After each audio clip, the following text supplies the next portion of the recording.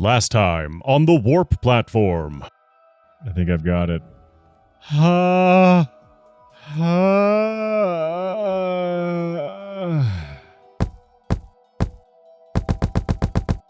second playthrough, you say? Well, twist my rubber arm, why don't you? If you've seen my videos before, you already know that I'm the type of person who learns best by making mistakes. And let's be honest, I learn a lot. After editing and revealing my mistakes from the previous playthrough, I could not stop obsessing over everything I should have done, especially after so much incredible viewer feedback. I hadn't planned on stepping back onto the Warp platform this year, but the hindsight was suffocating. This time, it's about redemption. Better layouts, maximum efficiency.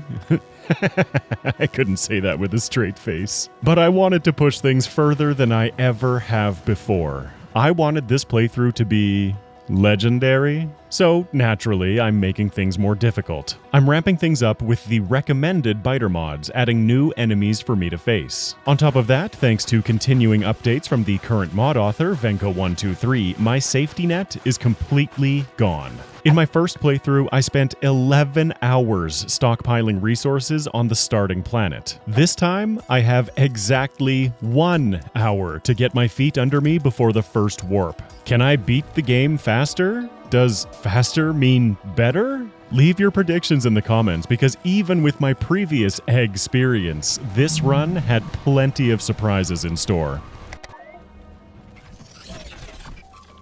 I received multiple comments on my previous video that my stockpiling phase on the first planet kind of ruined the whole experience. I can understand that, and so did the mod author Venko123. Within the mod settings accessible in-game, I can change the amount of time I get on the first planet. In the upcoming 0.4 release, this will be defaulted to 1, so I'm just gonna set it myself today. Everything else for this run is going to be default settings. I crash down on the surface and begin the typical Factorio opening sequence of looking for coal rocks. I begin smelting iron plates, continue smelting more iron plates, and handcraft everything that I need leading up to my first technologies. I get a little bit of copper smelting, but really you don't need much copper in the early game. Even with this small amount of production, I'm already almost polluting the nearby biters. Typically, I don't go for desert worlds because I have problems managing my pollution, but I just wanted to dive right in. I establish a tiny bit of power and get my first research going. The obvious answer is always automation, but I make sure to pick up gun turrets as well since I'm already polluting the biters. The next step is setting up a little bit of automation, just piggybacking off of my existing mines. I quickly whip up some gear, belt, and red science automation. But the biters are already amassing their first attack. I'm making okay time. I'm only 15 minutes in, but that relies on my ability to survive, so I'm gonna grab a little bit of fish. Just as my gun turret technology finishes researching, the biters are upon me. To say the least, I am unprepared for an attack of this scale. As the biters began chewing through everything that I had just built, it became clear to me that maybe I was polluting a little bit too much for a desert world. I really tried to recover this attempt, but yeah, we're just gonna call this attempt 1 and mark it as a failure. What can I say? Even after 1,500 hours in this game, Factorio is hard. For attempt number 2, I took a little bit of time to hunt out a seed that I liked, with lots and lots of greenery. It's going to help absorb a lot of my early pollution, and jumping ahead to roughly where I left off, I haven't even started polluting a nearby nest. So, after automation and gun turrets, I decide to go for logistics and warp mining productivity. I am just starting to pollute the nearby nest, but I already have gun turrets available. I'm feeling safer already. This is going much more smoothly. Even with this very small amount of automation at the start, let the spaghetti commence. Welcome to Warptorio. I popped down a few additional gun turrets and now I feel extra safe. Phew, okay, I'm now 25 minutes in, and after establishing my foundation, I kinda have to figure out what I want to do next. I figured my best course of action was to simply automate everything that I could possibly need to build out my platform. After warp mining productivity finishes, I go for steel. Remember, in Warptorio, there's no sprawling factories. I have to build everything on that little platform. I'll need some stone, so I'll just mine directly into a little box here. I don't need that much. I'm just going to hand feed coal into all of these miners. There's really no point in automating anything. I'm over halfway through my time on this planet, and I think I'm doing okay. Checking on my pollution graph, it confirms that the nearby biter's nest is absorbing pollution, so I can anticipate an attack any time now. Fortunately, it's not very much. The nearby grass and trees are absorbing the lion's share of my pollution. With steel done, I want to go after more mining productivity. I'm really hoping to get more bang for my buck in these early warp zones. Here's some quick and dirty steel automation. Okay, breathe. I still have 17.5 minutes. Speaking of being on the clock, though, I do need to get rid of my original spaceship. I need every tile of space on this platform. Repair packs are going to be essential to survive, as well as some fast inserters and some lamps because I'm a professional YouTuber. I'm trying to extract as much value as I possibly can from this first warp zone, which is becoming more difficult as for the third time I run out of power. Whoops. With 12.5 minutes to go, I need to start prepping my stockpile. I've now smelted enough steel to get the steel axe upgrade, which is going to be very helpful for picking up all of this mess. I'll get some more mining productivity, and with minimum jankiness, I guess I'll automate the gun turrets as well. Anything and everything that I can possibly build here, I need to, and I need to do it fast. I can only take what I have on this platform to the next warp zone with me. And obviously, I want to be guarding my resources. Next, I want to research walls and military. I need more defensive capabilities, which ties in with also grabbing my heavy armor, projectile damage 1, and shooting speed 1. Physical projectile damage 1 is going to make a marked improvement on my iron consumption in these early hours. It's nothing special, but I'm feeling pretty good about what I've accomplished in just under an hour. With just under 5 minutes remaining in this warp zone, it's time to start tearing up and getting ready to leave. I have just under 2 minutes to go as the biters come to see me off. With under a minute to go, I'm frantically grabbing everything I possibly can that has value. 3, 2, 1... I see. This issue exists because I did not research my ground platform, and it has been fixed. In fact, there have been multiple updates since I started recording this playthrough. Luckily, I make lots of backups. For me, I'm just going to have to make sure that my warp ground platform is researched before the timer ticks to 0. So I guess third time's the charm, 1 fail, 1 error, and now success? There's that same biter attack coming to see me off on my journey. And once again, with under a minute to go, I grab everything I possibly can. A nice thing to note is that I don't have to be on my platform when it warps away. It will take me with it. And here we go. This is everything I have in the world. A stark difference from what I was able to bring in my last playthrough. I get it all defended and start working on my next steps. This is going to be my early game mining process. Simply camping on a patch with some coal, hand-feeding everything. Unfortunately, this second zone is a desert and I have to be wary of my pollution, crafting myself an SMG. Now that my warp platform is active, it's going to be dumping out an absurd amount of pollution. You can see just how green this nearby lake is getting already. Once I finish my defensive technologies, green logistics science packs are going to be the top priority. The nice thing is that my focus is no longer split across multiple tasks. Warp Zone 2 is all about collecting more iron plates. Until I research more upgrades, I only get 10 minutes in each warp zone. That is, assuming that I can survive for that long. Not wanting to push my luck, I decided to bail about halfway through on this second warp zone. To maximize the amount of space I have on my platform, I can overhang buildings, as long as they have some connection point to the platform. As I try to establish a little bit of production on my platform, these attack waves are already getting a little ludicrous. Bail, bail, bail! And yes, anything on the platform comes with me, including biters and their little frost clouds that kill me. I won't be able to get to other planets until I research them, but this is a void. Voids have no enemies, no resources, and give me a moment to breathe. I'm going to use every one of these 10 minutes to get my brain and platform in order. Overhanging buildings like this does come with disadvantages, but I'm not going to encounter them for a little while. For now, I just need as much usable space as I can possibly get. I want to establish power and a small water buffer that I can bring with me. And by water buffer, of course, I mean pipes that are just thrown wherever they fit. With just over a minute left in this void, I'm spreading out ammo amongst my turrets, smelting any ore I just happen to have on me, and getting ready for the next warp zone. There are different variants to warp zones. The one that I'm about to land in says, "Time to get resources." I think it's obvious what I want to use this warp zone for, but there are others like normal planets or ones that say that the locals have something to tell me. Yeah, I can randomly land in death worlds, it's fine. I pipe up some water and get some iron smelting while I continue researching now that power's online. I also set up some copper miners and some hand-fed red science. The tag said time to get resources, and that's what I intend to do. As long as it's all within the radius of my platform turrets, it should be okay. I'm even going to build out more labs. I just have to stay aware that in just over 5 minutes, anything that is not in my hands or on my platform is getting left behind.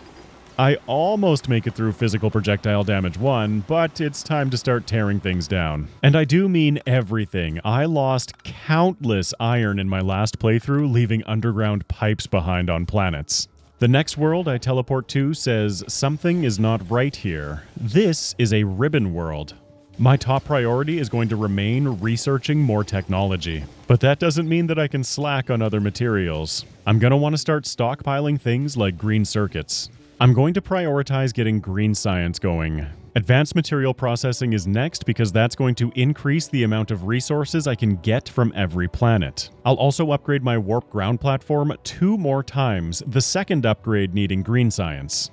Automation 2 is going to help with my processing speed, and in for a penny, in for a pound. Upgrade 4 as well for the ground platform. All of these ground platform upgrades are not without consequence though. In Warptorio, evolution works a little differently. Typically, evolution is determined by factors like the passage of time, pollution production, and destroying nests. In Warptorio, it's determined entirely by research. As I upgrade my ground platform and my soon-to-exist factory floor, the evolution factor is going to increase. The evolution factor will also impact the asteroids I encounter in between warp zones, but we haven't gotten there yet. For now at least, my task list is quite manageable. I just need to focus on grabbing as many resources as I possibly can without dying. I've never played with these biter mods before, and so I didn't really know what to expect. The only thing I knew at this point was that they scared me. Just look at the swarm gathering on the right-hand side of my screen.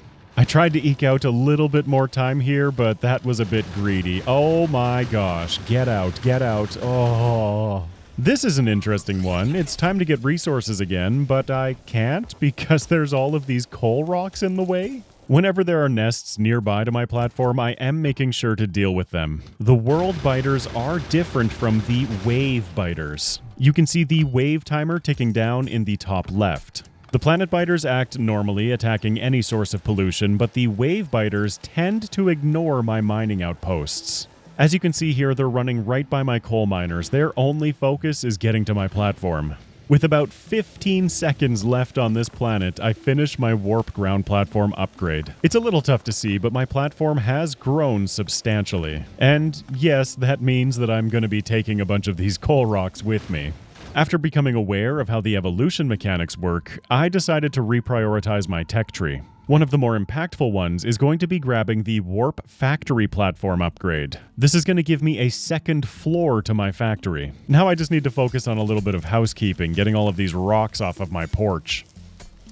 With a bit more room, I'm going to semi-automate my turrets. Box-fed ammo is better than relying entirely on my hands. Unfortunately, the locals have taken a liking to my iron mine, and with fairly substantial waves coming in from the west already, I think I might need to get out of here soon. Actually, let's upgrade that to I need to leave right now. I need to upgrade my defenses. Box-fed ammo is not gonna cut it, so I start building an ammo belt. There is one thing I need to be aware of with the factory platform upgrade. Watch my labs. The upgrade spawns my warp accumulator, deleting the lab and all of the science within it. Whoops! With the factory floor research, though, I'm going to prioritize surviving on my ground platform over anything else. I will be able to start automating a bit more permanently on my factory platform. In order to automatically move items between my factory and ground platform, I'm going to have to get the warp belts upgrade. I'm a little ways off of proper automation, so for now I'm just going to be hand feeding on the factory floor. Don't worry, don't worry. If you saw my last video, I did learn my lesson, kind of. I get some power hanging off of my platform, and I automate coal delivery to the boilers. The next world I warp to is one of those death worlds that I mentioned. I don't think I'm going to be gathering any resources here. In fact, as the first waves of biters start coming in already, I need to get out of here ASAP. Again, in the top left of my screen, there is a countdown, time to warp out. That countdown has to reach 0 before I'm able to leave the world. And the hand feeding of science packs continues, for now. This process will be accelerated by having better assembling machines going after automation 2. Here's a better example of the wave biters not caring at all about my mining outposts. As long as there's no military targets for them to attack, they will completely ignore them. I felt that my next step up in speed was going to be advanced material processing, researching that, and stockpiling a bunch of steel. In the Death World zones, though, I do not dare step outside the boundaries of my platform. They will eat everything. My green science is lagging behind, so I'm researching more warp mining productivity in the meantime. Another big step up is going to be the Factory Platform 2, so that I can actually start automating things. In preparation for that, I'm going to build myself a simple looping belt that is simply going to go up to the ground platform and back to the factory platform. These special biters are definitely a new level of difficulty. I am running around with the constant feeling that I am on the verge of being overwhelmed by them. I caught that group chewing on my coal miners a minute ago. Warp zones with resources that spawn far away from my platform are a little inconvenient, to say the least. I'm just glad that the platform itself is able to hold up while I'm not there to babysit, albeit barely, it looks like. I am suffering damage, but as long as the resources I'm losing are not outweighed by the resources I'm gaining, it's fine. The first assembling machine 2s that I'm dropping down are obviously for ammo production. I find myself back in the void with 84% of the next factory floor upgrade researched. This will not increase my evolution factor quite yet. That won't happen until ground platform 4 or factory platform 3. And there it is. Not a massive improvement in space, but enough to really start working with. I'm going to spend the next several minutes fully automating red and green science down here. I'm trying to set it up such that when I upgrade it in the future, iron and copper can be fed automatically from the ground floor. For now, it's just going to be box fed. If you enjoy making compact builds, then Warptorio is definitely up your alley. Now, I mentioned asteroids in between warp zones, and this is the first time that I find myself in a transition. They only last for a couple of seconds right now, but as I continue to increase my warp amount, the time in those transitions will also be increasing. A short few minutes later, and I've managed to fully automate red and green science on my factory platform. But I can't neglect my chores like bringing in water every single warp zone. I kinda need it for, power. 10 minutes per warp zone is starting to feel very restrictive, so I aim at getting the first warp timer upgrade. After I finish ground platform 3, of course, I need more space. While I'm waiting for that, I am going to start buffering some science in chests. Progress in this early game is slow and it is hard fought, but progress it is. Since I only have the 2 products coming up from my factory floor, I can put green science on one side of the belt and red science on the other. This allows me to finally have some automated research, assuming I put iron and copper in the chests downstairs. Speaking of iron, I am chewing through it defending my platform, so I decided to research Military 2. This is going to give me access to grenades and with them, area of effect damage for those swarms that come at me. I have to do a little bit of tweaking down here in the basement. Perhaps I overbuilt green circuits, but I'm not going to touch this factory platform again until I absolutely have to. That way science will always be producing as I focus on bringing in more resources. Now you see, if I had grenades, I'd feel comfortable taking that on, but nope, bail. Oh right, what was that thing I said about me being a professional? Here, let's spread some lamps around this platform. This marks the start of my second play session. Who reviews his own footage like a good boy? Yes, he does. Watching this new platform work, I became a bit torn about my technologies. I decided that strengthening my position right now felt a bit more prudent. I'm going to prioritize the Military 2 upgrade as well as more physical projectile damage. Another technology that's going to make a big difference is the engine as I set my sights on getting a car. And you know what? I can squeeze a couple more labs onto this platform. My science has not slowed down at all, and I'm feeling very established right now. Although I can't deny that I did miss having that big stockpiling phase in the early game. This factory floor being automated like this, though, is 100% more satisfying.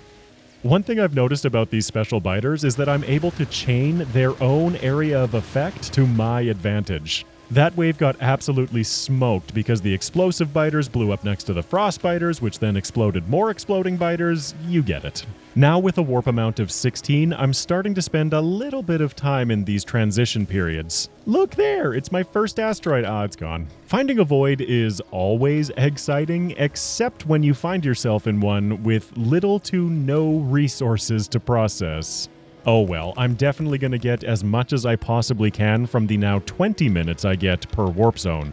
Again, aiming to increase my processing speed, I'm going to grab some lab research speed. Anything to get these technologies researching a little bit faster. I am out of green science, but thanks to that red science buffer that I built, I am able to continue researching. I can finally finish researching weapon shooting speed 1.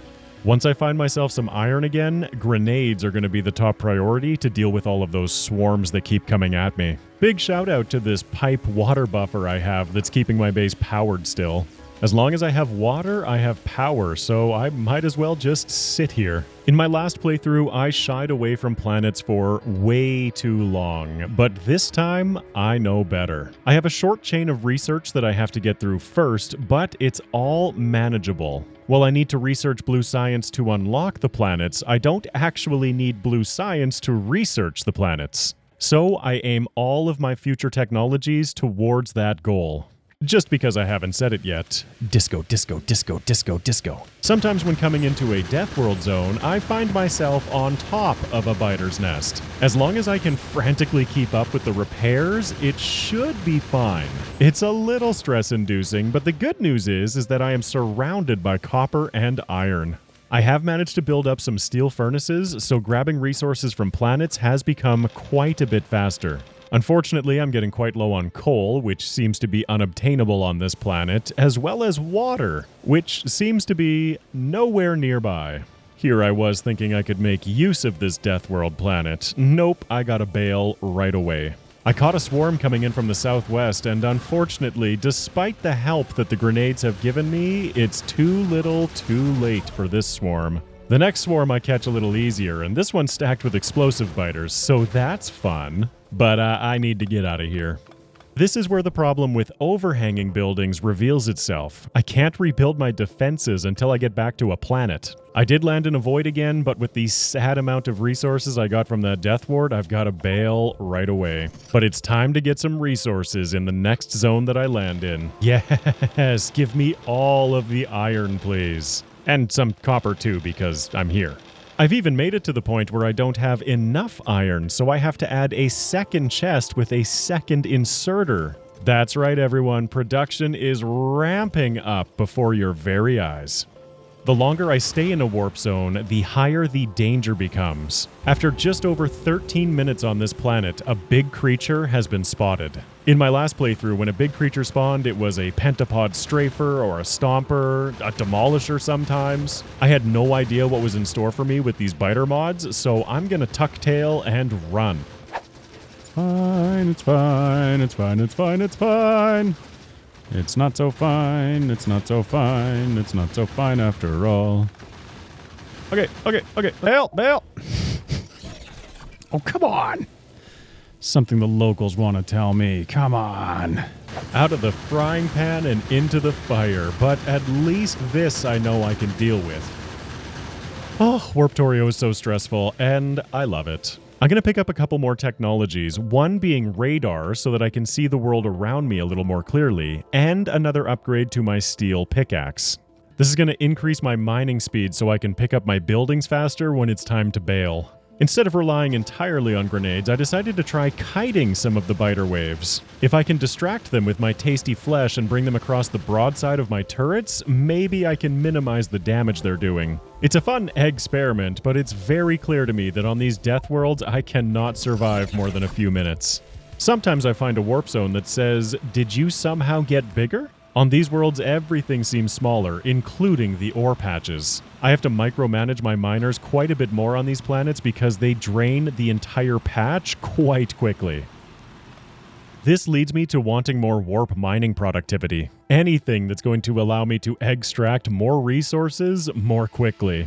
It is nice to see some of these more simple technologies researching so quickly. Warptorio has a way of making you feel really comfortable for a few seconds before plunging you back into pure chaos. I'm going to continue aiming at a few more speed upgrades like Logistics 2 for red belts, as well as getting that car that I mentioned. I do spend an uncomfortable amount of time running back and forth between ore patches, but progress marches forward as I continue being able to extract more and more from each planet, despite all of the complaining from the locals.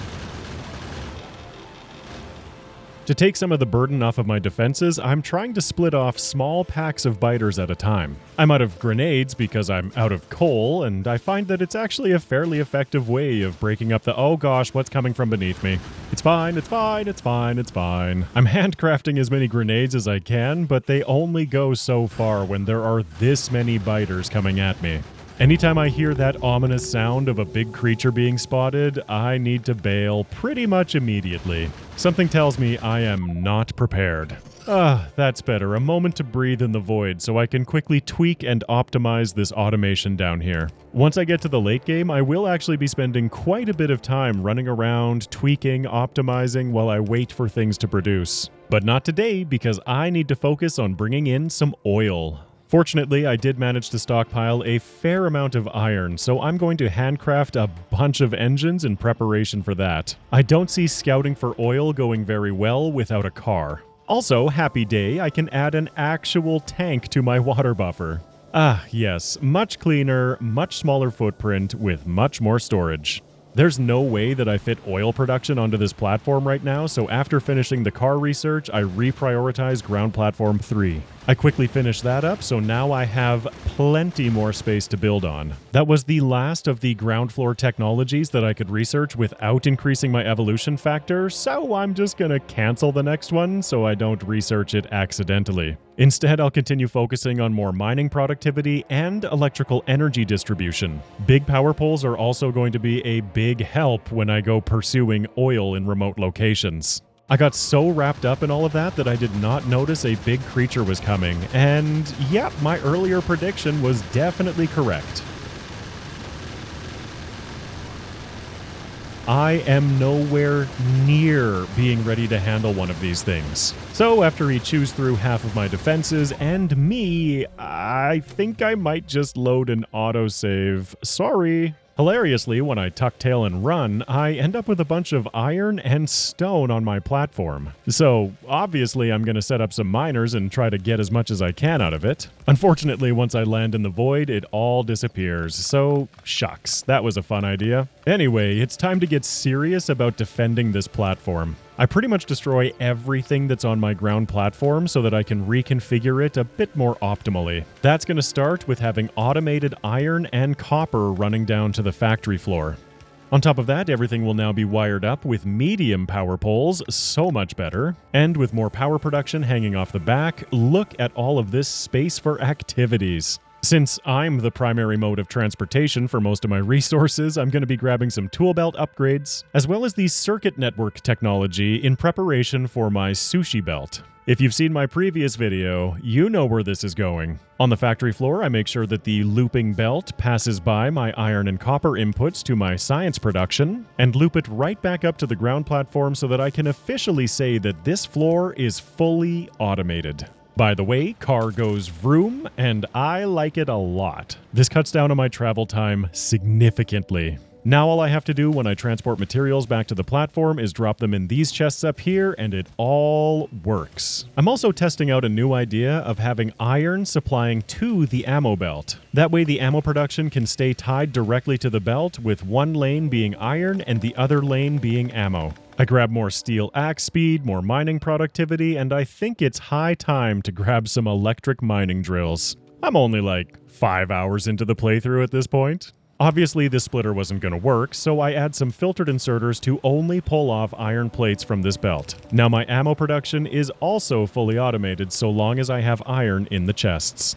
Now if you'll excuse me, I gotta find some oil. I managed to find some not too far from my platform, and this time I'm going to be relying more on barrels. It feels like a much simpler solution than trying to pipe it all back to the platform. Gathering my first bit of oil unlocks all of the technologies I need to research in order to push towards blue science. Plastic, sulfur, red circuits, and chemical science itself are all added to the queue. I want to start getting to some planets pronto. A nifty thing about the mining productivity is that it does apply to pump jacks as well. With it, I'm getting a lot more bang for my buck than I otherwise would be. Grenades are great for clearing enemies, but they're also great for clearing more convenient paths through the forest. And here it is, I'm setting up my first oil production. I can almost taste that Fulgoran air already. I'm not going to bother with advanced oil processing at all. All I need is petroleum for now, and my car! This is the first vehicle that I'm losing during this playthrough, and trust me, there will be many more. But this reminds me, I should change my character color. I've always just ran around with the default yellow, but how about a nice, like, bluey, tealy, cyan kind of color? Yeah, I like that. It's all about the small victories in a playthrough like this. I think that's about as much oil as I can hope to get from this planet. Now the question becomes, was it enough? I set up a very basic preliminary automation for plastic and sulfur once it's done researching. Unfortunately, I don't have as much luck finding oil in the next warp zone. This is when it clicked for playing me that, I actually don't need these oil products, I just needed the research. The three initial planets, Gleba, Fulgora, and Vulcanus, only require green and red science in this mod. This time I'm going to be relying on cracking heavy oil from Fulgora instead of trying to refine all of the oil myself. After spending a bit of time in the tech tree reviewing things, it confirms that all I needed was to research oil and blue science. I don't actually need any oil products yet. I want to go to Fulgora first along with Vulcanus. These two planets will provide significant upgrades to my platform's productivity. I'm not ready to deal with Gleba yet. Like I mentioned, I came into this playthrough with a lot of what-if questions in my mind, and one of those questions is around quality. So, bye-bye to all of this oil processing. It was fun while it lasted. I head to the Void to reconfigure things a little bit on the platform. I'm simply tearing out the old ammo production and making it so that it's more evenly spread out throughout the base in these little central gaps between my turrets. I wanted to have a little bit more space in the center of the platform for some automation. Nothing fancy, just a nice little belt mall.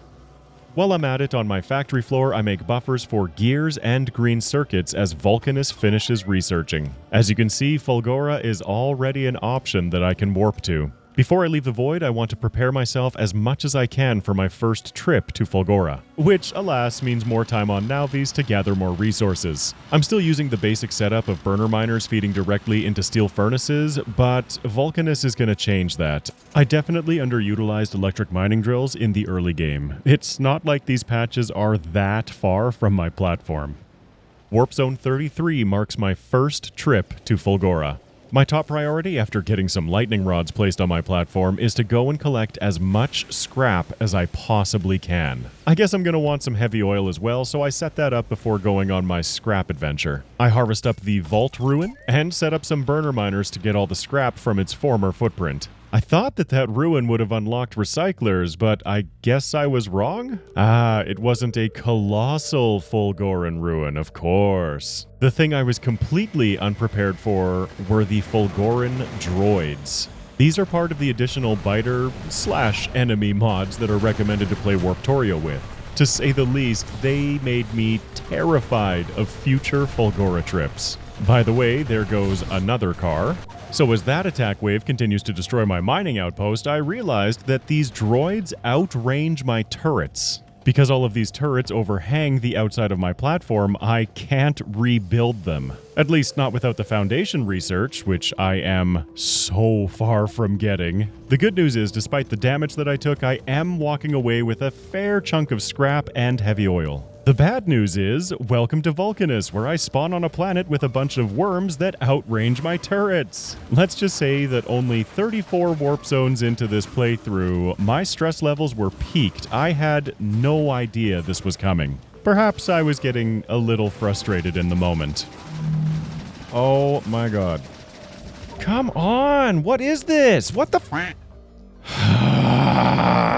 On top of all of that, my platform also spawned inside of a demolisher's territory. To say the least, any plan that I had come into these planets with is completely out the window. With about 40 more seconds before I can warp out of this planet, I am out of turrets, I am out of copper. This got really bad. I was doing so good, at least I thought. Ah, sweet Nauvis, yes, take me away, and there's something that the locals want to tell me. Fortunately, at least the Nauvis enemies are manageable. You know, for the next couple of minutes anyway.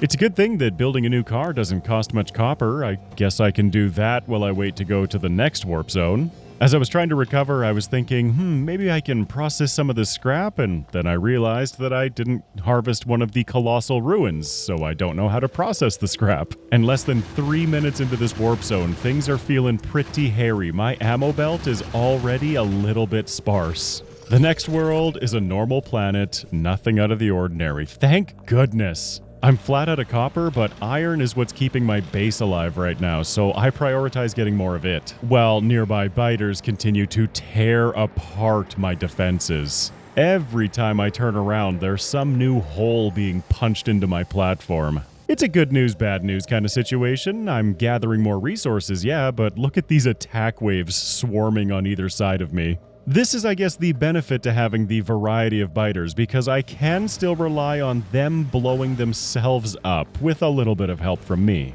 That's when I see a new message. Something from a past world appeared in this world. I had no idea what this meant in the moment, and immediately was getting flashbacks to that big creature that destroyed my platform a few warp zones ago. So, in keeping with my tradition so far in this playthrough, I tuck tail and run. By the time I finish picking up all of my miners, I am under attack from a big creature again, so bail, bail, bail! There go my turrets on this side of the base again. I make it back to Vulcanus, and this time I am not under constant threat. Here, let me gather a bit of calcite. I don't have a lot of use for it yet, but, you know, progress? I wanted to start using that heavy oil that I collected from Fulgora, but ironically, I do need advanced oil processing in order to unlock cracking. That does require blue science, so these tanks of heavy oil are just going to sit there completely useless until I get enough of that. Instead of dealing with that headache, I'm just going to gather some resources for a little while. At least antagonizing and dealing with these swarms of biters with some grenades is something that I know I can handle. I need to, breathe for a moment, he says as the south side of his platform is almost taken apart by the incoming biter waves. But hey, at least I'm good at parking my third car. Small victories, everyone. I'm so proud of myself. Despite all of the recent stress and chaos, I managed to put together a coherent thought. I'm finally using electric mining drills. They are more effective than the burner miners, and when something spawns right next to my platform, powering them is no problem. I'm gonna grab as much coal as I comfortably can. To utilize the space on my platform a little bit more effectively, I tear up all of my labs. I configure them like this. It's pretty much the exact same layout, just pushed a little bit further up. I have enough belts to get by for the moment, so I can open up a little bit more room here. You know, when everything is looking a little bleak, it's important to keep a good attitude. Nothing like whistling a little ditty as I continue to extract as many resources as I can from these planets.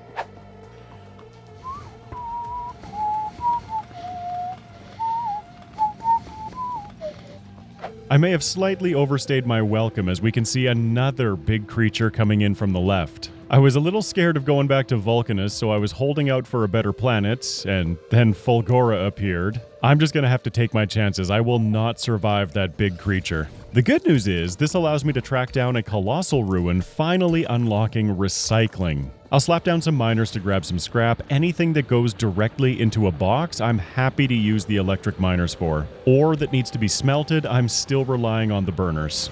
I move my heavy oil tanks to the top corner, but with a couple of incoming droids, I need to grab my stuff and get out before they do too much damage to me. Hilariously, I'm now collecting things like low-density structures, which I am so far away from researching. Speaking of research, I need to step up my game a little bit, and blue science is next. Unfortunately, it's gonna take me a couple of iterations to design it. All the while, I am under constant assault from biters. Warptorio does not give you a break. After a bunch of tinkering, I end up with this design. I have 2 input lines coming from the left, and everything feeds to the right and into the labs. But that was too many assemblers to be viable with this amount of space, so I tore out half of it and got busy with engine automation. Fortunately, I am trying to fully automate as many things as I can, pulling iron directly off of my already existing looping belt. To keep my factory floor busy, I decided to queue up a bunch of additional research. Modular armor, bulk inserters, and the initial module techs, even though I won't get all of them immediately. I didn't feel anywhere near ready to start producing modules, I just thought they'd be nice to have. The remaining ingredients for blue science I'm just gonna box feed. I could not figure out how to automate them effectively in this amount of space.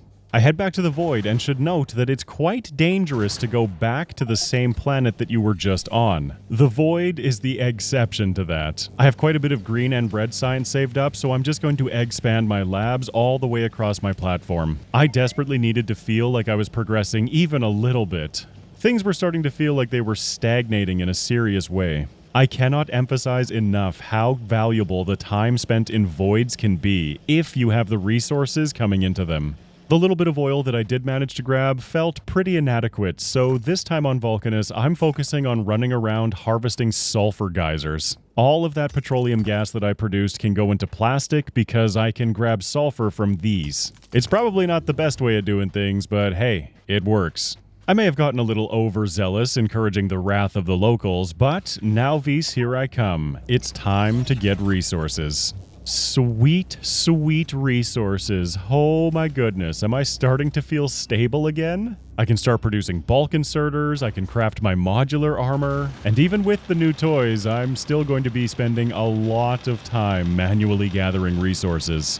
Modular armor would be a lot better if I had, something to put inside of its grid, but you know what? I'll take the extra bit of storage and damage resistance. Like I keep saying, small victories. Fortunately, a bunch of the equipment only requires red and green science, so I can research a little bit of it. Halfway through advanced oil processing, I found myself staring longingly at foundries. While harvesting all of that sulfur on Vulcanus, I did break a bunch of rocks on the surface for tungsten. Maybe, just maybe, I can squeeze out a couple of these bad boys. After setting plastic automation back up, I realized how low my sulfur was. Harvesting it manually from Vulcanus can only be a supplemental tool. I need it properly automated, especially when I need sulfuric acid to create foundries. But the same cannot be said about carbon. I mean, probably, but I'm still going to gather a bunch manually. This is more or less what my Vulcanus trips have turned into. Running around, manually gathering carbon and tungsten from rocks, and sulfur whenever I see it. Gosh, I want bots. I have discovered that in this early part of the game anyway, I am able to warp out of Fulgora before things get too hairy with those droids. Scrap processing is enabling me to leap forward in technology without having to automate absolutely everything. I'm more or less getting all of the red circuits that I could possibly need from here, along with a bunch of other useful resources. While that scrap is harvesting back at my platform, I spend the rest of my time running around grabbing fulgurite, if I can find it, and whatever other resources I can. I barely squeaked through getting advanced oil processing, but that should open a few doors for me. A technology that I feel I desperately need is military science. The second Fulgoran enemies start showing up, I need to collect my stuff and get out. The initial wave does not outrange me, but when those droids show up, I'm done for. With cracking unlocked, I can set that up quickly and finally automate my oil products. This allows me to chain forward into getting tungsten carbide. Foundries are within view. With my oil production opened up, it only made sense to me to go for lubricant, electric engines, leading towards bots. Initially, I'm not going to rely on bots as much as I did in my previous playthrough. I was way too reliant on them.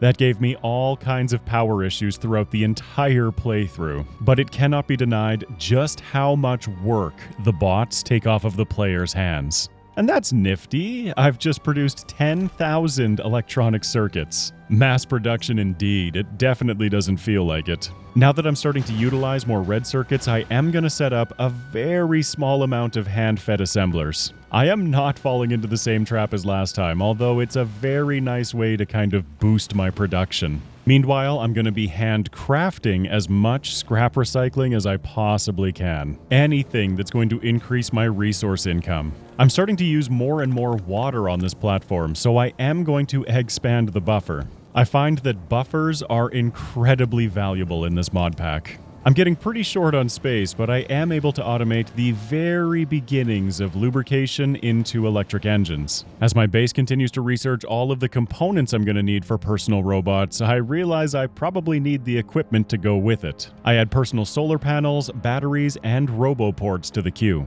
With a nearly full platform operating, I was curious, how's my power? Fine, just fine. On my next trip to Fulgora, I have amassed enough resources to build my first recyclers. Hand processing all of this scrap is fun and all, but you know, it can be better.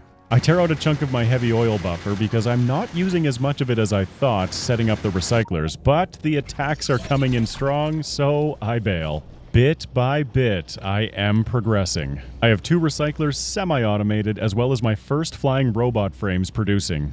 I had this idea of adding quality modules to my recyclers. In theory, this is going to give me enough resources to build a couple of higher quality toys. We'll see how that pans out as the playthrough progresses. Sometimes I'm guilty of being a little greedy, and before I even have my first robot, I'm queuing up worker robot speed 1 and 2. Yeah, totally need those before I get the personal roboports.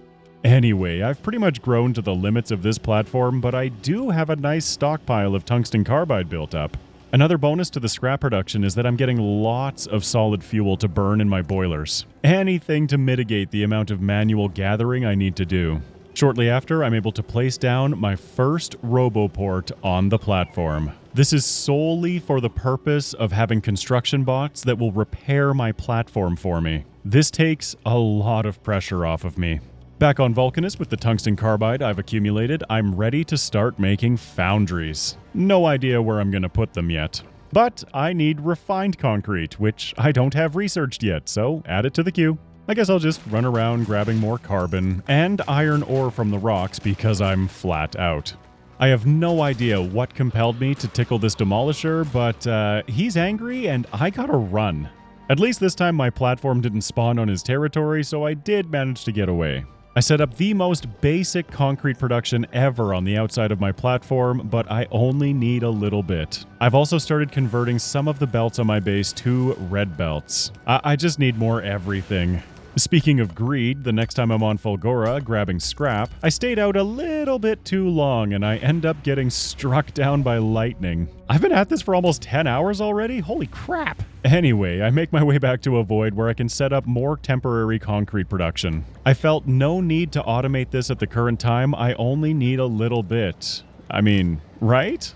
I create enough to craft my first foundry.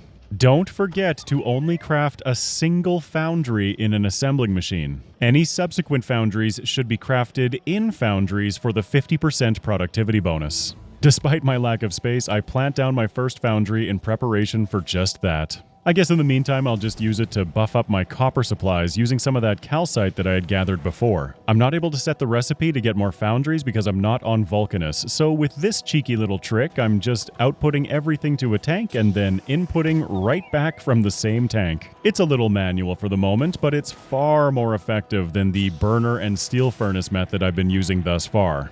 Feeling the squeeze on my current platform, I queue up ground platform 4. Back on Vulcanus, I set my foundry recipe and I start producing more of these bad boys. Not too many, obviously. I don't really have space for them. That is, unless I move ground platform 4 to the start of the queue. Remember, this is going to increase my evolution factor, so I have to be careful. especially considering how badly Fulgora is already kicking my butt. So I got scared, and I put Ground Platform 4 right back to the end of the queue. I hummed and hawed about this decision for so long, finally deciding to make a branch in my backup saves. I'm going to commit to the upgrade, but if the bump and evolution is overwhelming, at least I can revert to a save that was before the Ground Platform upgrade. Back to the front of the queue. Even as it researches, the game is reminding me how weak I currently am. Look at all of these biters, and they are completely immune to my grenades. Oh no. So anyway, back to gathering materials on Nauvis, but I am about 3/4 of the way done this research. Using another trick that I discovered in my last playthrough, I wait until the technology is at 99%. I then take it once again to the back of the queue until I am 100% sure that I want to commit to this. I'm looking for a void, and wouldn't you know it, look, a void! I guess we'll call that YouTuber luck, eh? Here we go, I bring it right back to the front of the queue and finish the Ground Platform upgrade in the transition period between planets. It's once again time to expand my defenses and pretty much rebuild the whole platform again. One of the most common comments that I've received on both of my Factorio videos so far is that I have slept on red ammunition. Back in the pre-Space Age version of Warptorio, I tried relying on red ammo and it absolutely decimated my materials. As such, I didn't even consider it an option since Space Age has released, but the recipe was changed, making it significantly cheaper. Until I phase out turrets entirely, they will be firing red ammunition. That's right, he can be taught. I am also in this moment using the first of many save scums. I was finding it too difficult to design things while under constant biter attack, and so I'm going to design everything, export the blueprint, and then reload back into the world. I load back into right before the Ground Platform 4 upgrade finished. Now with a blueprint that I can stamp down for my defenses once I finish the upgrade.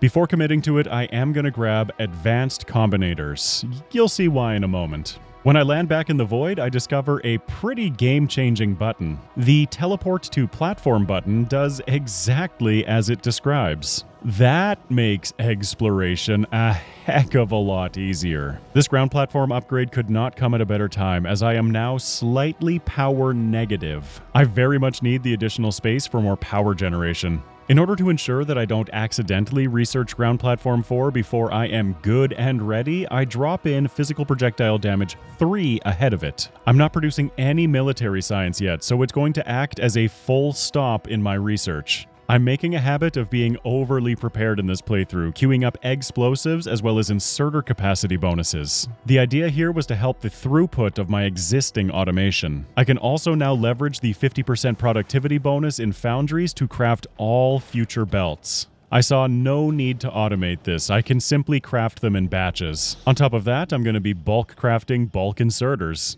I am not committing to that platform upgrade until I am good and ready, which of course requires gathering more materials. I am on the precipice of a major upgrade, but I was being so cautious. With my only RoboPort already loaded up with construction bots, I'm also going to be crafting some storage chests. This gives my bots some storage to work with, and they are going to help me with this upcoming conversion. I'm so happy I decided to hold off on this upgrade. These droids are too much, and that's before the evolution increase. I start loading up my bot network with a bunch of supplies for the conversion, and happily continue hoarding resources in the way that felt safe and simple at the time. I'm the type of person who doesn't really enjoy venturing off into the unknown without taking an exaggerated amount of time to plan for every possible way I can see things going wrong. It's difficult to feel prepared for the unknown out there in the fog of war, but I'm doing my darndest here. As much as I hate to admit it, there's a handful of upgrades that I'm also going to want before committing to this upgrade on Gleba. Namely, the heating towers, heat exchangers, and steam turbines. At least these things aren't gonna spoil on me. Ugh, Gleba. I have torn out a little bit of the automation that I built up, just doing a bunch of bulk crafting in preparation for this platform upgrade. Repair packs, turrets, mining drills, I want it all. With the Gleba research completed, I'm going to continue focusing on upgrading mining productivity. Anything to help with my resource income. Plus, I gotta keep the platform busy as I'm fumbling about trying to get myself ready for this upgrade. I'm also taking a moment to enjoy just walking around, mindlessly breaking rocks for a few minutes. This was rapidly becoming the most effective thing I can be doing while I procrastinate.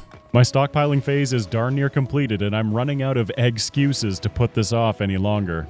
Fortunately, I guess, I'm out of iron, so back to Nauvis. But before heading back there, I just have to take a moment to appreciate my warp amount.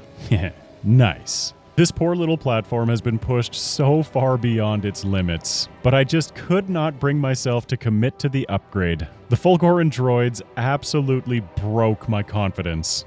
Good news, bad news, when I make it back to Nauvis, I'm on top of an iron patch, but so are all of these biters. Thank goodness for the repair bots. I would probably be in some serious trouble here without them. I don't even want to think about what this would look like with an additional 10% evolution.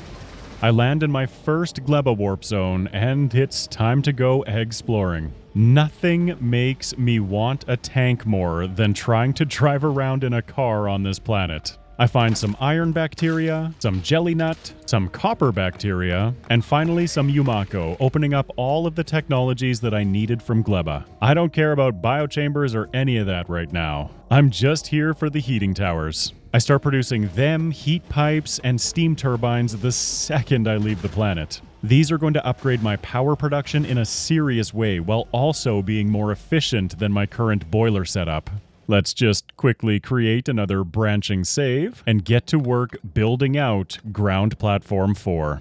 I'm able to save my designs into a blueprint book, reload the save, and paste the new defenses back down. This method is going to allow me to see any shortcomings that I have before committing to the upgrade. Other people will sit there and calculate everything out, come up with a solid plan before committing, and me, I just like to feel things out. Thanks to my preparations, once I stamp it down, the bots get to work and I can deconstruct the old defenses to help them with the materials needed. With the perimeter established, I can move on to Phase 2, which is going to be redoing my resource production using an old friend from the last playthrough. This build significantly accelerated my previous playthrough, being one of the first things that I actually automated in that playthrough. I haven't really made any tweaks to it. It's still using the same priority system, and despite your comments telling me how to do things smarter, I didn't understand them because combinators confuse the hell out of me, so this is what we're doing. Like I mentioned in my last video, this works, and that's all I need from it. The foundry recipes will be set by the selector combinator, which is being fed input data from each of the decider combinators monitoring my stockpile of resources. The signals are prioritized, iron plates being more important than iron rods, for instance. This machine will supply all of my resources from molten iron and copper in a pretty small footprint. I break it down in more detail in my previous video if you're interested. Now for the tricky part, getting all of the resources away from the machine in a way that's at least semi-intelligent. Last time I relied entirely on bots, whereas this time I'm trying not to make the same mistakes. This is why I chose to save scum during my design process. There is no way that I could have designed this while under constant attack from biters. It's simply too overwhelming for a guy like me, and I hope that you can find forgiveness for my save scumming. I'm only using it for design purposes, that's it. About 45 minutes into this design process, I realized that none of this is gonna work, so tear it all out and try again.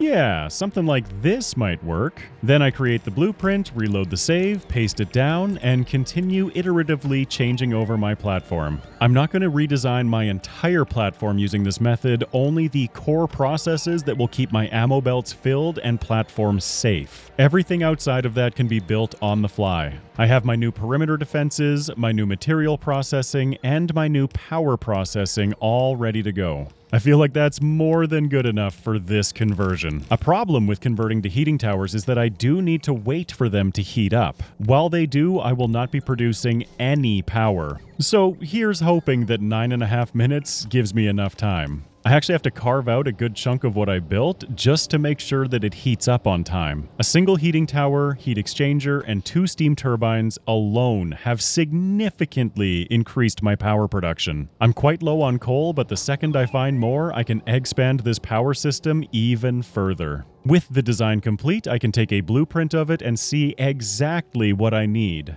Unfortunately, this has revealed to me that I'm not quite ready to commit to this. So I save the blueprint and reload again to get the last of these preparations in order. Something that became painfully obvious to me was that I had nowhere near enough red ammunition to fill the new belts. Nor did I have enough belts to finish the design. I have my list, I've checked it twice, and now I just need a few more materials before finally committing. After a bit more resource grinding, I should have everything that I need. All of the components for my heating system, a bunch more coal to actually heat it up, and a healthy stockpile of red ammunition. I think I'm about as prepared as I possibly can be. So, for the final time, I move the technology to the front of the queue. I finished the technology, and it's time to get to work. I'm still utilizing my ability to hang turrets over the edge of the platform, but I can at least get the bots started on the way to the void, building out the other infrastructure. I can also use this time to get a jump start on tearing out the old stuff that I won't be needing.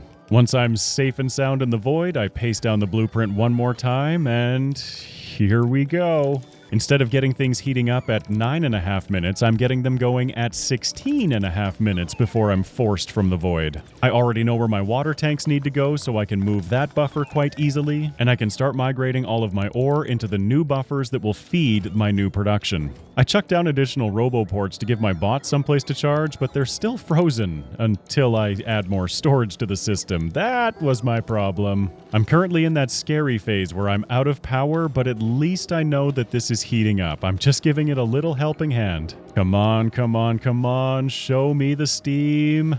And immediately, once those steam turbines come online, things start looking a little bit better. With my heat increasing, I add the second heat exchanger and connect it to the heat network. It's important to not overwhelm it initially, as it will take longer for the whole system to heat up. But just like that, I now have 4 turbines running, and power is looking great. The conversion was a success, and I've already noticed that I'm running low on steel and iron, adding more production for them. Dedicated production, I should add. It's alive! It's alive! Now to upgrade it even further, adding bulk inserters where I need them, and give this new platform its first field test.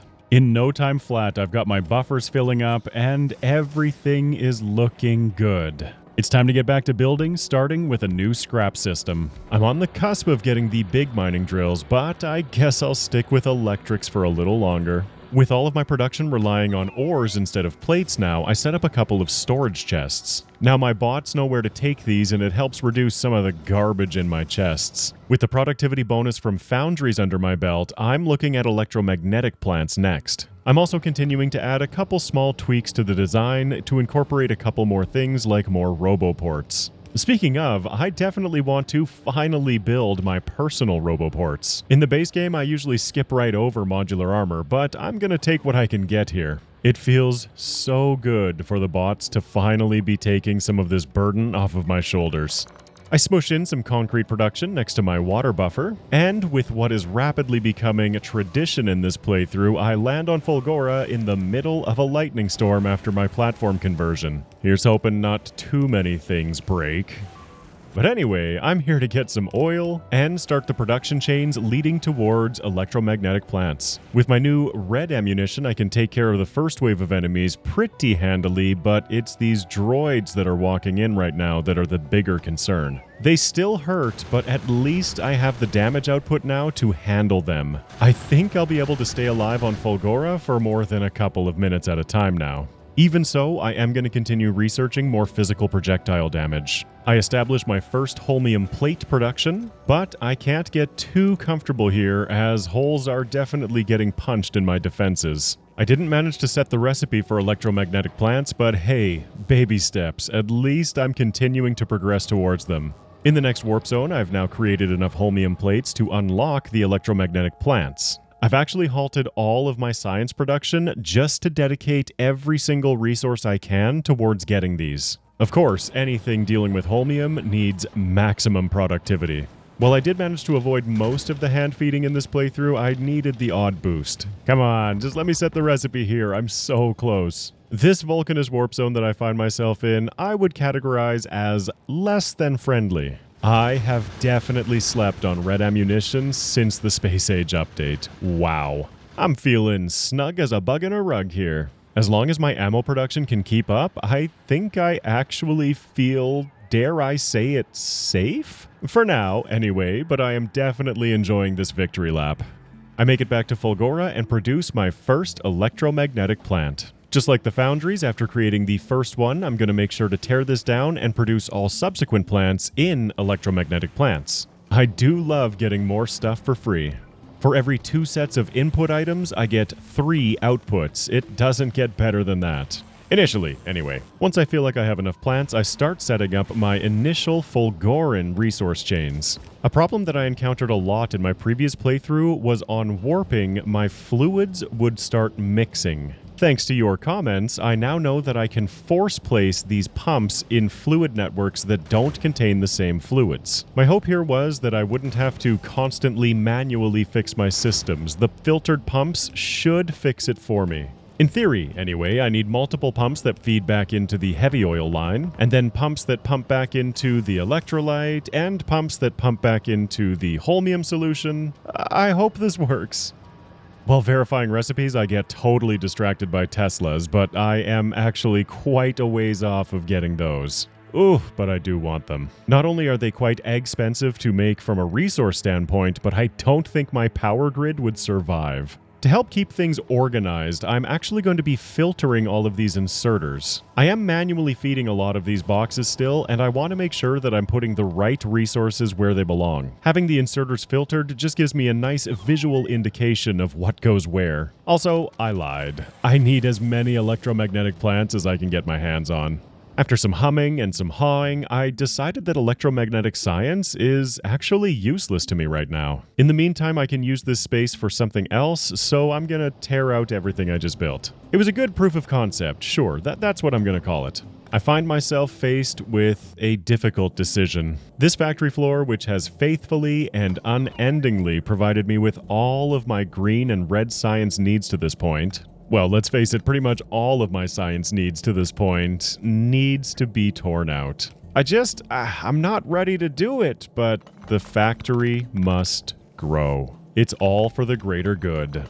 The greater good. The circular belt that used to bring my red and green science up to the ground platform is now going to be used to supply the factory platform. I'll supply pipes and gears with one belt, while iron and copper wire come from the other. While my confidence in my defenses is sky high at this point, I do need to remain vigilant. They're getting pretty close to that corner. While not being distracted by my defenses, I've started setting up the new factory platform. This starts with new circuit production in my brand new shiny electromagnetic plants. I get myself to the void as often as I can so that I can build in peace. My goal down here is to now have red, green, and blue science fully automated. One of the risks of coming to the void so often is that if I'm not diligent with my water buffers, my power grid is now on the clock. I mean, it's fine, right? It's fine. It's all fine. I'm quite proud of how this build is shaping up. This is peak Warptorio here. I'm smashing everything I possibly can into as little space as possible. He says, throwing down a gigantic foundry, but productivity bonus. I can't help it.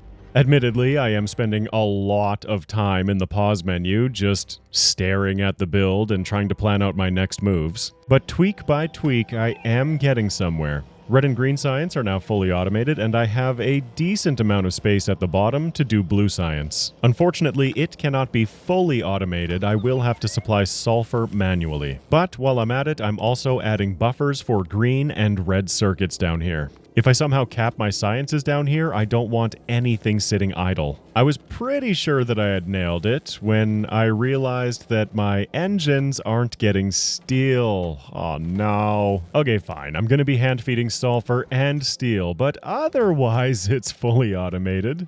Oh, right, and I guess plastic too. As it turns out, it was not fine as my power grid kicks out, but I think I'm done building. I remember in my last playthrough fighting with water quite a bit, and I came up with a really clever solution. We'll see how long it takes for me to remember it. A half measure is going to be setting up an alarm that will inform me when my water levels are low. Anytime my buffer dips a little too low, I'm going to get a lovely hydrate reminder in the bottom of my screen. I fill every single other available tile on my ground platform with labs. I was desperate for some more technological advances. And Blue Science will provide quite a few, things like substations, lab research speed, finally getting the technologies for blue circuits and LDS so I can produce them instead of just relying on scrap production, exoskeletons, which are great for me because I spend so much time running around like a chicken with my head cut off, and you know what? I think I need some laser beams. Along with productivity modules for everything. Again, in an attempt to stay organized, I am adding these display panels showing myself what materials need to be hand-fed down here. Sulfur steel, plastic, right, copper as well for red science. Maybe this was a step forward, maybe it was a step back, I can't tell, but I'm getting it done. I even tore out my scrap recycling to accommodate more labs for this research push. I keep staring at the things that I want, and having more space is definitely approaching the top of the list.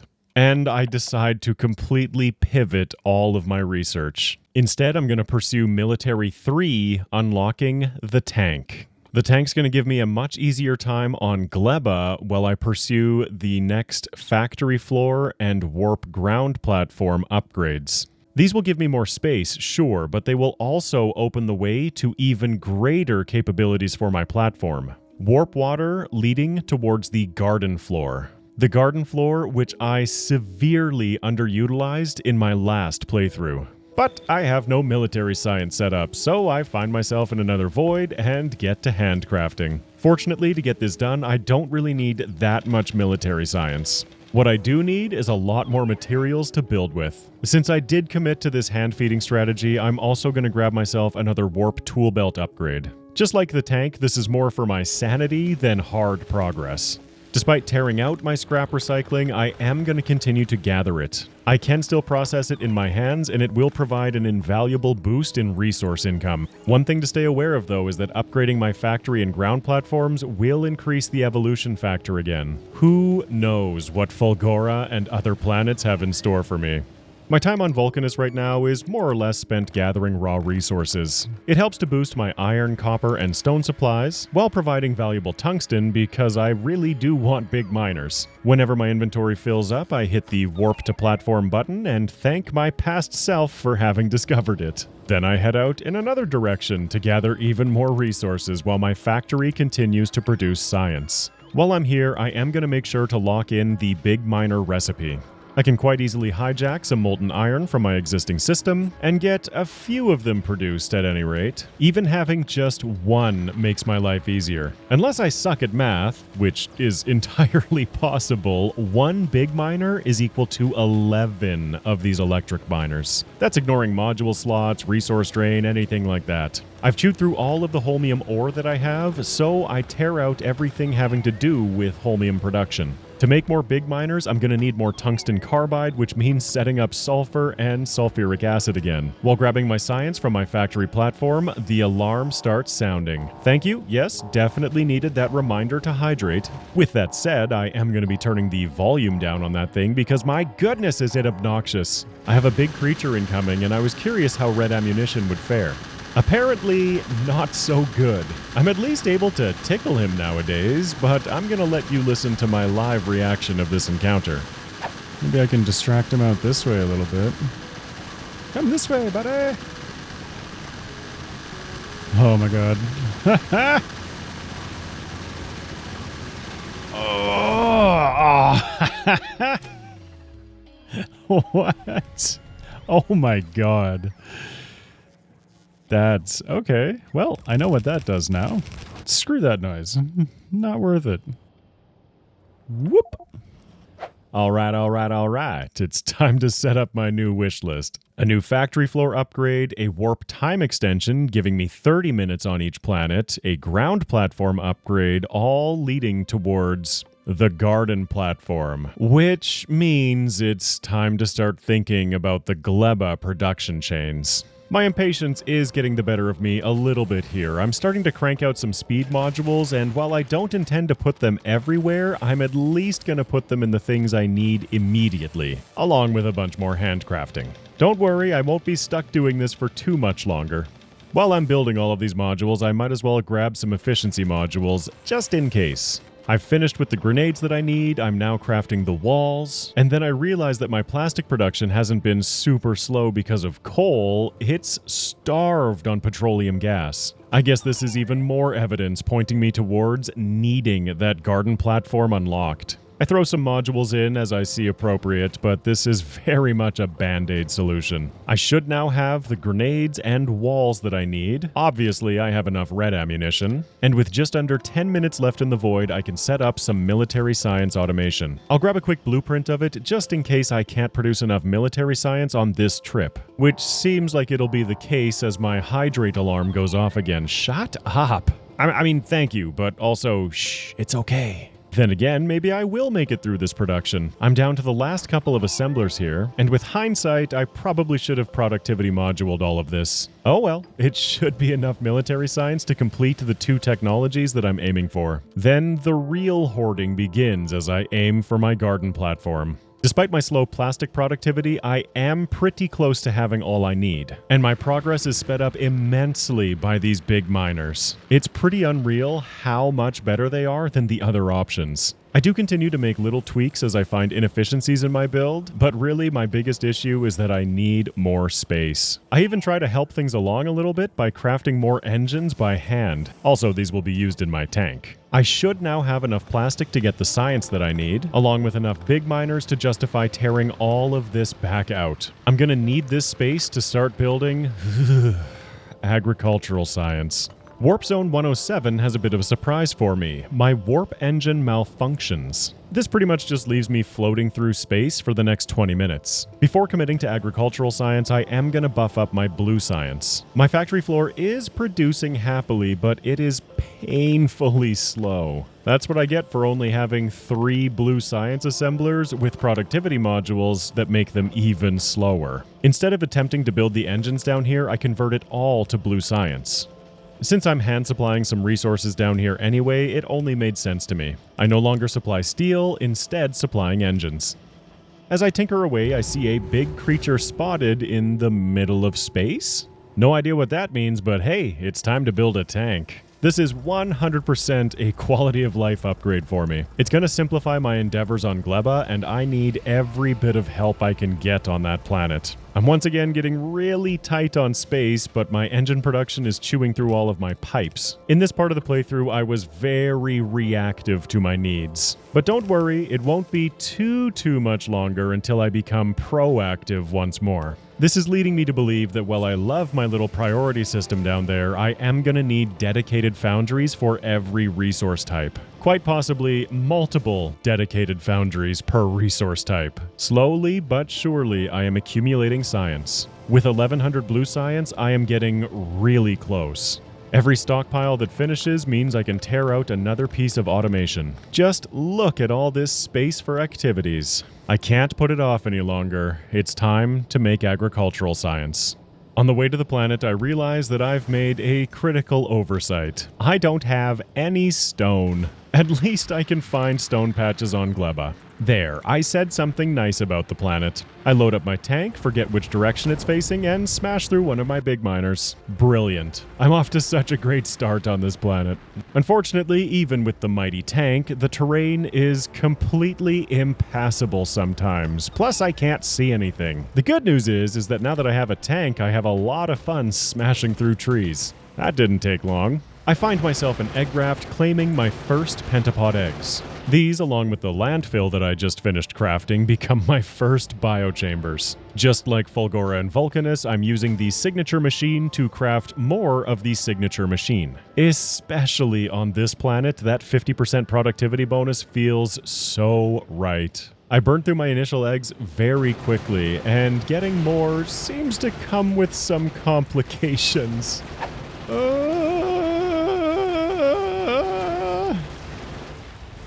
No. Take me home. Okay, no more tank. That was good. I'm walking away with -1 big mining drill, -1 tank, but +7 biochambers. For me, that's a pretty successful gleba. The locals in the next warp zone have something to say about it. Apparently, I'm not allowed to have a positive mental attitude about anything involving gleba. At least it's a worthwhile test of my ammo production versus ammo consumption. I am not producing it as fast as I'm consuming it, but that's why I have buffers. It helps when the biters chain their own demise. That will never not be satisfying to watch. Now I need to figure out a somewhat intelligent design for the gleba resources. One of the things that I struggle with most with gleba is spoilage. If it's not just getting the spoilage out of the system itself that breaks my brain, it's the throughput of getting spoilage out of the system. Whatever. Look at my shiny science packs. I've officially accumulated enough science that it's time to once again tear out the entire factory floor. I replaced the entire thing with labs. Please, oh please, let my stockpiling math be correct. Back on gleba, it's time to test run my new build. I gather jelly nut and Yumako, hoping that I'm grabbing enough here. I tried relying on a looping system. Bioflux and nutrients will loop around a core set of buildings. The Yumako mash and jelly will be supplied directly. I set an output priority on the splitter so that nutrients will always go to this loop first, with any excess splitting off and going towards what will be the science build. For it, I create another looping belt, but this one will be for eggs alone. I'm monitoring this belt to ensure that I don't end up with too many eggs produced on the belt at a single time. After all, if they spoil, I'm a little bit far away from my turrets for comfort. The loop will feed eggs back into itself first, then to science, but for now, I'm just using it to create more biochambers. I was hoping that my previous egg experience with these production chains would at least allow me to create something functional. This setup is, after all, incredibly temporary. The garden floor is going to change things significantly. I want everything chock full of productivity modules, so I'm going to have to make some more of them. And now that I have agricultural science, I can begin this research push. After verifying that the system works, I expand it to include 3 egg biochambers to 1 agricultural science. This is close enough to a good ratio for me. Just in case, I am going to drop a turret in the middle of these. 3 to 2 is a less good ratio, but I can't help it, I just want this done. I was failing to produce enough nutrients, so I augment it in the most silly way possible. I couldn't possibly have added another biochamber to produce more nutrients, and it becomes clear to me very quickly that I need way more Yumako. The good news is, shortly after, I researched the Warp Factory Platform 3. With even more space for activities, I fill it with more labs. In my haste to get this done, I did end up landing on the same gleba twice. What a lovely world hole. Ooh, a void. I like that even more. I was refusing to put down any labs unless they were full of productivity modules. I need to eke out as much as I can from the raw resources that I have, especially if I'm relying on the void to progress through these technologies. There's ground platform 5. It seems I ever so slightly overprepared myself, so I'm going to add warp container to the queue. Then I'm going to take a moment to appreciate the disco. I am blazing through this research at like 125 SPM. It feels good. The garden platform research completes, and I now have a 3rd platform to use. On it, I can produce my own jelly nut and Yumako, completely invalidating most of that build upstairs. In theory, I seed this once and it runs forever. To eat through my remaining supplies, I queued up space platform, but not even halfway through, I am flat out of science. I once again tear up the entire factory floor and start checking out the ground platform for the next conversion. One thing's for certain, I'm gonna need a lot more biochambers. That means a lot more landfill and an absurd amount of stone. So begins the nightmare of automating the gleba production chains in a small strip of space around the perimeter. I did end up completing the warp chest technology, which will now appear on both my ground platform and on my garden platform. In each new warp zone, it will come with a chest inside of it that I can place in the world. And it's back to the gleba headache. I did end up installing Rate Calculator simply because these production chains melt my brain. Spoilage absolutely breaks me, and on the top floor, all of my eggs are beginning to spoil. They don't become spoilage though, they become enemies that attack my stuff. But I'm about to make an important discovery. As you can see on my minimap, I've got some alerts going off way in the distance. It followed the message that something from a past world has appeared, and it's actually a snapshot of my previous platform.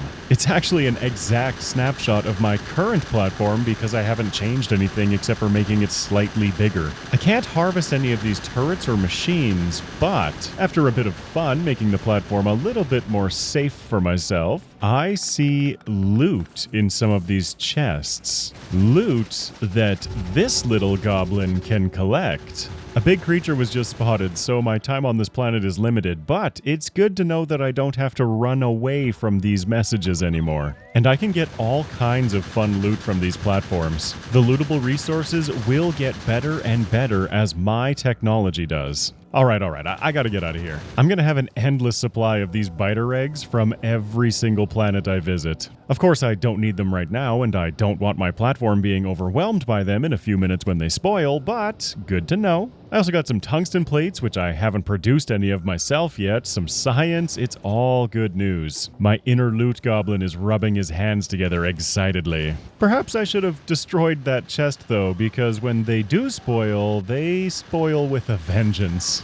An option for raw resources that was pointed out to me a lot in my previous video was using bacteria. Now with access to the garden floor, I was humming and hawing whether it was a worthwhile investment. The problem is the bacteria recipes only work on the ground platform, and honestly, it's really easy to get a lot of raw resources with my current technology. So for now, meh. Another fun idea that I had in my previous playthrough was capturing one of these sulfuric geysers. The thought was that if I could expand my platform at the right moment, I could capture one of these and bring it with me forever. So what I'm saying is that I am definitely not procrastinating with this garden floor build. Slowly but surely, I am hammering away at it. I then came to the realization that none of this is going to work. Why, you might ask? Because spoilage can't get out. So editing me is gonna bow out for a minute while I take you through the redesign. Take it away, past me. Round 2. Yeah. Ugh. Okay. There we go. How do I get bioflex out of those? Ah! Boop, boop, boop. I see problems. Spoilage for you! Spoilage for you! Spoilage for you! Why is there... why? Why?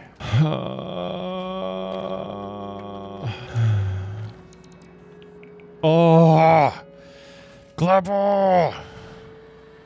I hate you so much. Okay. Okay.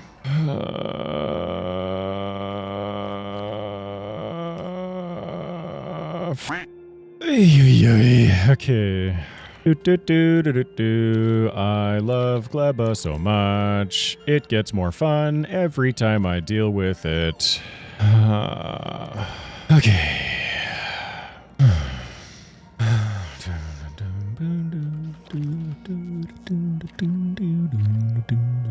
So it'd all be a hell of a lot easier if I didn't have to, like, make sure I wasn't dying every 5 minutes. Ha ha ha ha ha ha ha ha ha. Ha ha ha ha ha ha ha ha ha. Just let me get back to the void, please.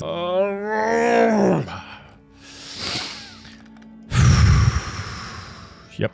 Having fun. Having a lot of fun. Oh, what's this? Oh, is it going to spoil? Oh, is it going to go over here? Oh, I need this over here. Oh, it's going to spoil, but I can't restart anything because it's all spoiled. There we go. Why? How? Oh, I see. I think this might be working. God, it took a small aneurysm, but I think we're functioning. Spoilage. That's not how I handle that. Spoilage line. Cool. Cool. My brain hurts. Tear it all up. Try again. Gonna get this figured. I'm gonna get this figured. I'm okay. I'm okay. If I do that, it does nothing. I'm so over this. I have spoilage stuck, and I don't know why or where. Okay. Okay. Okay. But now how do I get this out? Oh my god. Like, how would you ever know that this is supposed to be a nutrient line when there's so much spoilage everywhere? Like, I can't think through all of this. This is infuriating. And every time I think I'm getting close to something, I realize, how am I supposed to get my water up here now? Oh boy. You like that? You like that big water pipe? Void, void, void, void, void, void, void. Yep, void. Oh my god. Sweet, glorious void. 30 minutes of, like, being able to think for 5 seconds through this absolute madness that is... God, Glabba! Very, very over this. Yeah, this is a good use of my time in the void. The good news is... Oh wait, there is still spoilage on the belts. Of course there's still spoilage on the belts. We have... 10 boilers, or turbines, 5 heat exchangers. Burn. Burn all of the spoilage. I want to make sure that the spoilage continues moving. Everybody's happy. Oh, okay. So in theory, I should be able to take out all of this. And I'm going to drop a power pole like right there just so I can watch it. With the power moved down here, I really hope that that will work, but this should be okay. Thank you, past me, for that colorful commentary. On the ground floor, my accumulator takes over all of my power demands, and on the garden floor, it's looking promising. By all appearances, I've successfully moved my power production down here, but nothing breaks systems like time. It's gonna be okay, right? Right? I don't have time to find out because the next step is once again expanding my perimeter. I have a lot of space that I'm not using right now, and I think it's time to reconfigure my resource production. You know, now that power production will just run reliably somewhere else for the rest of the game, right? Right? And it's broken again already. Why are these not getting nutrients? Small tweaks, I've got this. This is genuinely insane how difficult this is. Like, it should not be this difficult. There's absolutely no reason why this should ever shut down. Incorrect. All right, it's all functioning again. Now the million-dollar question, will it continue to function? At the time, I couldn't see any reason for it to break again, although I had a suspicion that it would. I can't forget either that I'm at a higher evolution factor now, and I'm starting to get medium asteroids. Not that I can do anything with them, but you know, just gotta keep it in mind. With the garden platform established, I can start tearing out all of this. And I start establishing the design for my new perimeter, once again relying on overhanging my turrets for that little bit of additional space. I can even be smart about it, feeding my new ammo line with the old one. That's one thing that I absolutely love about Factorio. Even after all of these hours, I am still constantly being challenged and learning new ways to do things. At my own pace. I took a 4-day break from recording and came back after the system broke again. I'm still having some issues with my spoilage throughput, but I am coming back with fresh eyes. After spending hours beating my head against that garden platform, I whip up some new resource production in no time. For the sake of my sanity, I definitely needed this win. Instead of my fancy, not-so-fancy combinator build, I've just used dedicated foundries for every resource type. This is in preparation for a new sushi belt. I discovered in my previous playthrough that a looping sushi belt is an incredibly effective way to move items between my platforms. I'm monitoring the entire belt with a circuit that will turn inserters and belts that feed the sushi on or off. Using this method, I can refine my raw resources on the ground platform and send them to the factory floor to produce science. I'm still trying to keep this as compact as possible, so it's becoming a little messy pretty quickly. I'm intending to use the factory floor like I pretty much have the entire playthrough. So long as materials are fed from the ground platform, it will produce me science forever. Unless it runs out of power because the garden floor is broken again. I will eventually, through tweaking and touching the system enough times, make it work indefinitely, but for now I'm just going to kickstart it manually. It will produce for a while before it breaks again. One of my major issues continues to be throughput for my spoilage. It was sharing a belt with sulfur, which I thought I could get away with, but clearly not. I work at it and tweak it and add even more spaghetti to the system, and hopefully I'll be able to get spoilage under control. It really makes a guy want turbo belts and stack inserters and all of the toys that I need this floor to research in order to get. But anyway, I've started redesigning the factory platform. I had this idea to make the sushi belt one gigantic loop throughout the entire factory platform. I'm going to spoil it a bit here. This idea does work, but it's incredibly slow. Without pursuing this idea, I would never have come up with the next iteration, which is pretty awesome if I don't say so myself. I've set up red, green, and blue sciences, now aiming for purple. I don't have any of this researched yet, but using the trick with parameterization, I can set myself up for success. Creating a blueprint of one assembler, I can parameterize only that one variable to anything that I want. Easy peasy lemon squeezy. I plug it into the ground platform supplies for the first time and watch it work. Resources come down on the giant sushi belt from the ground platform, and then the science packs I will push back up on the other side. I'm also adding products from my garden platform to the line, the sulfur and plastic, which should be infinite now. I mean, they will be as long as the garden platform doesn't break again. The problem with the sushi belt being so long is precisely that, the fact that it's so long. I'm building like I normally do, green circuits with green circuits, red circuits with red circuits, but until the materials required to craft these components circle around the entire belt, they will not be where they're needed. Think about it like going to your local grocery store. Instead of turning right and going a block to the store, you turn left and go around the entire city first. I've always felt like the best way to learn is to try new ideas and make mistakes. Like I mentioned in the intro, I spend a lot of my time learning. With science producing again, I set up a whole bunch of labs to start getting more technologies, which for now are going to be focused entirely towards getting purple production science. Oh, almost forgot. Productivity modules in absolutely everything. I doubled my power grid. I should be able to handle this no problem. Right, so you're all dead again. Why?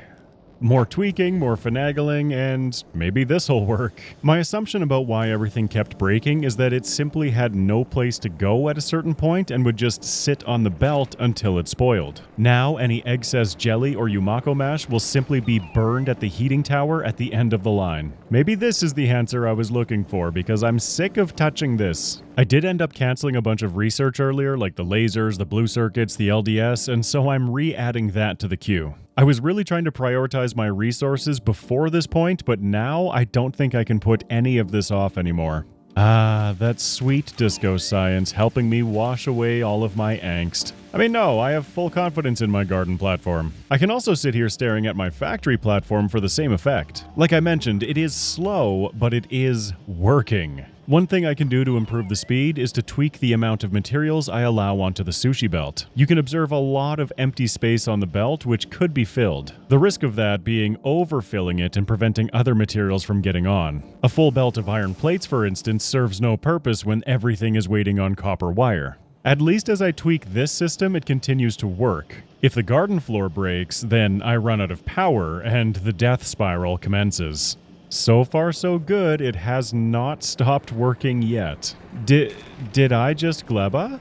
With the additional space that I have on my factory platform, I'm also going to build up some military science. My increased evolution factor has not seemed to impact me that much yet. Red ammunition is seriously carrying my defensive needs right now. Unfortunately, more science does mean that I need more science resources. I have to work refined stone onto the sushi belt, which I had to do anyway in order to accommodate purple science. After all, I need it for electric smelters. Even with all of this new production, my power seems to be holding steady. Until it all breaks again.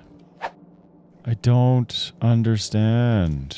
I don't. At least I can take solace in the knowledge that everything is empty. I don't have random spoilage backlogging somewhere. I rented a room on the factory floor, so I do have to automate some materials up here. I don't need much military science. And I can't deny that I'm already looking ahead at space science. That's going to open up a world of helpful technologies. Then it's back to business as usual, setting up new scrap recycling. My resolve in not going after the bacteria is strengthened even further with how quickly and effectively I'm able to gather ores. Sure, it is manual, but I'm only having to restock myself once every several warp zones. I'd rather have the space on my ground platform. Then I got a hint. I caught the garden platform in the middle of breaking, and only one side is currently broken.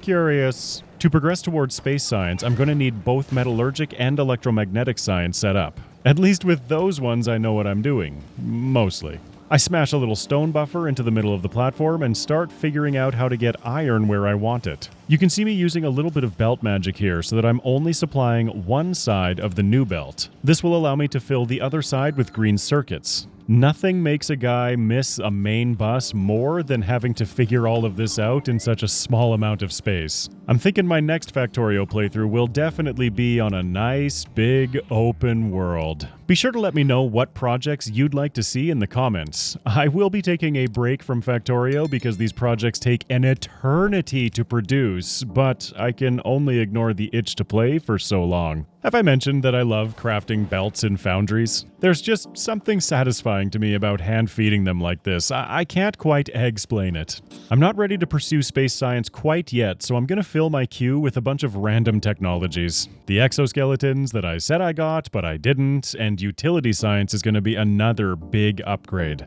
Piggybacking off of my new heavy oil tanks, I can set up lubricant production. I always need more bots. And a temporary concrete setup so that I can continue producing buildings like more foundries and electromagnetic plants. Oh right, Fulgora, lightning storms, that whole thing. It's mildly irksome to me that I can't figure out how to put a lightning rod on a platform unless I'm actually on Fulgora. Then again, in a normal playthrough, I guess you'd never need them on Nauvis. Being back on Fulgora also reveals that I am not doing well against these Fulgoran droids once again. These guys are tankier and have a little bit more range. Add it to the list of problems to solve. Being all over the place at all times, I realized that I wasn't supplying coal to my grenades, nor do I have a coal buffer at all. And it was just a matter of time before I started hand-feeding again. I'm really trying to avoid it here. It's an automation game. I discovered my coal shortage while trying to route iron over to my new sulfuric acid so that I could get big miners, all of which is leading me ever closer to getting the materials I need for space science. To complete metallurgic science, I need more foundries, and I've already filled up the majority of this new platform. As it stands, I don't even have space for the agricultural science I'll need, so I'll keep adding new technologies to keep the platform busy.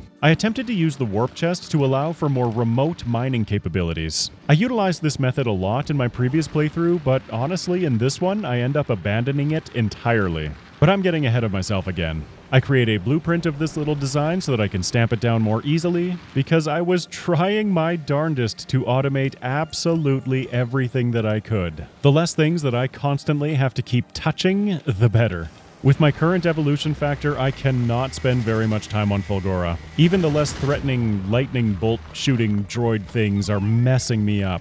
In response to this, I tried getting more physical projectile damage and shooting speed. In theory, I can just out-DPS them, but the desire to outrange them is rapidly growing in my mind. Any of the materials I gather from scrap, I am simply delivering to the machines myself. Like I mentioned, my sushi belt is real slow. I can't deny that editing me is enjoying picking out the random gems from my live audio as I descend further into madness. Yeah, I do not want to go to Fulgora if it's going to be the red one. 9. Perhaps I will target the volcano so that I may get more tungsten. You mean there's something that the locals want to tell me? The fucking locals have nothing to tell me that I want to hear. Fine, I will do it. Fine. Right, we're going to have to do something aggressive turret creeping. Have I run out of turrets? I am just collecting all of the resources that are difficult. Turning more and more into Gru by the second. Anyway, more scrap to produce more electromagnetic plants so that I can finally get electromagnetic science online. I'm getting real close to being able to research space science. Unless, of course, I run out of critical resources, like stone. Ah, yes, the one resource that I'm comfortable gathering from Gleba. I fill up my buffers and continue hand feeding it for more stone brick, so that I may augment my automation with hand feeding. Which begs the question, is it really automated? I mean, yes, but also no? Good news, bad news on the garden platform. It continues to break, but it's easy to revive. Once revived, it will produce for quite a while on its own before breaking. I am on the cusp of figuring out why. But not today. On top of hand-feeding stone bricks, I'm also hand-feeding a bunch of landfill. This is in preparation for a garden floor expansion. I had more or less given up on the current configuration. I also have to hand-feed a bunch of turrets because Fulgora is not kind to them. With enough electromagnetic plants and foundries under my belt, I felt comfortable tearing out the stone production so that I can prepare a new agricultural science build. And let's not talk about how often I'm hand-sorting all of my scrap products. I still have quality modules in the recyclers themselves, and I am filtering off common and rare materials automatically. I am, however, being totally overwhelmed by the other resource types as I aim to get more holmium ore. At this point while playing, I had realized just how slow this sushi belt was. I'm very close to my next upgrade push, and so I just decided to accept the hand feeding for now. I'm eyeing up ground platform 6, and like I mentioned a moment ago, a warp garden platform upgrade. This would double my available space down there, but I'm being held up by agricultural science. So it's time to attempt building that. Fortunately, this build should only require an input of bioflux. You know, assuming that the garden platform continues working. The good news is that as I continue to build more of these machines, I am getting better at it. I mean, in theory anyway. All of my old eggs spoiled, so shoutouts to the tank for making collecting new ones way easier. And I once again caught my garden platform breaking mid-break. My issue seems to be around the supplying of nutrients to these biochambers. I got a little too wrapped up in fixing that though, and a big creature is attacking my defenses. Fortunately, it feels like these poison biters are among the least threatening of the different variants. He took a chunk of my platform with him, but I survived. I find myself back in the void, and as optimistic as I was about this build, it all needs to be torn up. Because spoilage! To gain back a touch of additional space, I'm going to tear out this grenade build. I should be done with military science for the time being, so I can also tear up this section of my factory floor. As you can see, I'm tinkering with bioflux here. Another technology that I see to be of critical importance is effect transmission. I did not realize just how powerful beacons could be, especially when I start tinkering with quality. I rebuilt my agricultural science, again, all feeding off of a single input line of bioflux. And by this point, I was desperately tweaking my sushi belt in any way I could to eke out as much production as I could get. We can't forget that I'm playing Warptorio though, and I am constantly having to go on planet surfaces to gather more resources. My scrap production is actually powering a fair chunk of my science on the factory floor. I get a lot of red circuits from it. Speaking of scrap and quality, I decided to check out my stockpiles. I mean, they're okay, I just don't know what exactly I can build from them. I'm also constantly having to restart this system, but it's all leading me towards this tangled mess of spaghetti. I've added a bunch of bioflux production to my factory floor so that I can supply my agricultural science upstairs from here. I simply move the end of the line where everything gets burned off to here instead of down on the garden floor. Using my sushi science belt, I can bring that bioflux to the ground platform and feed it into my new agricultural science build. Once I have eggs again, it should be fully automated, assuming that the garden floor is working. I pop back to Gleba to collect eggs and set the recipes, and start battling with a new set of spoilage issues. Jam by jam, I am working my way through this, and coming up with plenty of ideas for my next garden floor configuration. For the first time, I kick off the new agricultural science build, and let's watch it work for a minute.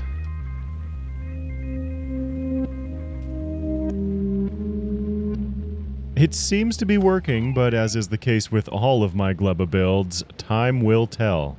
In handling the spoilage upstairs, I had a couple of ideas for my garden floor. Maybe those ideas need a little bit more refining, but I felt like I was getting somewhere. One thing is clear, I forgot to set limits on my egg production. That's a concerning number of eggs on the belt. I do not want those spoiling. But after a couple more tweaks, I can officially say that the research has begun. I'm finding that I really seem to struggle in the mid-game of Warptorio. My early game is usually smooth, my late game tends to be smooth but grindy, but the mid-game, it always feels like there's just something that I can't quite grasp, something that is just out of reach. Practice makes perfect, or functional at least. After further tweaking my nutrient inputs and my spoilage outputs, this seems to be working, which means that the new Bioflux build should continue working, which means that I have oodles of agricultural science on the belt. I did it. Of course, I'm gonna have to rip it all up in a few more minutes, but I did it. But there's no rest for me because I'm about to run out of water. After a few more minutes, I'm ready for the upgrade to finish and I run into a problem. In my last playthrough, upgrading the garden platform deleted all of my landfill and anything on it. It seems that that's still the case. I should note that while playing this second playthrough, the mod pack has updated multiple times. Once I start recording, I never update anything. And thanks to my obsessive need for backup saves, I'm covered. As I hunt for a void to get this upgrade done in, I'm simply researching a bunch of technologies to 99%. I want to do this upgrade in the void because remember, the entirety of my power production sits on the garden floor. I can't risk being in hostile territory without any power. As I wait for the void, I just do things to keep myself busy, like handcrafting a bunch of red circuits. Anything to augment the speed of this system down here. I was itching for a rebuild on this floor, but I couldn't commit to it until I had the garden floor sorted. In the meantime, I'll happily continue to raid these old platforms whenever they pop up. Unfortunately, some of them ended up not having lootable chests in the design. I wonder if that's exploitable. I realized that there was no reason to hold back on the space science or space platform technologies, so I'll bump them up to the front. Hooray for achievements. And I'll just keep grabbing more random technologies that feel good in the moment. It's taking a short eternity to find another void to go to, so I guess I'll start crafting beacons. They're another thing that can be crafted in the electromagnetic plant for that juicy productivity bonus. Ironically, the last tweaks that I made to this floor have actually kept it running flawlessly. It took me until the twilight hour to finally get this working properly, but I gained plenty of knowledge for the redesign. I guess I'll just continue preparing resources. Here I'm mining a bunch of stone directly into landfill assemblers. It felt way more efficient than hand feeding. Look at me go. While I waited, I continued looking at and reassessing my wish list. Ground Platform 6 is definitely on my mind, Factory Platform 4 seems tempting, but I have to keep evolution in mind. Factory Platform 4 will take me to 30% evolution, while Ground Platform 6 will take me to 40. Looking even further ahead to something like Ground Platform 7 would take 5,000 of each science pack. Red, green, blue, purple, and yellow, which I haven't even started producing yet. I definitely wanted biolabs before pursuing technologies with that much cost. I finally found myself a void, so it's time to tear down all of this. I want to retain all of these machines when I actually commit to the upgrade. Yes, I'm even recovering all of my landfill. Once I have everything tidied up, I bump the technology to the front of the queue, and instantly, Garden Platform 2.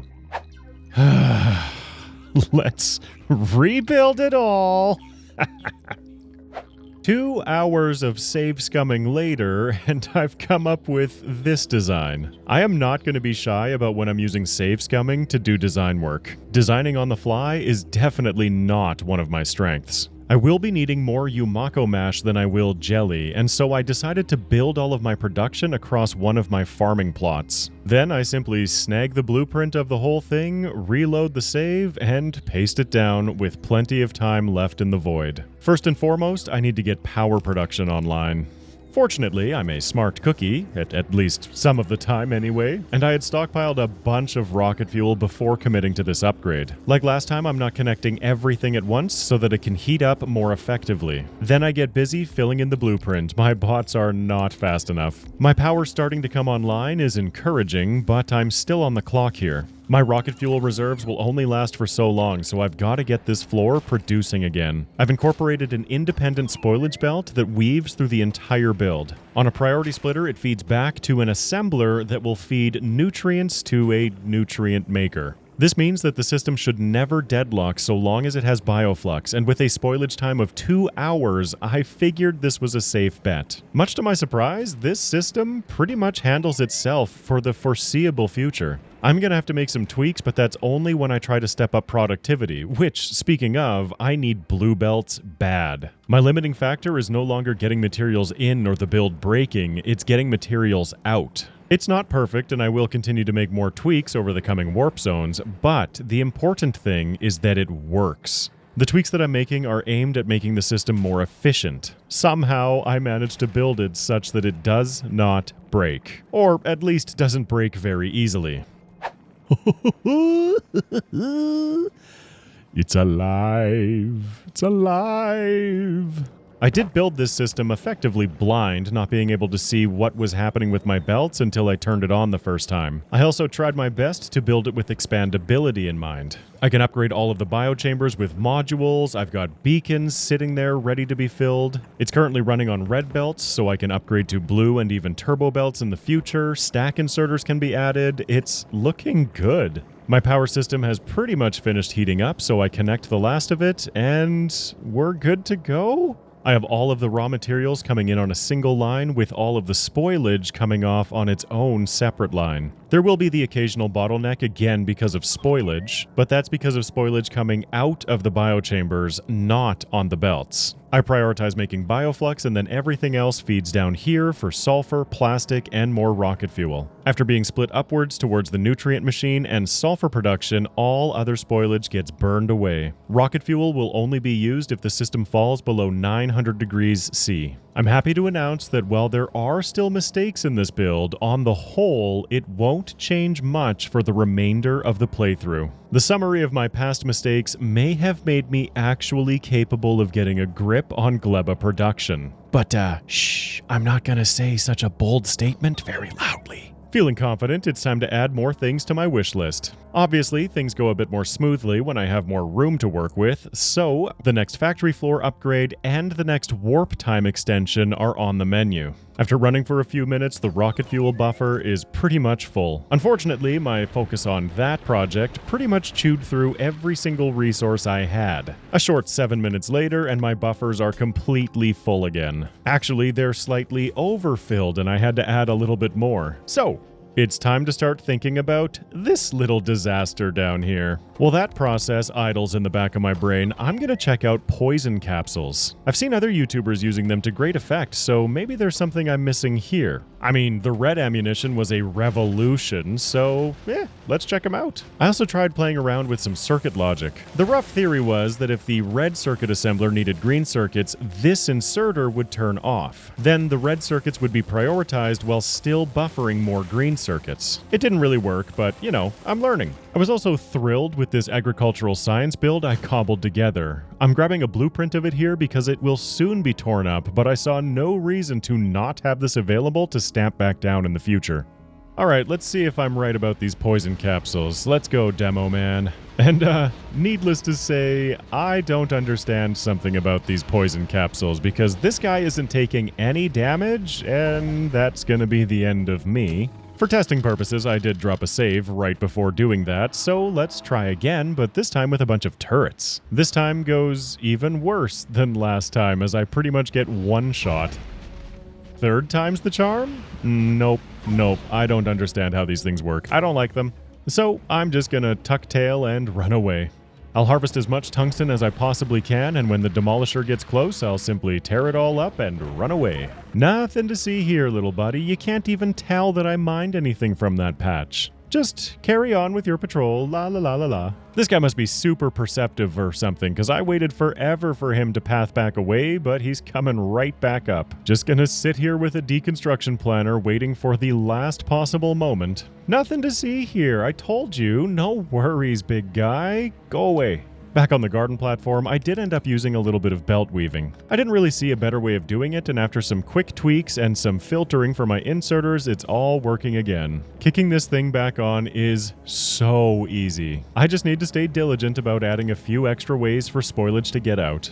So how are my defenses doing of late? It seemed that my biggest problem remained Fulgora. Every other planet whose only ranged units are spitters don't really seem to bother me that much. Those Fulgoran droids are nasty. As I accumulate science for my next research push, I'm gonna do a callback to my first video. Join me in enjoying a little bit of hand-feeding ASMR.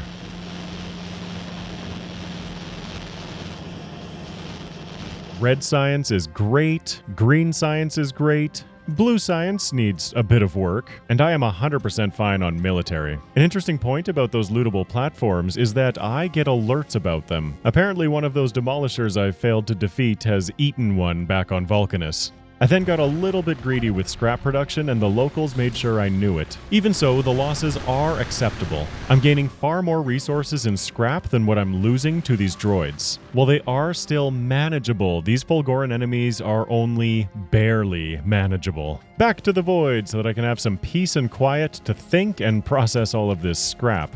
I also start to expand my garden floor even further, adding some carbon production. Thus far, pretty much all of my carbon has been gathered from trees on Vulcanus. To say the least, I don't see that being a viable solution for the long term. Seeing my resource income from the quality recyclers, I've also had a change of heart. This felt like a half measure in my quest for quality. I was beginning to see something a bit better on the horizon. So what can I craft with what I did collect? After bumming around in the menus for a little while, I can create some uncommon personal roboports and a couple of personal batteries? On the whole, this did not feel worth it. The real quality experiment will be starting soon? I'll just shove the remaining materials in this box down here and call it a day. As research commences on the next factory platform upgrade, I'm also stockpiling a bunch of blue belts. What can I say? This is just satisfying to me. I can't explain why. Who needs a mall anyway? I don't have space for that. Still, having not produced a single blue circuit myself, I've scrapped enough to get myself some power armor. I'm also eyeing up some exoskeletons. I equip my new power armor with its new and improved grid, and the handful of quality stuff that I got, it looks good in there, I guess. I can't deny just how good it feels to have an exoskeleton. The base movement speed feels a little painful sometimes.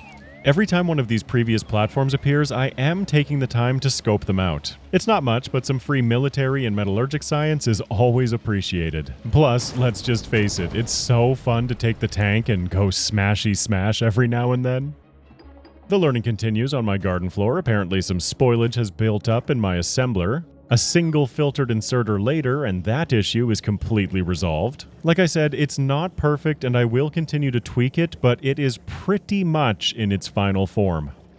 Who would have thought that the spoilage inside of the machine that is converting spoilage into nutrients would stop the production of the nutrients that would halt the production of everything making it spoil, when the machine that uses spoilage to make nutrients was jammed with spoilage? How does that make sense? Eat a gleba.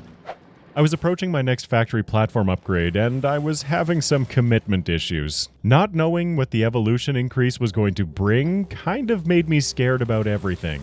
So I'm going to take it to 99% again and continue to be indecisive later. I find it hilarious that I still have not produced a single blue circuit, but I'm processing so much scrap that I get the achievement for producing 500 per hour. Needless to say, I'm going to need a better way of handling all of these resources. Managing my scrap output by hand is becoming increasingly time-consuming. And let's not forget that in Factorio, one of the greatest invisible resources is time. In preparation for more expansion, I'm creating an upgrade planner. I'm filtering it very specifically so that I don't mess up any of the belt weaving that I have on the garden platform. Now, red belts can only go to blue and yellow belts can only go to red. Otherwise, I'd be creating a new catastrophe for myself to deal with. I drag the new planner across these belts and it works exactly as intended. The weaving remains intact while the system gets upgraded. Sweet! I just need more belts, which is helped by the fact that I have about a zillion gears from all of the scrap processing. I really wish that I'd waited to upgrade the entire floor in one fell sweep, because I'm probably gonna mess up some belt weaving here. As always, hindsight is 20/20. I decided to try using some more of those rare materials that I got from my previous scrap processing. I can process them myself to target specific items. I'm finding myself unable to harvest scrap sometimes on Fulgora because my power poles don't reach. Rare power poles might help with that problem as they have slightly longer reach than the base quality. My next ground platform upgrade is almost to 99% completed, so to the back of the queue you go. Everything is set up, I just need to make sure that I'm 100% ready for that evolution factor to increase. It's nice when the game spawns one of my more advanced platforms from a previous world. They're a little bit more difficult to break into, which will be a factor in future designs, but they also come with a lot more loot potential. I even find myself a little bit of utility science, which again I have not produced yet. Calm down, little loot goblin in my brain. Maybe, just maybe, I'll be able to use that utility science to get a bit more worker robot speed. It can't hurt to try, and it does make the disco science even more pretty. I am able to complete the research, again having not produced a single pack of yellow science myself. That's really nice. For testing purposes, I did drop a backup save to see if I could pick up some of these sulfuric acid geysers. Once my platform upgraded, it seemed promising, but I wasn't 100% satisfied. So I took the platform into space, and yep, confirmed, I can take these with me. These would provide pretty much infinite sulfur and power for my platform. It's a really fun idea, but it felt a little cheesy, and I didn't want to sacrifice this amount of space on my ground platform. I won't be doing this in my playthrough, but at least now you know for yours. The next warp zone I go to says, "Welcome home." We'll see what that means in a second, because first and foremost, I want to commit to these upgrades. I grabbed the next factory platform upgrade, and for some reason, this seemed to kill all power to my ground platform. Power is producing as strong as ever, the factory platform is fine, but something went wonky with the ground platform. Fortunately, once I land back on my home planet, the issue seems to have resolved itself. Cool, welcome home, eh? I'm gonna go say hi to the neighbors. Remember that nest that was throwing attacks at me at the start of the game? The tank says, goodbye to that one. That's right, biters. I've had some upgrades since the last time you saw me. I have noticed that when raiding these old platforms, I tend to do more damage to myself than the platform does to me. I guess this is just the cost of fun. I honestly can't tell if I'm biased or not, but raiding these platforms feels so worth it. I mean, for the holmium alone, never mind all the other science, flying robot frames, all of it. As I travel towards the next warp zone, both my warp timer upgrade and my next ground platform upgrade finish. It's time for some more redesigning. This time I tried incorporating a few walls into the design. My hope was that the Fulgoran droids would target the walls first and then the turrets. We'll see how that plays out. I tore out pretty much everything on the platform, leaving only a couple of essentials. But who am I kidding? This system can definitely be improved upon, so say goodbye. I got busy designing new production, but my inventory rapidly became an issue. I definitely need to handle these scrap resources more effectively. I was really trying to avoid doing this, but I'm just going to create a large storage buffer somewhere away from where I'm currently building. It's definitely not an ideal solution, but I simply have too much junk right now. But hey, at least now all of that junk is organized. On top of reworking the entirety of the ground platform, I'm doing the same on the factory platform. For testing purposes, I left the void early, coming to Fulgora to see if my wall theory held up. Survey says... nope, not at all. Walls appear to be completely useless. While I wait to be able to warp away from Fulgora, I'm going to set up the new sushi belt. This time I'm keeping the sushi belt as short as possible while allowing for every resource to be offloaded onto its own belt. It's going to be kind of main bus style, except for every resource offtake is going to be very targeted. After all, I only have so much space to work with down here. Now that I know that these walls are useless, I can pull the perimeter out by one block and have more space to build on the ground platform. This time I am not overhanging the turrets because they've been getting destroyed pretty regularly by the Fulgoran droids. If their footprints sit entirely within the bounds of my platform, I will be able to rebuild them on the fly. I'm still a long way from being able to get foundations. Doing this on Nauvis instead of the Void does expose me to a little bit of risk. As long as I'm on top of it, it's fine. With the perimeter set, I focus all of my attention back on the factory platform. After reviewing my mistakes in the previous build, I knew that more robust circuit production was priority 1. Copper wire and iron plates will be the first offtakes from the sushi belt. Only the circuits will need copper wire. The iron plates will split off along with the gears that I'm currently setting up for green science production. To keep things organized, I'm once again throwing displays at the end of every belt. I find it really helpful to do this when I can't actually see what's on each belt. I managed to find myself another void so I could continue designing. The components for green science itself, military science, and red science are all automated. I did, however, have to make a couple of concessions. Coal, for now, as well as red ammunition, will be supplied manually for military science. I simply don't need enough of it at the moment to justify trying to work in even more belts.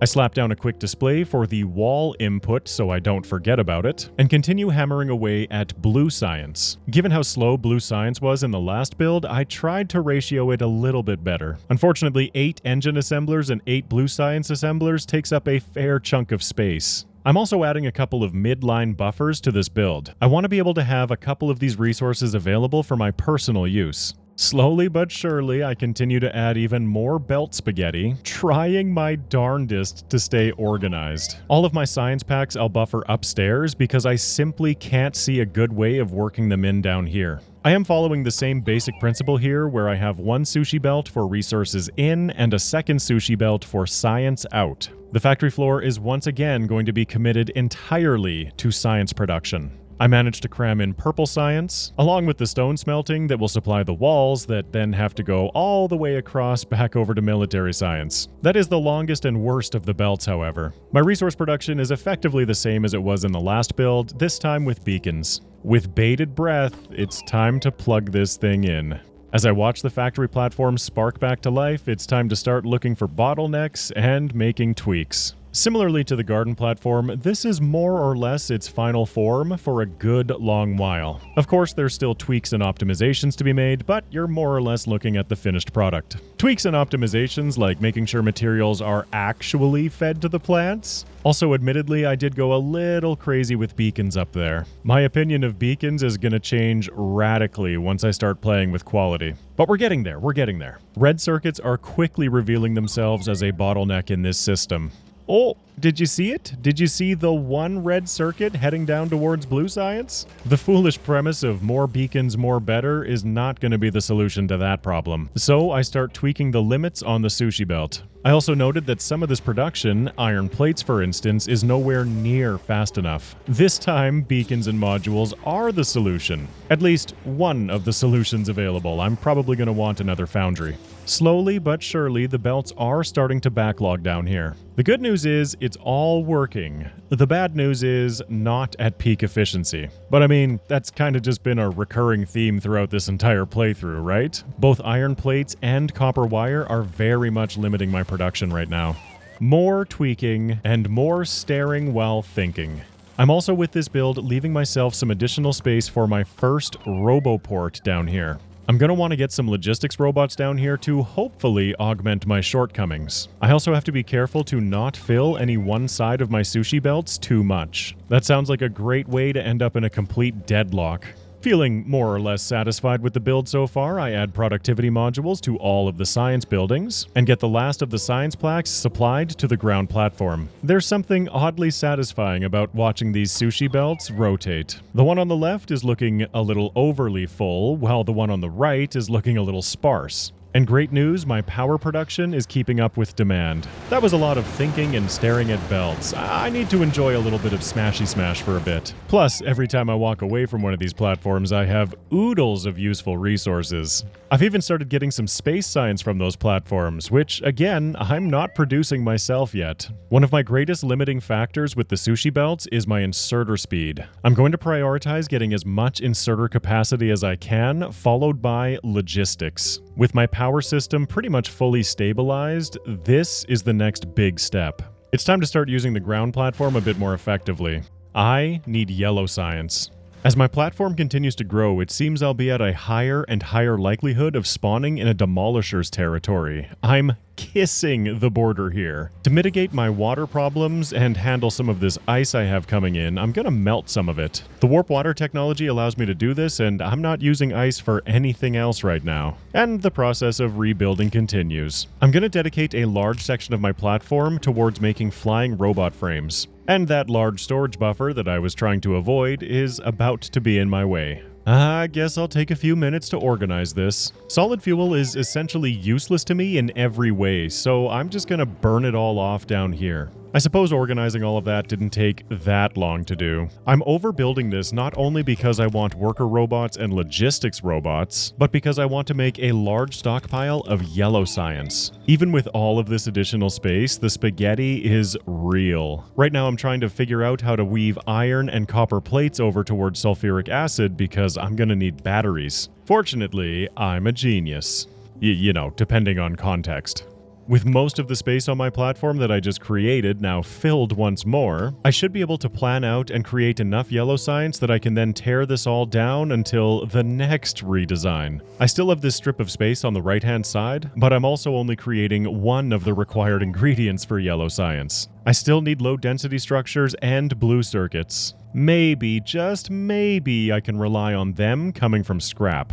After creating my wish list, I determined that I needed about 3,200 yellow science packs. If I were to include my entire wish list, I'd need another 6,000 or so, but right now I'm aiming at biolabs. I threw down some supplemental blue circuit production, but I don't end up really using it. In preparation for biolabs, I'm going to start barreling some sulfuric acid. This is in preparation for uranium mining.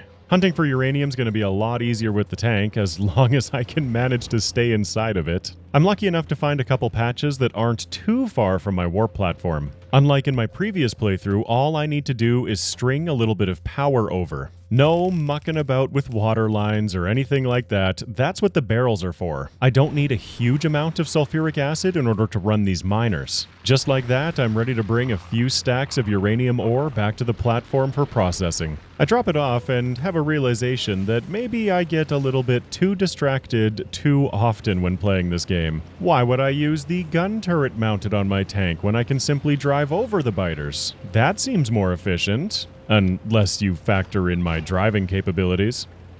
Unfortunately, the locals seem to have taken an interest in my uranium mine, so this one is short-lived. I definitely could have sat here mining a bit longer, but this was a good first step.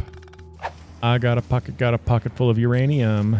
There was a big creature incoming while I was picking up that previous mine, but finding uranium that quickly was lucky. In the next warp zone, I drive around searching until I run out of time on the planet. Not a single patch of uranium. The good news is, with the small amount of uranium I did harvest, I can start the uranium processing. The first goal is getting enough of the shiny uranium to start Covarex enrichment. Of course, everything for this process needs productivity modules. And look at that, I already have my first U-238. I'm going to be able to start Covarex enrichment in no time, right? I'm also going to add biolabs to the queue because with how expensive some of these technologies are becoming, I can't put them off any longer.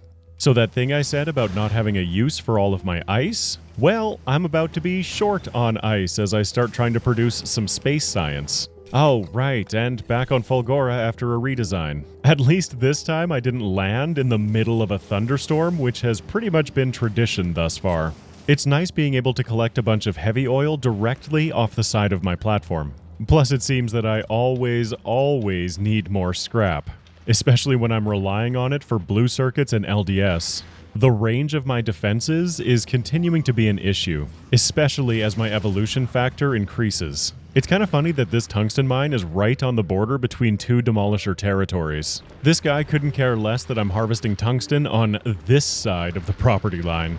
For such an advanced science pack, space science is really simple to produce. Iron plates, ice, and carbon, all of which I can easily harvest right now. A few minutes ago, I mentioned that I was going to be buffering my sciences on the ground platform. It seems that I've really boxed myself in here. I can't find a spot for purple science to come off. And the hunt for uranium continues, along with my descent into madness.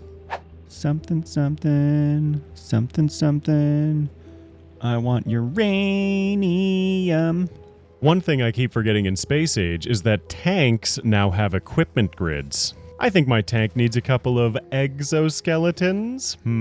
That'll definitely help with the hunt for uranium. Every time I find myself with the option to go to a void, I am leveraging it. Since I don't really have room for labs on my platform at the moment, I just do all of my research here. I did that thing again where I didn't really do any math, so 4 exoskeletons for the tank seems appropriate. Even though 14 solar panels will never keep up with that. But this thing rips now, look at me go! Which, with my driving skills, seems to be something I have to work on. At least I didn't hit anything this time. Well, you know, anything too major. I do have to do a little bit of braille parking to make sure that the tank is properly on the platform. I've been handcrafting a bunch of assembling machine 3s so that I can get more productivity modules into my science. Well, pretty much everything on the factory floor. I want every single ore I harvest to go as far as it possibly can.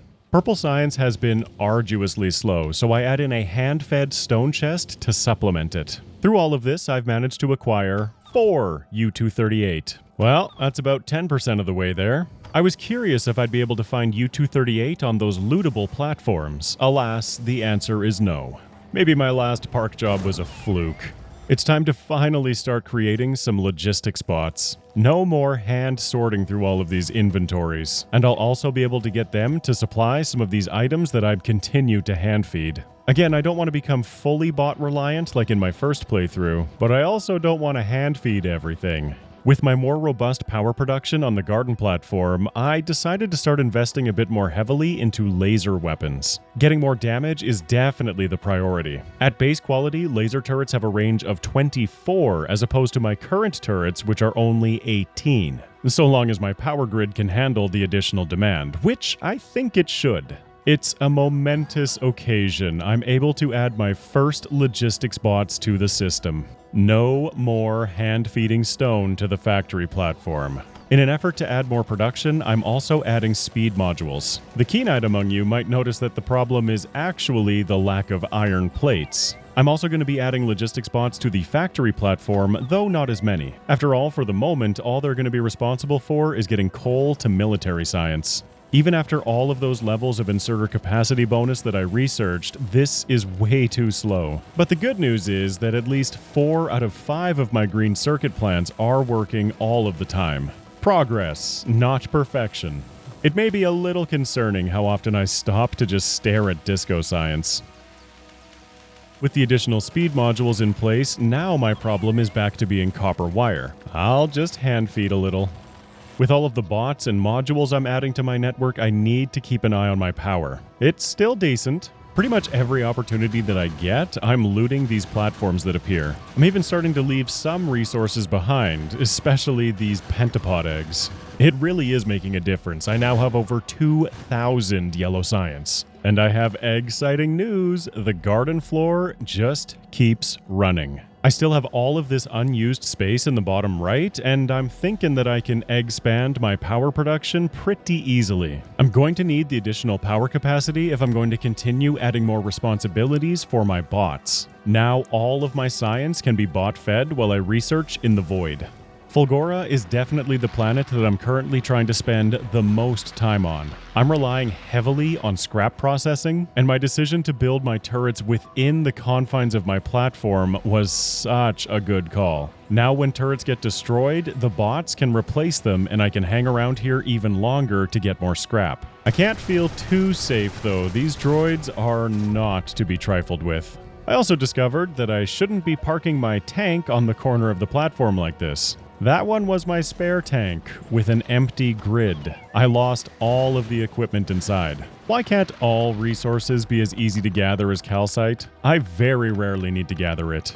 Red ammunition continues to carry my platform. Even with a fair amount of medium asteroids, I don't have a worry in the world during these transitions. Another thing I'm getting the bots to do is pull everything that I get from scrap onto actual production lines. Anything to have less work for me. I did end up committing even more space to my power production on the garden floor. I did not, however, math out how many heating towers I would need, so that's going to be an issue for future me. I now have a total production of 280 megawatts. Wait, right, I needed more uranium. While scouting the planet looking for more of that, I get caught on a cliff. So we can kiss goodbye another tank with a filled equipment grid. Unfortunately, this will not be the last. At least I managed to find some uranium hidden in this forest. Using barrels of sulfuric acid makes setting up these remote mining outposts so much faster. I still only have 4 U-238, so this time I'm grabbing as much uranium as I can possibly muster. While running it back to the base, momentum continues to be something I struggle with. In the next warp zone, the hunt for uranium continued. I happened upon this poison biter boss not too far from where I found a uranium patch. It seems that I am still nowhere near capable of dealing with these things. I had this idea about just trying to outrun him and maybe he would lose track of me. Thanks to the latest batch of exoskeletons, it seems like this worked. I kept my uranium outpost safe just that little bit longer, but unwilling to lose all of these big miners and raw uranium, I didn't want to take any chances. You can just see him wandering on the left side of my screen. I would call this trip a resounding success. And with my uranium buffers full, let's see how U-238's doing. 13? I'm flying through this. I haven't been finding many voids lately, so I am risking setting up a few labs on any planet I can. At this point, it's research and U-238 that are holding me back from the next step. To fill my time, now that I have logistics bots, I'm going to start setting up some personal logistics. Anything that I don't want on my character, I can set to a maximum value of 0, and as you can see, the bots will start pulling it out of my inventory automatically. I'm really trying to automate as much as I can. Every chance I get, I'm still coming to the void to research more effectively. Now with space science, I figured that getting Productivity 2 modules was probably a good idea. Anything to get more out of less. I'm also going to tack on Military 4 and another inserter capacity bonus. I want more toys and I want more throughput. I cruised through those technologies, adding Power Armor Mark II, along with a couple of buffs for my worker robots. While in this void, I looted another platform that appeared and discovered I can get nuclear fuel from the chests. It's not the U-238 that I'm after, but hey, it makes my tank go faster. When I'm not looting platforms in the void, I have to entertain myself somehow. What do you do when you're bored in Factorio? This seems like the perfect use of my time. I wanted to see if my theory about adding efficiency modules to beacons was actually more power efficient. Currently, each of these assemblers is consuming 975 kilowatts, and with 2 efficiency module 1s in the beacon, that drops to 638 kilowatts. So yes, it is just barely more power efficient. The hunt for more uranium continues. I am approaching having 30 U-238. While exploring another world, I find this little island. I shall call you Iron Island. Also, did I mention that you can walk on water and therefore drive on water in this mod? It's pretty fun. But that's gonna be another world where no uranium can be harvested. Time to get resources, yeah right, not the ones I want. Zone by zone, I am getting closer to my goal. On my way to Fulgora, I had another warp engine malfunction, so I guess I'm just gonna chill in space for a little while. Fine by me, I have 44 U-238 now, so I can start Kovarex enrichment. I'm holding off until after I get biolabs, but I am adding asteroid reprocessing and advanced asteroid processing to my wish list. These are for my master plan with quality. Yellow Science has stalled because I'm completely out of LDS, so I decided to start making some of my own. Fortunately, with molten copper and iron pretty accessible, that's not a problem at all to set up. I'm getting very close to having enough Yellow Science. I tore up all of the other uranium processing to make room for Kovarex enrichment. Now it's back to the waiting game while this processes. In the meantime, using the nifty parameterization trick, I can start setting up for biolabs. Biter capture rockets are first on the menu. Calling back that read working circuit I was attempting to make with green and red circuits, I'm attempting a second time for Kovarex enrichment. Again, people commented on a smarter way of doing this, but it ended up confusing me and I have no idea how circuits work and, well, I'm probably going to end up doing this manually. But anyway, I now have enough yellow science to tear all of this out so I can start producing agricultural again. Say goodbye to another tank because I get a little overzealous here. Whatever, the loot calls to me. Thank you, past me, for snapping a blueprint of that agricultural science build. I love it when I actually plan ahead. And when it works. Now I'm back to hunting for gleba so that I can actually set these recipes. I have to be on the planet's surface in order to do so. I didn't like how I had this Covarex enrichment set up, so I waited until the productivity bonus gave me a few free resources before moving it. It's a very slow process, so I wanted to make sure that I could squeeze in even more speed modules around it. I really need to be more careful with my tank. This is so wasteful. Then I immediately turn around and go for maximum risk to try and get more pentapod eggs. I'm pretty sure that if I got stuck on that Stomper's legs or something that I would have lost another tank, but I think I've gotten away with this.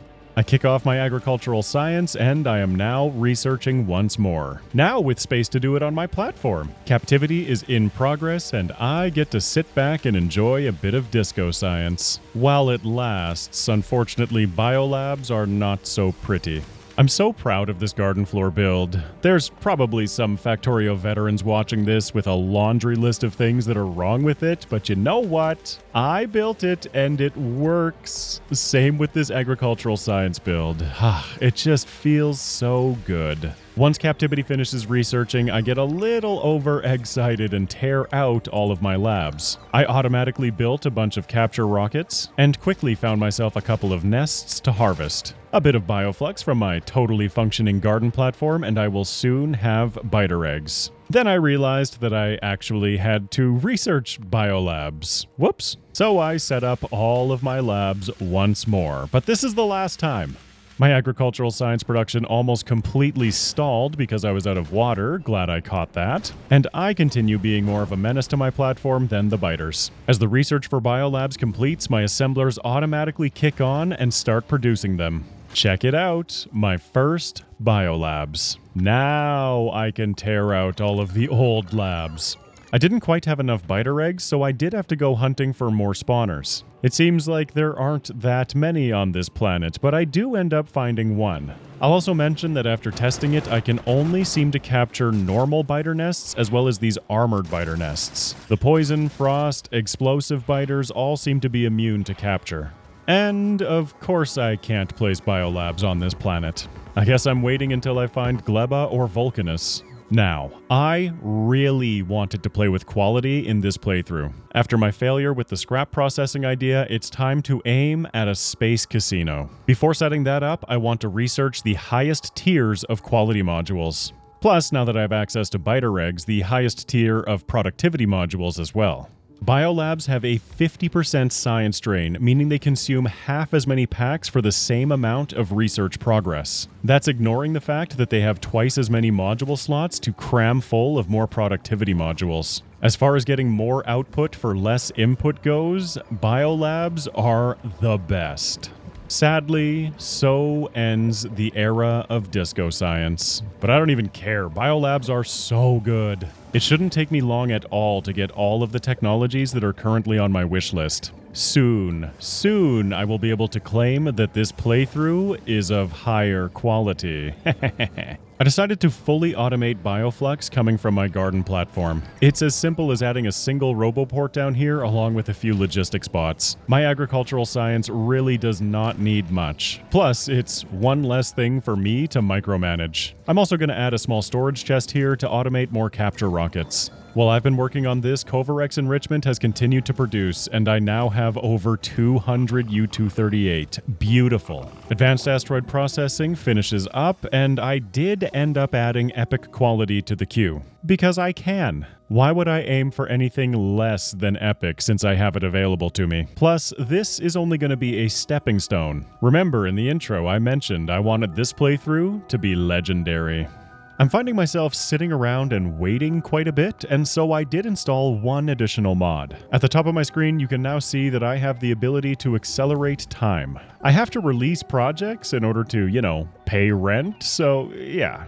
Despite what you may have seen so far, I am trying to work smarter, not harder. Or something, anyway. I've also updated my miner blueprint so that they now have active provider chests. More power capacity means more work for the bots, which, in theory anyway, means less work for me. I feel like this is more evidence to support my claim that the bacteria recipes just aren't worth it. I don't really need to do this very often, and now it's just a matter of stamping stuff down for the bots to do. He says, while hand-feeding red circuits. I'm now researching epic quality, and that should be the last thing on my wish list before the next factory floor upgrade. In preparation for that upgrade, I definitely need more beacons. And to stop wasting my resources by not knowing how to drive a tank.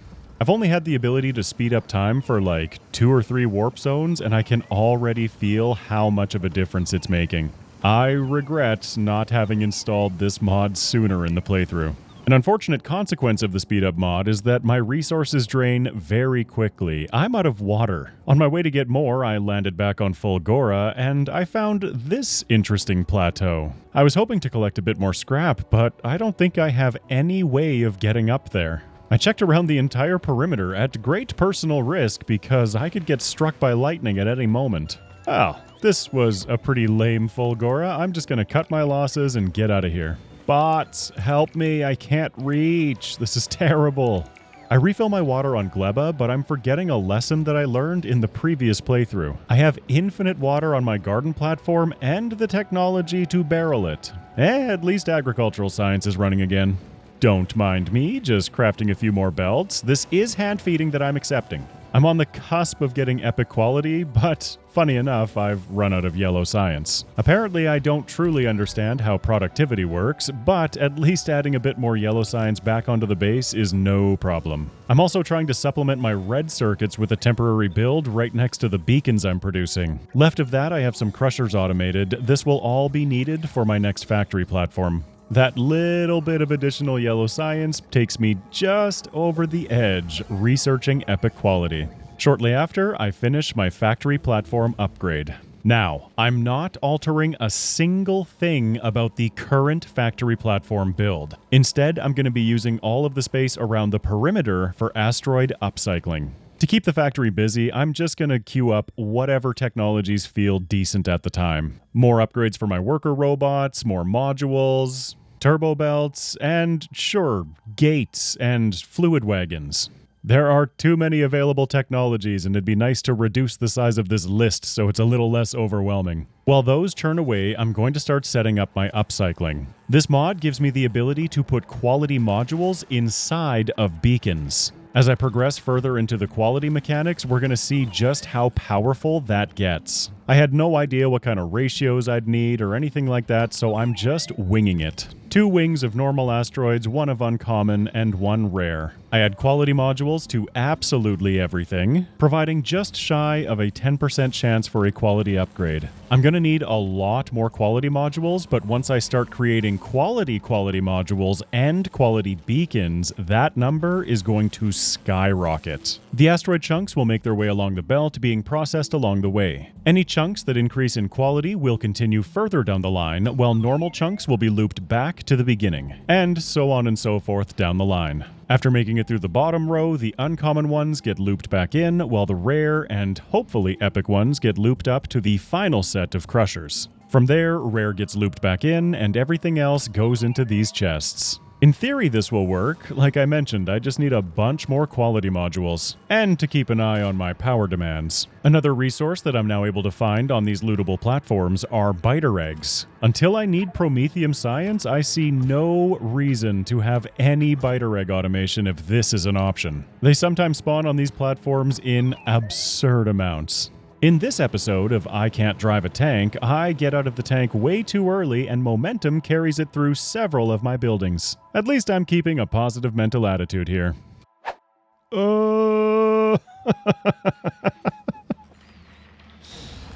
Sorry everybody. Oh, wrong button, stop it! Oh my god, no, I'm not allowed to be in the tank anymore. Oh.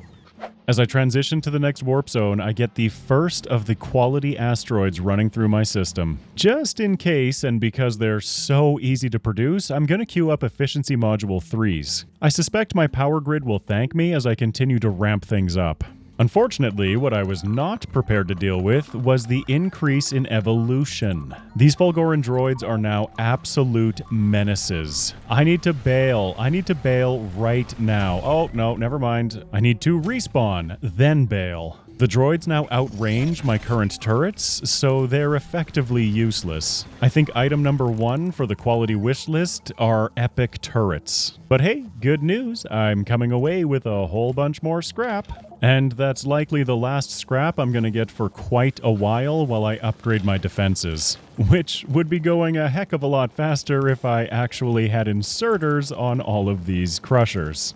Whoops. But hey, check it out. I'm starting to get my first epic quality asteroid chunks. A really nifty comment that I actually caught from a few people on my previous playthrough was how to store pentapod eggs. I'm overbuilding biochambers so that I can scrap them later if I run out of eggs. I'm completely out of room on my factory platform, so I decided to set up the epic asteroid processing up top here. My income of these asteroids is so low right now that I have no problem hand feeding for a little bit. I desperately need epic quality turrets. Or want, maybe not need, I want them. Of course, I'll be adding productivity modules to these, 3 of which use the advanced recipes, 1 with the regular metallurgic recipe because it's more iron efficient. In all of that excitement, I have no idea what happened, but this system finally broke. Fortunately, it's as easy as dropping some bioflux back in and it's running again. The reason it broke, and the reason it took so long to break? Seeds.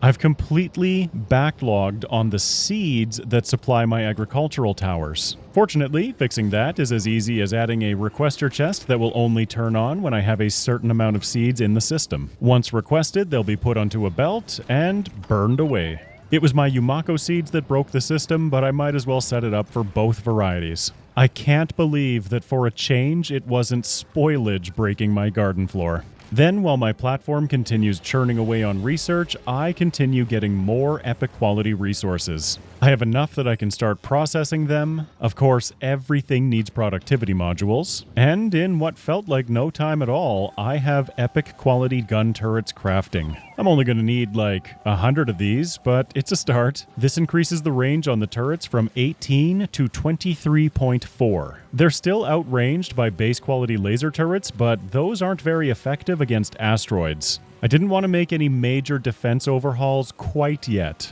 It's still a decent range upgrade, and we can see that on the map. Correction, I need 135 turrets minimum. Obviously, I want some backups in case they get destroyed. I currently have 5. I realized in the moment that this was doomed to fail if I continued hand feeding. I'm gonna need to come up with a better way of doing this. I've kept the base busy working on things like more mining productivity, but I'm now leaning towards rocket turrets. Another quality of life upgrade, which is actually going to help me loot those platforms a lot more effectively, is the Spidertron. And oh boy, do I have fun with Spidertron zzz in this playthrough. Base quality rocket turrets have a range of 36. Not only will this help me deal with those Fulgoran droids, but it should give me a lot more leeway in dealing with asteroids. So, set the temporary utility science build back up for the 3rd time. I also tore out the small oil build I had at the top of my platform so that I can start producing rockets. With the amount of time I'm spending tearing out and putting builds back in, I decided it was finally time to create a proper parameterized blueprint. Now I can stamp it down, pick a recipe, and everything is set for me. I also started checking out other things that I could leverage quality for. Something like space science is incredibly easy to produce from the asteroids I'm upscaling. At epic quality, every single science pack has the value of 4 normal science packs. Of course, I do still have space science that I'm creating, and I still loot it from platforms. I'll just throw both into the science requester, it'll be fine. Oh, right, I can't come to my most visited planet anymore. The range on these droids is ridiculous. While preparing myself to construct rocket turrets, I'm becoming keenly aware that I am flat out of processing units. Yellow science is also out of processing units. That's what I get for relying entirely on scrap production for them to this point. So I guess for the first time in the playthrough, I'll produce my own. I do get a little bit of a break as I wait for another big creature to come in. It seems that I'm facing a pentapod strafer, which I absolutely wreck. Okay, cool. I can hang around and get more resources for a couple minutes. I mean, only a couple. These attack waves are getting pretty wild.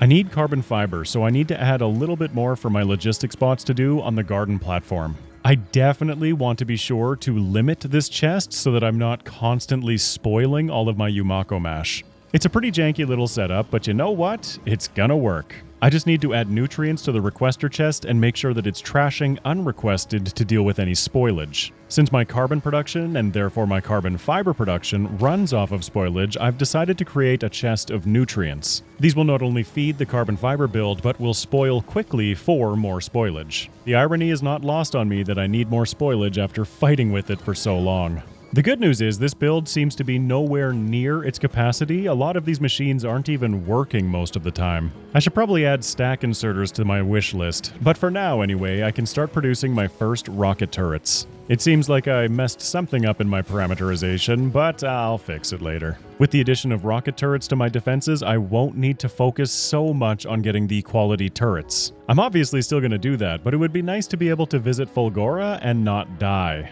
Maybe I should be pursuing Ground Platform 7? That is going to push my evolution factor even higher, but if I can stockpile enough resources, I should be able to build a better defensive perimeter. In the meantime, I am going to continue processing my epic quality asteroid chunks in preparation for that upgrade. Plus it helps with my storage. Asteroid chunks take up a lot of space since their max stack size is 1.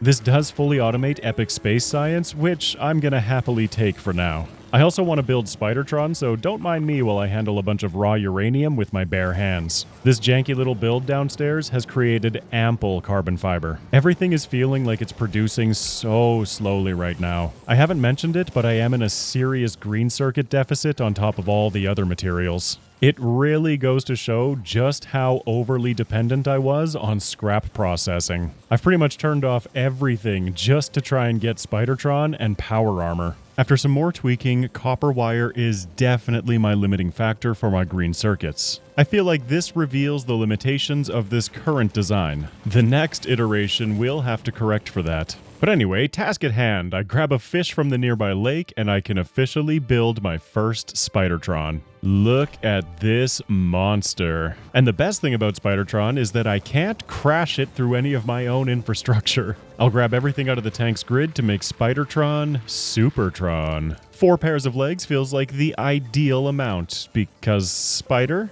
The only problem with Spidertron is that I'm constantly going to be losing it. With alt mode on, it kind of blends in with the visual chaos. But gathering mass amounts of resources from planets is now even easier. Tick, tick, tick, tick, tick, tick, tick, tick, tick, tick, tick. Unfortunately, I couldn't keep the ideal number of legs, adding in a fission reactor to Spidertron. A handful of solar panels was not sufficient. Research has stalled completely because I'm out of purple science. While that recovers, I'll just grab whatever technologies don't require it. Spidertron?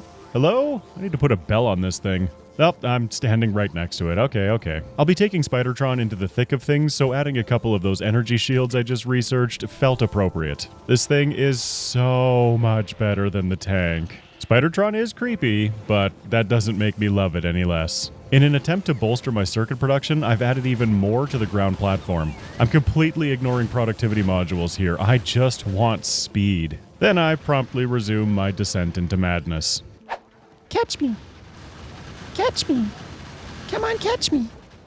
I finished unlocking turbo belts, which I was very excited about, but spoiler alert, I never actually use a single one for this entire playthrough. I realized that by having this as a storage chest on my garden platform that my bots were running spoilage in circles. I can resolve this by converting it into a buffer chest, and this is the first time I've really utilized buffer chests. My requester chests will not automatically draw from buffers unless I tell them to. As I continued investigating my copper wire issues, it's 100% a throughput issue with the sushi belt. This is giving me valuable information for the next redesign. I also discovered that Alt-A by default gives me a Spidertron remote. The bell might have been a good idea, but I think a remote control is even better. The locals have something to tell me, but Spidertron has something to respond with. I've never really used Spidertron in my previous playthroughs, but I cannot express how great it is in this one. To augment my remote operations even further, I'm going to invest in some personal laser defenses. I dropped a quick safety save because I wanted to try something dumb.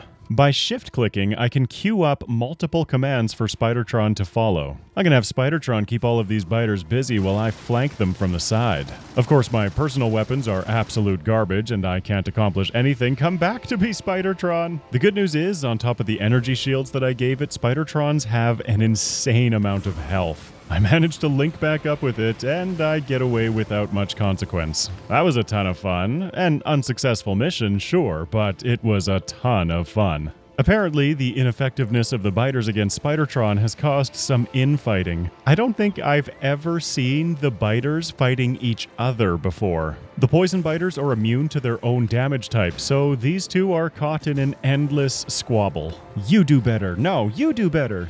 A third party gets called in because the neighbors are sick of the racket to smack some sense into these two. I've never seen the biters express anything aside from destroy player. Spidertron is also going to make harvesting these loot platforms a lot easier. Not only can I take out all of these turrets at range instead of smashing into them, but it also provides me another substantial chunk of inventory to haul items back and forth. I finally amassed enough materials to get my Power Armor Mark II, adding a bunch of toys to it. Now with a bunch of personal laser defenses, I won't feel so impotent when I'm running around on my own. Plus, they can only serve to augment Spidertron's already impressive capabilities. I definitely want to keep investing in laser damage and explosive damage. I'm very close to one-shotting these turrets with rockets. That would reduce my cost in raiding these platforms by half. Theoretically, anyway. While the loot that I'm gathering from those platforms is helpful, I am about to completely run out of flying robot frames. That'll mean the end of my yellow science and therefore the end of research towards Ground Platform 7. I'm once again finding myself in a position where I am stretched way too thin. When I said that I had a plan, it kinda meant that I had a loose notion of where I wanted to go. Planning everything out is too difficult. There are too many branching possibilities. At least I have oodles of epic quality space science, on top of a relatively nice stockpile of epic iron. All of this is aiming towards my next defensive upgrade, which, after reviewing my current capabilities, seems to be a little lacking.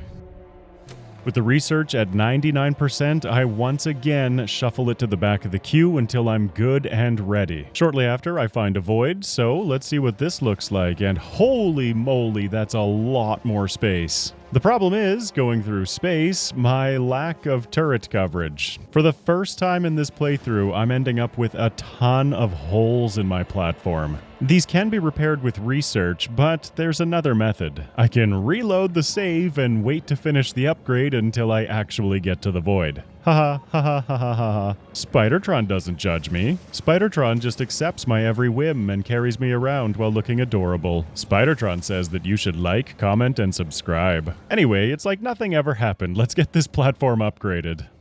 Yeah, this is the first time. Haha, first try. Haha, haha, haha, haha. With this design, I'm trying to keep it as compact as possible while incorporating rocket turrets into the build. I'm gonna have to use less turrets overall, but I think that that's okay, especially once I upgrade them to epic quality. I'm also toying with the idea of adding a bunch of laser turrets to this. But one flaw that I'm seeing is, how do I add ammunition to the rocket turrets? This looks really cool, but it's not gonna work, but it looks cool. Instead, I'm just gonna add a second circulating belt that'll have rockets on it. Speaking of laser turrets, I'm gonna upgrade them substantially. Not only are these upgrades gonna help my defensive capabilities, they're gonna help my offensive capabilities. I start spreading them across the perimeter, and one thing that I learned in my previous playthrough was to filter their targets. Unfortunately, with the additional biter mods, there are a lot of different targets.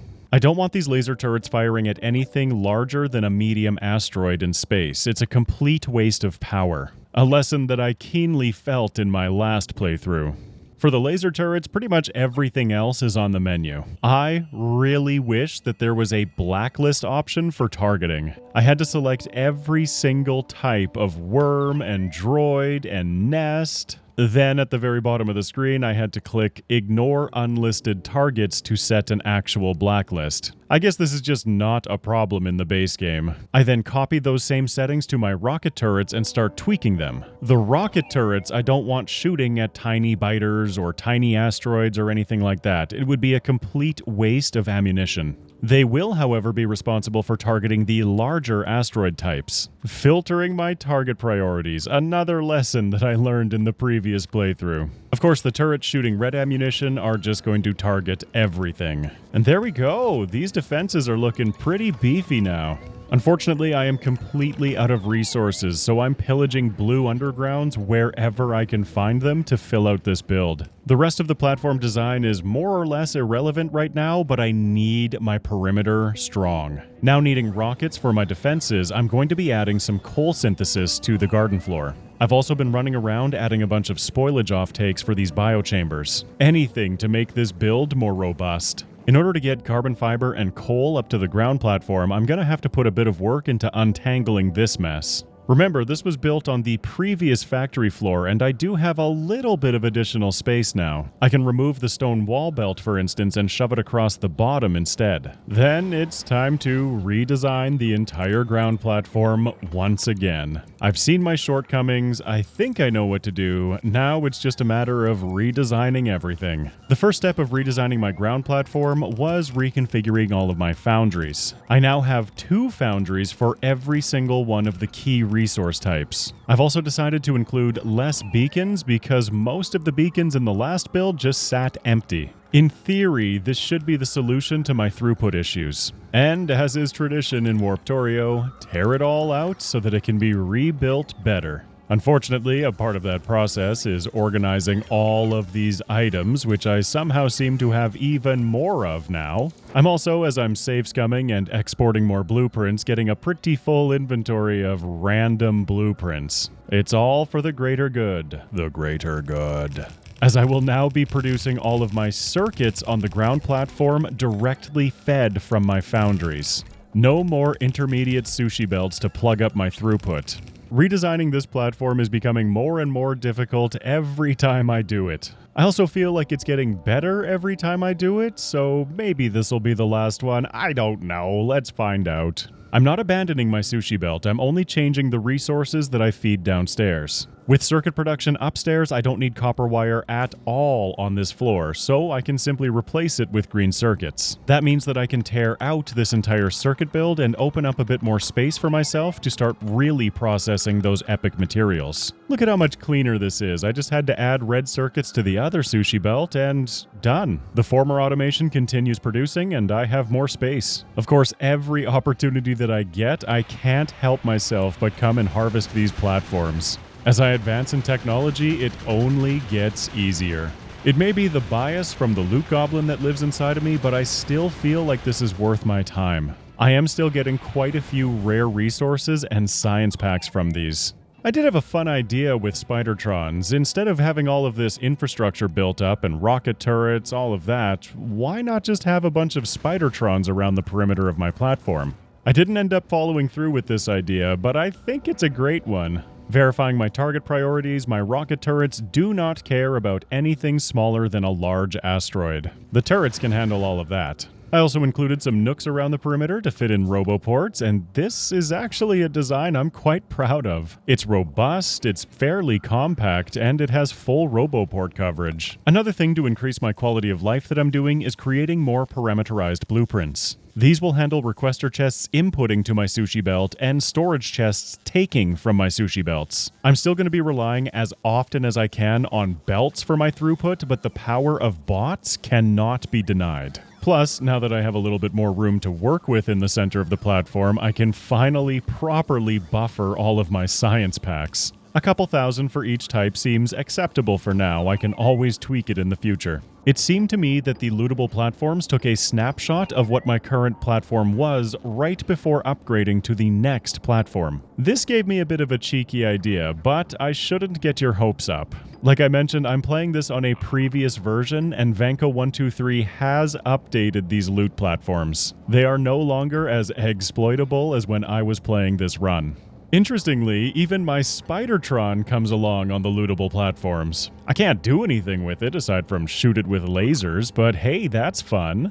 I'm starting to gather an absolute bounty of items from these platforms. I can see why Venka has patched this, but some of you might have already guessed what I'm going to be doing before pursuing my final ground platform upgrade. I got a little caught up in looting that platform and had to intercept a big creature on its way to my base. Spidertron versus Toxic Biter Boss. Let's see how this goes. My exoskeletons give me more than enough speed to simply kite this guy around while my personal laser defenses and Spidertron rockets take care of him. It feels a little resource intensive, but Spidertron is victorious. Even as more and more of the wave biters continue to swarm me, I can just outrun them, continue targeting the big guy, and after having used so many rockets to disable that other platform's defenses, I'm kind of out? Come on, lasers, he's so close, and there it is. Never question the power of Spidertron. Unfortunately, I kind of forgot to automate rocket turrets on my platform, so Spidertron's gonna have to come through again acting like a bouncer. These big asteroids are too chunky for my turrets to handle alone. I have to use Spidertron as a bouncer, running around and adding a couple of hits with the last of my precious few rockets. Unfortunately, try as I might, my efforts are insufficient. I am coming away from this transition with my first platform damage, so I have a bit of a bone to pick with the math here. Ground Platform 7 gives me an evolution factor of 60%. According to this, I shouldn't be seeing big asteroids until my evolution is greater than 61%. 60 is less than 61, not greater than. Anyway, once I land on Vulcanus, I once again fix my looping bots problem with some buffer chests. Before long, I will be converting all of these to buffer chests. I'm gonna blame the asteroid impacts for the little bit of instability that I found on my garden platform. I kick it back off and realize that I'm still using a bunch of fast inserters when I should be using more bulk inserters. So much of my platform relies on this garden floor working effectively. I find my way back to the void so that I can continue designing. My top priority is going to be adding proper rocket automation. I'm also considering other upgrades for this garden platform, like adding more logistics bots. As you can see, plastic production is looking pretty sparse. I fully automate my rocket production. I have no idea if I over or underbuilt this. I just needed it now. Also, to reduce the amount of resources I'm spending on my defenses, I'm aiming at more damage technology. Obviously, lasers and explosives are going to be my top priorities, but I still want more physical damage as well. I'm also going to add on the warp power upgrade to increase the charge in my accumulator, and even more damage upgrades. Another thing that'll help with my defenses is properly automating my epic asteroid chunks. I tore out just a little bit of the rare quality upcycling to make room for the processing. This will then feed right to that open area that used to house my green and red circuits before I moved them to the ground platform. Thanks to my genius idea of shoving everything into a box down here, I now have to move all of these asteroid chunks. I will never learn, will I? But alright, let's watch this little machine in action. I should note that I am aware of breaking down LDS for copper and steel, but I didn't have the room for it. I will be doing that in future builds, but for right now, I just needed this to work. I need those epic quality turrets. It's a pretty awful little bit of automation, but I re-automate epic science packs as well as yellow science down here. I am now feeding all of the supplies on my sushi belts from upstairs. Then, so I can resume researching, I attempt to set up some new biolabs, but of course I'm not on the right planet. For now, I'm just gonna eyeball the space I need until I can get to either Vulcanus or Gleba. I also went through my rocket turret target priorities and made sure that they are shooting at even less targets. I do not want to deal with platform holes again. This is now working as intended. I'm not chewing through an obscene amount of rockets, and the asteroids are not getting particularly close to my platform. After upgrading everything to epic turrets, my margin for error will become even greater. While coal synthesis on my garden platform is augmenting my coal supplies, I definitely need to continue helping it out, especially as I fill my rocket buffers. I'm also concerningly low on iron, so let's go for a walk, Spidertron. Unfortunately, Spidertron's rockets don't do anything to these explosive biters, so I have to rely on my laser defenses. And to stay away from them when they blow, holy moly. I just had to assess the proper range. Apparently this was a normal world, but I'm not finding anything but coal. Doesn't seem very normal to me. Hopefully my iron supplies hold out. I don't know how I managed this, but I ended up with a couple of additional underground belts. It seems that this build only breaks when I touch it, which I suppose is a good thing. It's all fixed, just keep producing, please. Now to continue automating and rebuilding my ground platform. A happy coincidence with this new ground platform design is that I can squeak in a pump in between my turrets. Gathering water and heavy oil just got a heck of a lot more simple. At long last, I find a planet with some ores that I can harvest. I guess a case could be made that the bacteria recipe would be superior at this point of the game. I have the room on my ground platform to justify it. With that said, it takes me no time at all to completely fill these buffers. Oh, I'm scared to go to Fulgora. I don't wanna. I need to, but I'm scared. While looting another platform, I came to the realization that I think I've actually looted more metallurgic and electromagnetic science than I've produced. Have I mentioned that I'm a bit of a loot goblin? Every time I'm returning from one of these platforms, I am blown away with the resources that I bring back with me. Spidertron versus Toxic Biter Boss Round 2. Fight! This time I'm trying to do it a little bit more intelligently. Instead of having Spidertron do all of the work alone, I'm kiting the boss across the broadside of my platform. I guess there's not really a broadside, it's a square, but you know what I mean. Without much problem at all, I take the big guy down, and those big creature spotted messages feel less threatening by the minute. Of course, I've got to get off this planet anyway, because I assume that my ammo production is getting a little stretched. I tried checking it during the transition to the next warp zone, but it seems that my production resets every time I warp. Even so, it seems that it's the case that I am consuming more than I'm able to produce. Luckily, the demand does fluctuate quite a bit, which is why buffers are so useful, and I haven't added any modules to my ammo production. I land on Gleba next, finally rebuilding all of my biolabs. I'm using the same basic blocks as my previous playthrough. A beacon in between each pair of labs with a requester chest and passive provider for spoilage, just in case agricultural science sits for a bit too long. This is all I'm going to build up for now. I just wanted research to resume. I don't quite know how much space I'm going to need for my other production. The good news is that my power production on the garden floor is still holding steady. It's finally time to put a nail in the coffin of my former quality experiment. I'm just going to shove all of these materials through recyclers. If I get epic quality, super. If they get voided, super. I'm sick and tired of carting them around for no reason. With research back online, I've pretty much chewed through everything that I queued up aside from the warp power upgrade. I'm going to continue investing in more upgrades for my laser turrets. And a touch more for my bots. I am relying on them more and more as I progress through the playthrough. I rebuilt my scrap processing, and this time I fill it with active provider chests. Hopefully I don't end up with chests full of gears, but I wanted to get scrap processing back online as soon as possible. I still have not tested my new defenses against the Fulgoran droids. Iron plate production is falling behind a bit, so I add a bunch of speed modules. I'd love to fill these with productivity modules, but it just isn't time yet. Now, as I finally begin to feel secure again, it's time to finally properly automate the construction of epic quality turrets. These production chains are absolutely going to be filled with as many productivity modules as possible. With epic gears now being automated, the turrets are soon to follow. Iron and copper plates are being smelted right out of the crushers. I really need to get back to Fulgora, but I am just too scared. While cleaning up some of my storage on the ground platform, I also start getting rid of things like medium electric poles. They simply hold no value for me anymore. I used to feel a little trepidatious about landing on these planets where the locals have something to tell me, but with my new defenses in place and Spidertron, I'm feeling snug as a bug in a rug. Plus, it's just fun for me to go on the occasional rampage. In what felt like no time at all, I've already secured over 100 epic quality turrets. With that many on hand, I now felt comfortable upgrading my perimeter. Taking a look at the range difference between the two, it's not huge, but it does feel substantial. Soon, very soon, I am going to feel comfortable going back to Fulgora.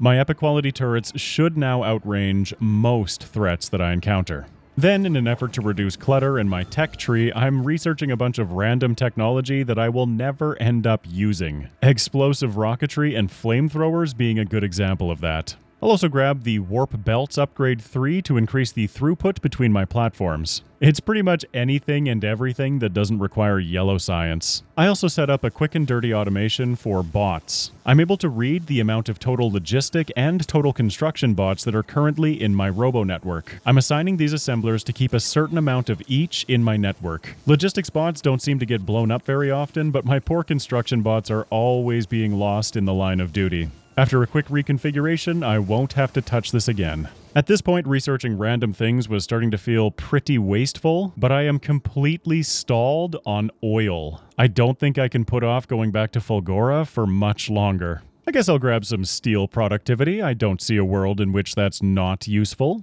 Okay, Fulgora, let's do this.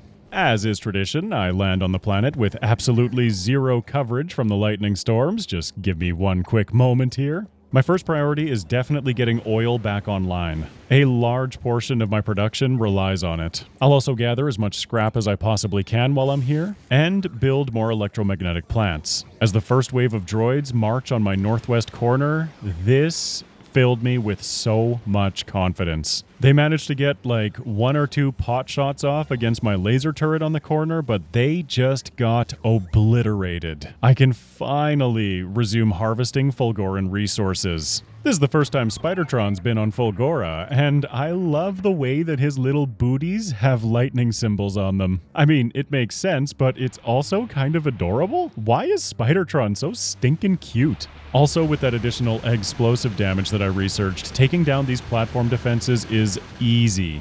Just look at the amount of science alone that I'm able to collect. The 1,000 yellow science alone makes those trips completely worth it. Not only am I now secure on Fulgora, but I'm more secure than I have ever been. It feels like I can hang out here for quite a while now. That is, until the big creature spotted sound plays. Initially, I dropped a save to check out what that was all about, and then immediately second-guessed myself and warped away. That was such a successful Fulgora trip, I didn't dare blemish it. Not only am I now feeling okay about where I'm at, but I would hazard to say I feel comfortable.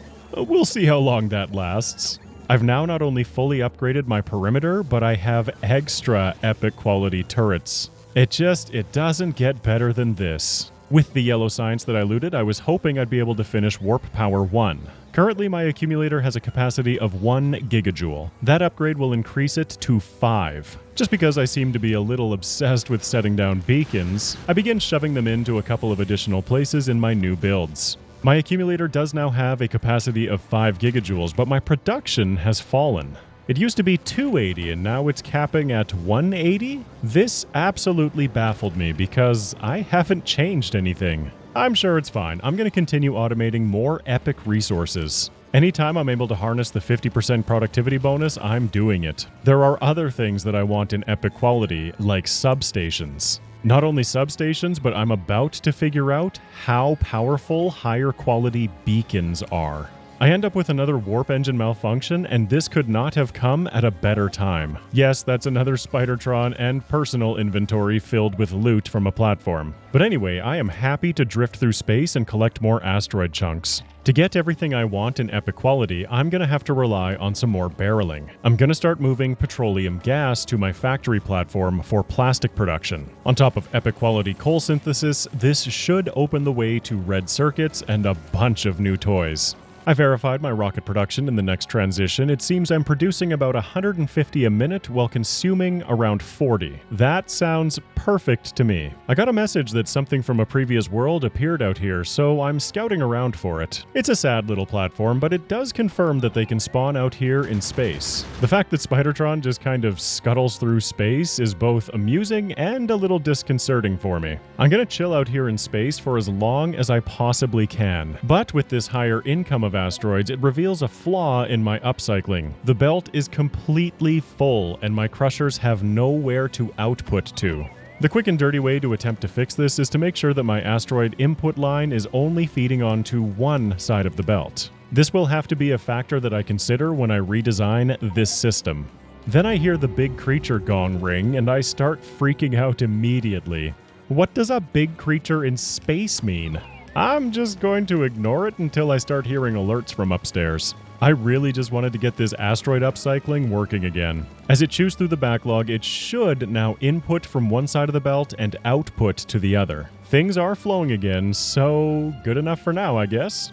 A technology that I usually want really badly, I've actually been putting off. I'm gonna get myself some mech armor. With my ability to simply walk over everything using Spidertron, I wasn't very motivated to get this. That is, until I wanted a larger equipment grid and larger inventory for myself. I also, as I approached the limits of my power grid, started eyeing up the next Warp Garden platform upgrade. Purple Science has completely stalled out again because I had random steel plates on the wrong side of the belt. Yep, this confirmed it. Nothing really seems to be breaking down here unless I touch it. Even full of speed modules, my iron production continues to struggle. That's a big reason why I've been building almost exclusively on the other side of the platform. I left myself plenty of room to double it up to 4 foundries. I'd left my yellow science alone for quite a while, not realizing just how much I had produced. I very quickly went from not having enough to having way too much. The reason I was completely out of it on my ground platform is because I didn't actually feed it up to the ground platform. Whoops, well, that's corrected now. Yep, that was a brilliant move. Yellow science is now flowing up here. Research resumes. What a Muppet move. After so much troubleshooting of why isn't this working? Me is why it's not working. Despite the amount that I'm collecting from the lootable platforms, I did re-automate metallurgic science. If I'm honest, I was mostly after the tungsten carbide. I'll need to craft more foundries, but first I'm gonna have to get to Vulcanus. Yeah, maybe if I click it a few more times it'll work. While looting another platform, I realized that while I can't pick up anything else on the platforms, I can pick up the chests. That's more free resources for me. Every time I find more agricultural science, I'm just bumping stronger explosives to the front of the queue. Once I chew through those science packs, I'll simply resume whatever else I was researching. As I watch my platform during the night cycle, it becomes quite obvious to me. For the first time in a very long time, my power is starting to really struggle. I also wanted to re-automate electromagnetic science, but I've kinda built myself into a corner here. Nothing a little bit of shuffling can't help solve. As I redesign this, I am making sure to add a bunch of additional pumps. The fluid mixing in pipes after warping is a perpetual issue, but with these pumps it resolves itself every time. Have I mentioned how nice it is to be able to survive more than a minute or two on Fulgora? This mod has had an interesting way of making me feel really confident about what I'm doing and then destroying that confidence and then rebuilding it again.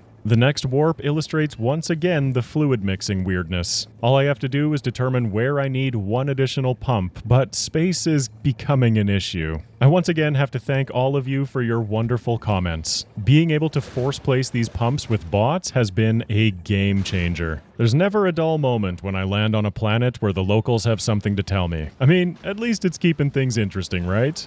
I was able to string both molten copper and iron over from my existing production. Now, metallurgic science and all of its components are fully automated. I also set the recipe for turbo belts, but again, I never once used them. And with productivity modules in everything, electromagnetic science is also fully automated.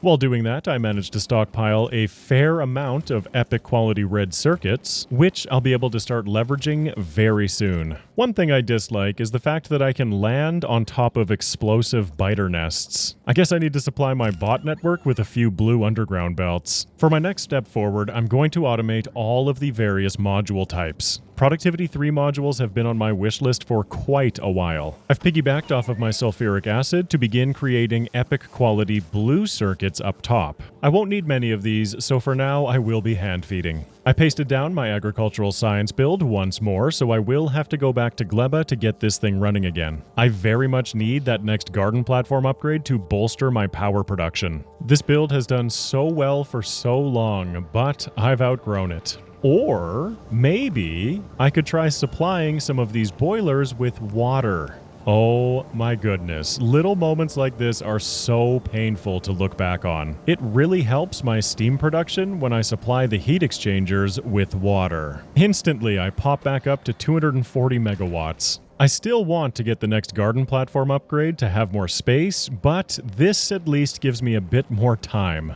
I am once again going to have to deconstruct the entire platform and then reconstruct it pretty much exactly as is. Gosh, it feels good to be able to harvest a whole bunch of scrap again. It relieves so much pressure from my raw resource demands. Oh yeah, I'm a professional. I should probably spread a few lamps through these builds. It really does make a big impact visually. With metallurgic science producing again, I can't believe I have not researched Speed Module 3s yet, and I'm also going to grab cliff explosives just for a little bit of quality of life. My carbon production is lacking on the garden floor, so I double it up. I kept going back and forth on how useful artillery would be for me. All the way until the end of the playthrough, I'm going to be saying yes, but wait. Yes, but wait. As I continue researching more damage upgrades, it's nice to see that I can now destroy an asteroid in 4 shots instead of 7. I am continuing to get stronger. While gathering resources on Nalvis, another big creature decided to come and play, but this one is ranged. While I have no problem dodging all of the shots, I do get a bit of a rude awakening. Just like the explosive biter nests, I can't be anywhere near these guys when they pop.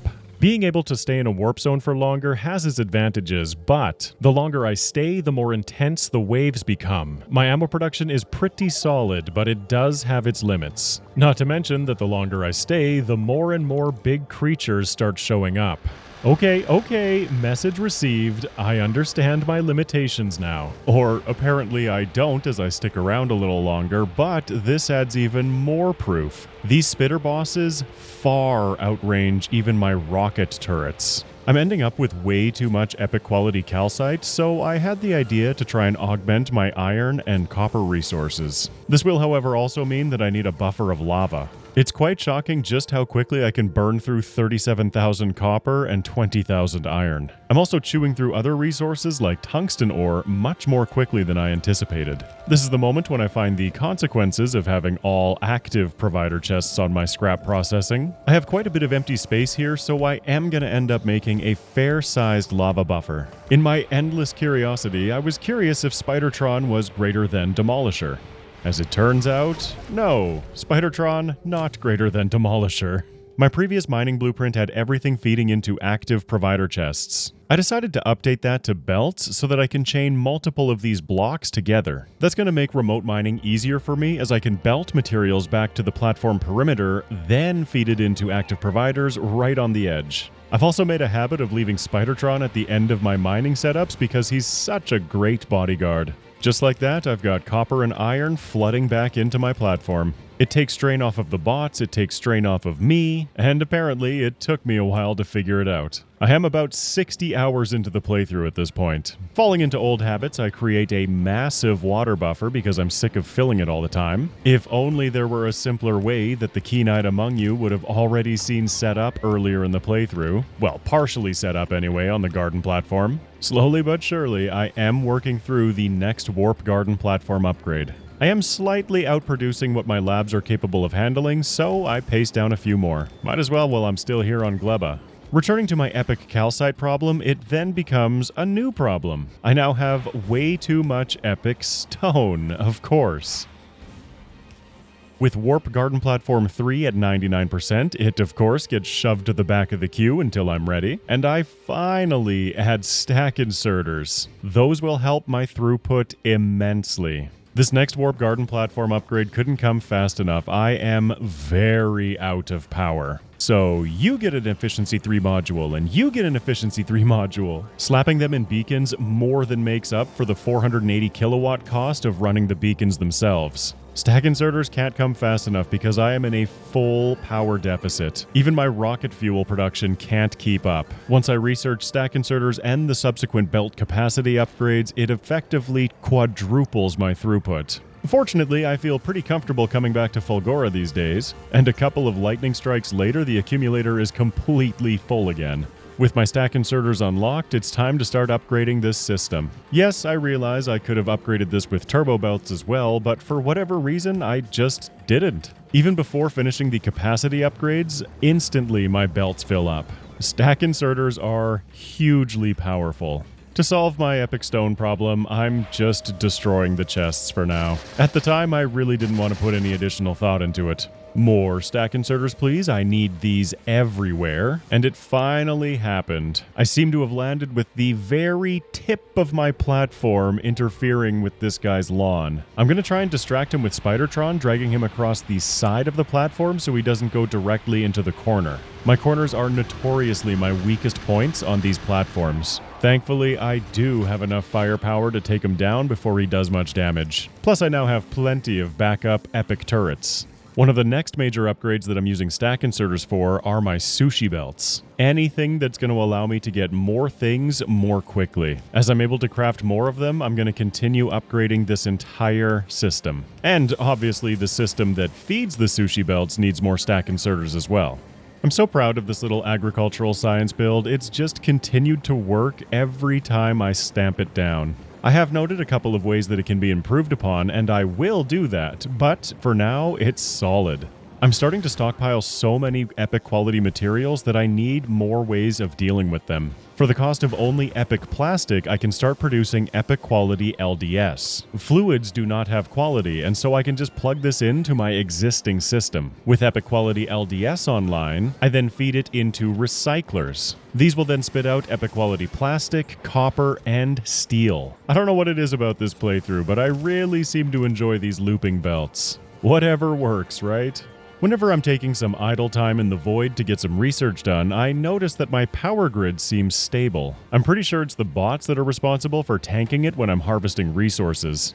At long last, it's time to finally get what I wanted so desperately when I first started playing Space Age. It's time to craft myself my mech armor. Right before committing to it, I stopped because I have another idea. Using some of this epic quality steel that I've been collecting, I wanted to try making my first epic quality beacons. Initially, I thought to myself, they're just better beacons with a better effect transmission. Little did I know that higher quality beacons also come with additional module slots. It also seems that epic quality 2 modules have more quality bonus than quality 3 modules. Gosh, I hope that made sense. To get epic quality 3 modules, I need epic quality holmium. That felt unrealistic, but this will suffice. I surround an assembling machine with as many epic quality beacons as I can fit. Then I'll craft as many epic quality 2 modules as I can. I'll also finally add some productivity modules to the garden platform. Looting these platforms is a real pain when they spawn in the middle of a forest. I'm just going to have my bots help me by destroying absolutely everything, and this is when I also realized that the bots can be assigned to pick up the chests. This was the start of an idea that I will end up elaborating on as I continue forward in the playthrough. Slowly but surely, I am preparing myself to attempt to get some high-quality mech armor. I'm also finally going to fix this active provider chest problem I have. I'm going to switch it to a storage chest with the inserter on the left pulling things into the recycler if it gets too full. I'm getting way too many gears. The good news is, after giving the stack inserters time to do their good work, my power is now stable again. They alone were able to increase my throughput enough that I am now positive on rocket fuel again. It all still needs upgrading, but at least that bought me a little bit more time. As far as research goes, I've just been keeping the platform busy with things like mining productivity and, of course, more damage upgrades. I've also queued up Tesla turrets, which I am definitely going to want for my final defenses. I finally crafted some of the epic quality substations I wanted, but I doubt they're going to be very useful until the last platform upgrade. They have quite a bit more transmission range than the base quality substations, but again, everything on this platform is kind of already built. I will be doing one more pretty much complete overhaul before the end. Thinking about other great things to have in quality, epic quality roboports felt appropriate. I also realized to help mitigate my problems on the garden floor, I should have queued up rocket fuel productivity and plastic productivity forever ago. That'll help reduce some of the stress down there. I'll also start grabbing some levels in asteroid processing productivity. At this point in the playthrough, I was toying with the idea of converting everything on the base, including science production, into quality. We'll see how that pans out as I progress towards the endgame.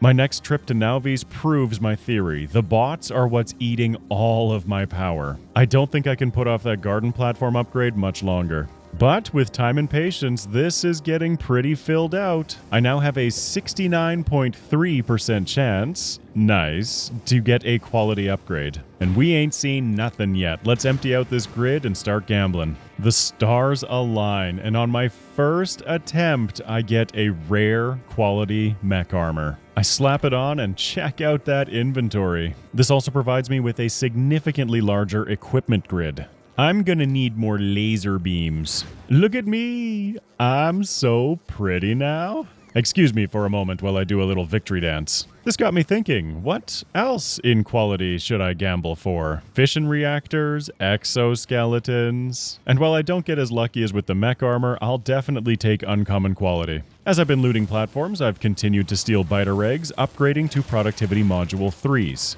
I had to keep myself busy somehow as all this stuff crafted. I must have been really lucky getting that rare quality mech armor because I did not see another rare item pop up. For my own grid anyway. For Spidertron, he got both a rare and an epic quality exoskeleton. This got me thinking, why not try for a higher quality Spidertron as well? I can't believe I'm saying this, but for the second time on a pivotal piece of equipment, I get a rare quality. This is old Spidertron, and this is new Spidertron. Just like my mech armor, the inventory size and the grid sizes are both much larger. I'll start filling up that grid with goodies and take this bad boy for a spin. And look at that, just in time. Something from a past world has appeared. Fwahahaha, bow to the superior might of rare Spidertron. It was then that I finally realized there are more module slots in these beacons. I can push this quality build so much further than its current form. I love that all of these modules are made from stolen eggs, and I still have too many eggs, so I'm just gonna deal with them like the stone. Epic quality substations are alright, but epic quality big electric poles allow me to reach a lot further. My new problem with the epic build is that I now have far too much epic quality ice. I guess I'll just turn it into water. I finished filling out the last of the quality modules into these beacons, and I now have a 150% chance for a quality upgrade.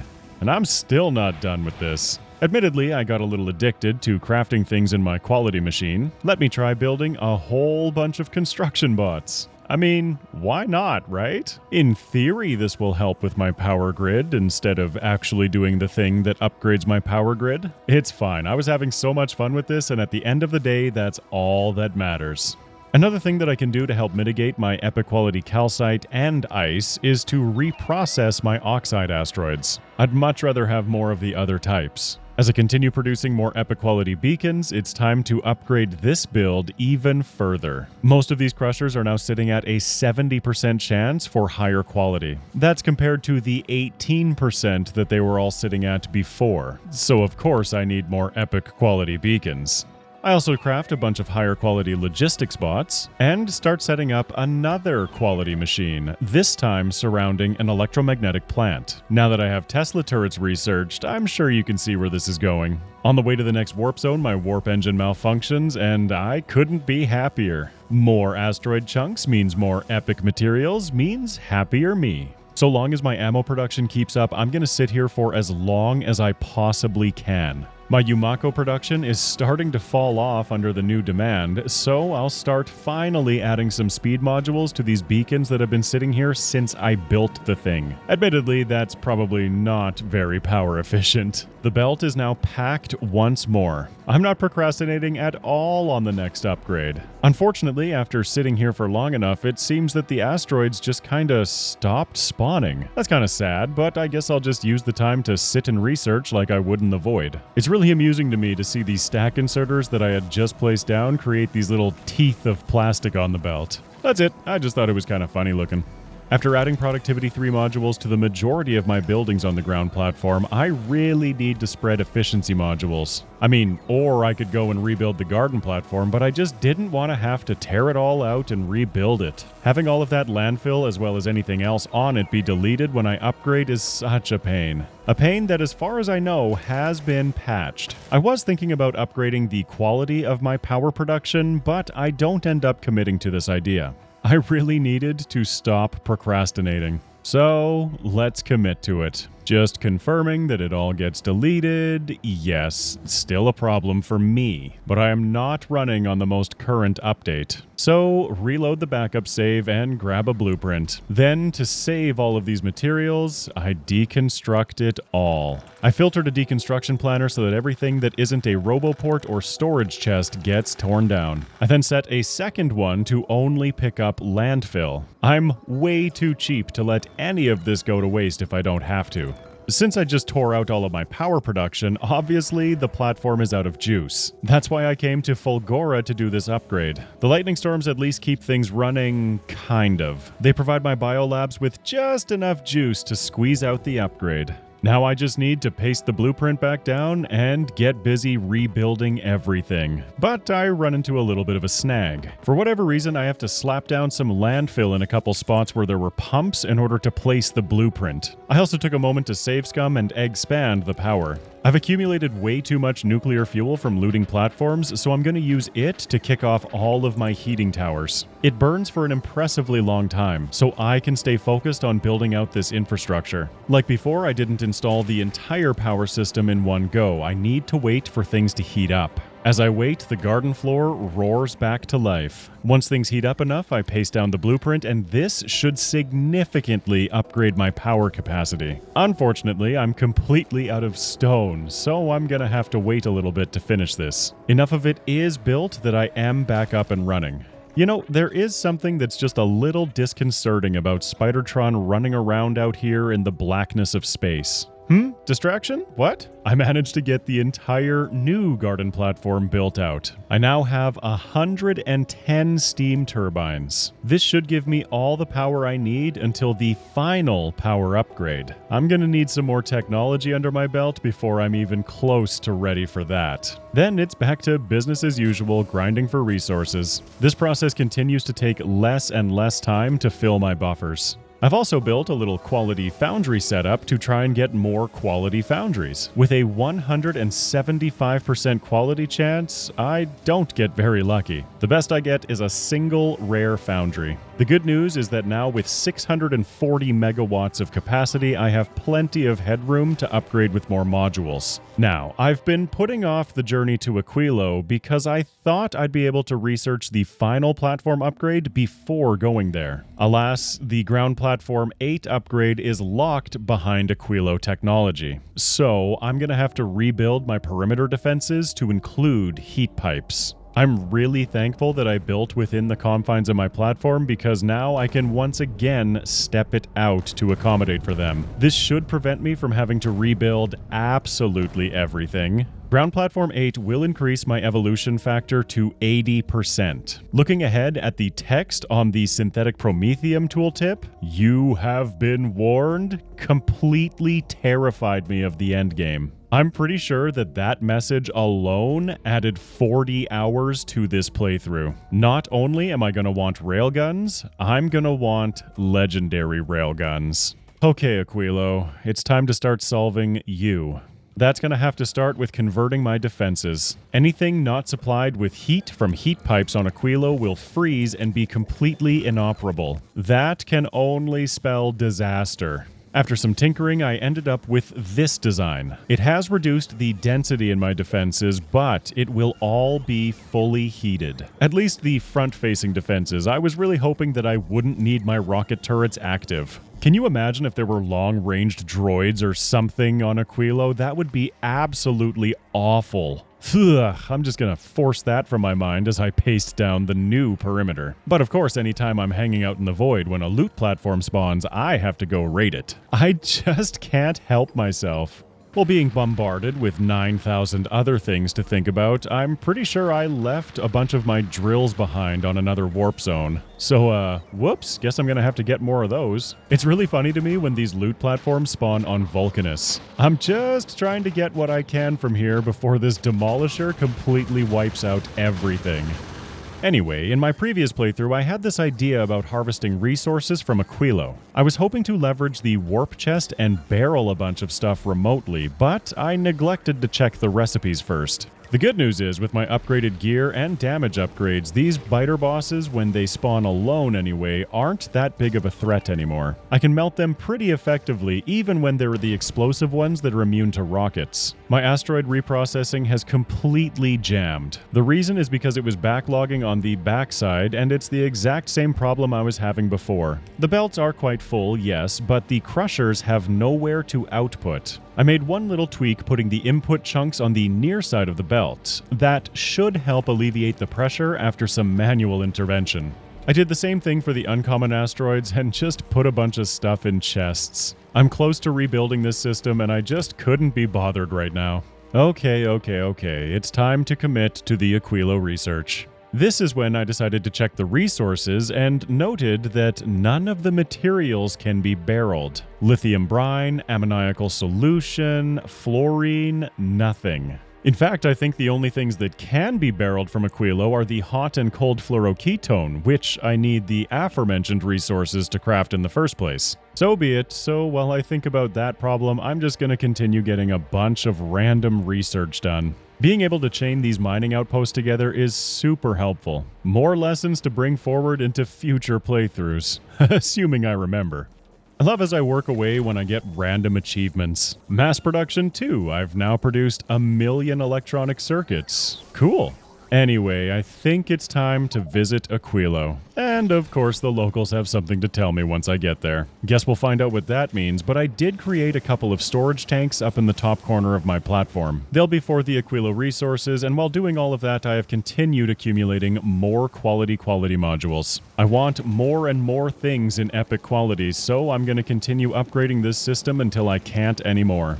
Okay, most of the platform is frozen, but the perimeter is not. Most of my time in this first trip is just going to be spent scooting around with Spidertron and my personal bots gathering resources. This unlocks the lithium processing technology, leading me towards cryogenic plants. I'm also gathering a bunch of ice platforms, which are going to be crucial for building anything on this planet. I was hopeful that I wouldn't have to waste time automating ice platforms and simply gather everything that I need. I set up another looping belt, this time processing all of the lithium I just gathered. Do I even need to say it anymore? Productivity modules in everything. I'm getting pretty tight on space down here, but I have continued automating more epic quality things. Assembling machine 3s should make a pretty big difference down here, but I still have way too many epic resources. I need to build more things to keep these belts flowing. So, how about a whole bunch of epic quality crushers? That will also help to augment the production that I already seem to have too much of. This is only temporary down here. What I'm really aiming for with this build is a spot to craft cryogenic plants. I saw no reason to not at least attempt to get these in higher quality. They'll open the doors to cryogenic science as well as the final 2 warp platform upgrades. With all of the damage upgrades that I've researched, I'm also no longer using rockets to raid platforms. My personal laser defenses are more than adequate. With the technologies unlocked, I find even more motivation to continue looting these platforms. I can find lithium on them, and once I have the technology unlocked, I will be able to find cryogenic science packs. This asteroid system is so backlogged at this point, I didn't really see another option. Say goodbye to 4 chests full of epic materials.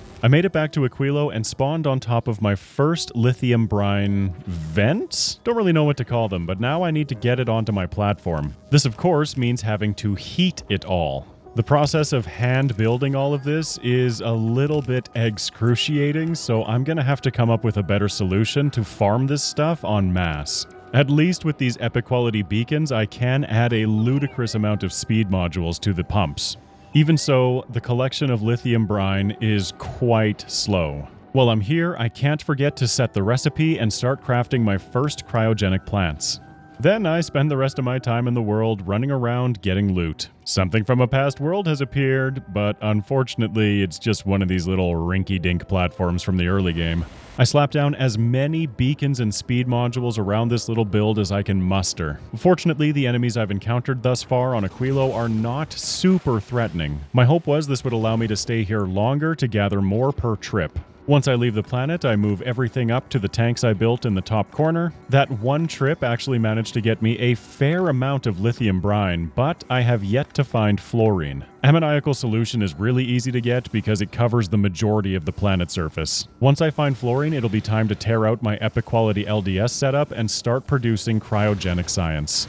I have another bone to pick here. Why are the demolishers so upset when I build on their lawn, and yet all of these explosive biters are allowed to camp out? Come on, man, why aren't you going all Clint Eastwood on them? With quality on my mind, I had another idea. What if I get quality seeds for my garden platform? I had dreams of full production chains, all legendary quality. But after a quick bit of research, that is not how it works. I guess I can understand the design choice. It would be very overpowered. Even so, I'm not doing much with these seeds anyway. I can't always belt the resources that I'm gathering all the way back to my platform, and so I am still getting them manually. I am very thankful for my larger Spidertron inventory as well as my own. Back on Aquilo, I spawn right next to a single tiny little fluorine vent. There are more a little further away, but when you're dealing with heat mechanics, that felt forever away. So I am going to pump this little fluorine vent for all that it's worth. I'm not going to come out with huge amounts of fluorine, but it should be enough to at least start my production.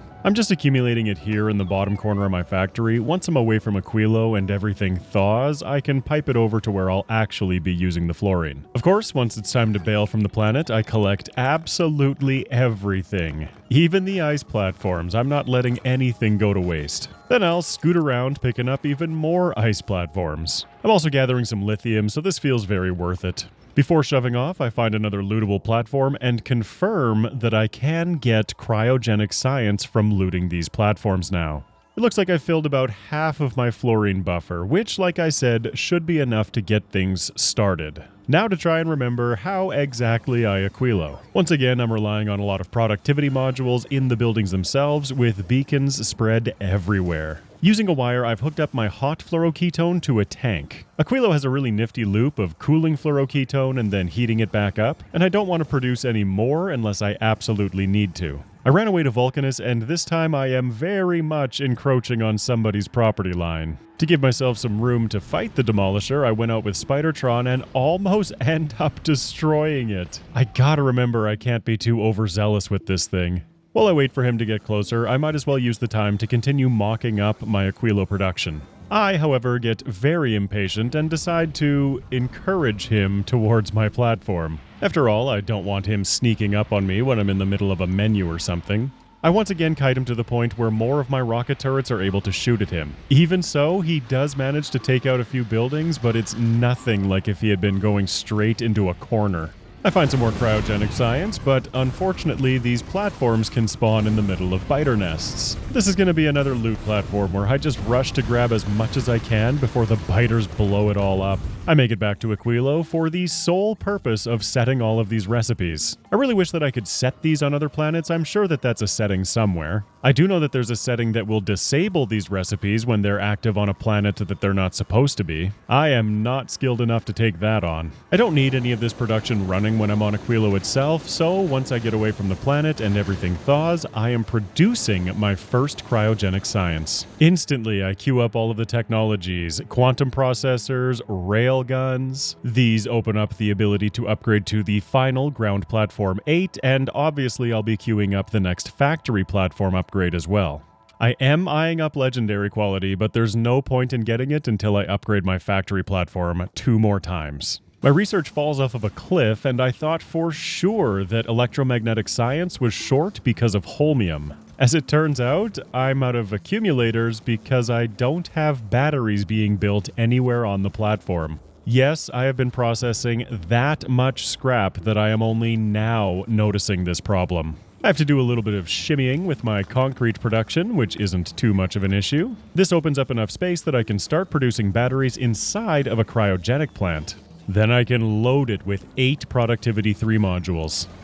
As I research through a few of these technologies, I am adding a few more to the wish list. Fusion power is absolutely 100% going to be my endgame power solution. And because I couldn't help myself, of course I'm grabbing legendary quality. That's not going to cause me any problems. Speaking of my power, it is falling behind ever so slightly, so I'm going to add another agricultural tower. This is just going to be bot-fed, nothing fancy, and it isn't even going to be utilizing the entire grow area. I just need a touch more Yumako coming into the system. Out of curiosity, I checked for another garden platform upgrade, but that will require Promethium. I'm also grabbing the final warp power upgrade, which will increase my capacity from 5 to 25 gigajoules. In Warp Zone 335, I'm given a hydration reminder. 335 warp zones, and I'm still forgetting what I discovered about water in the last playthrough.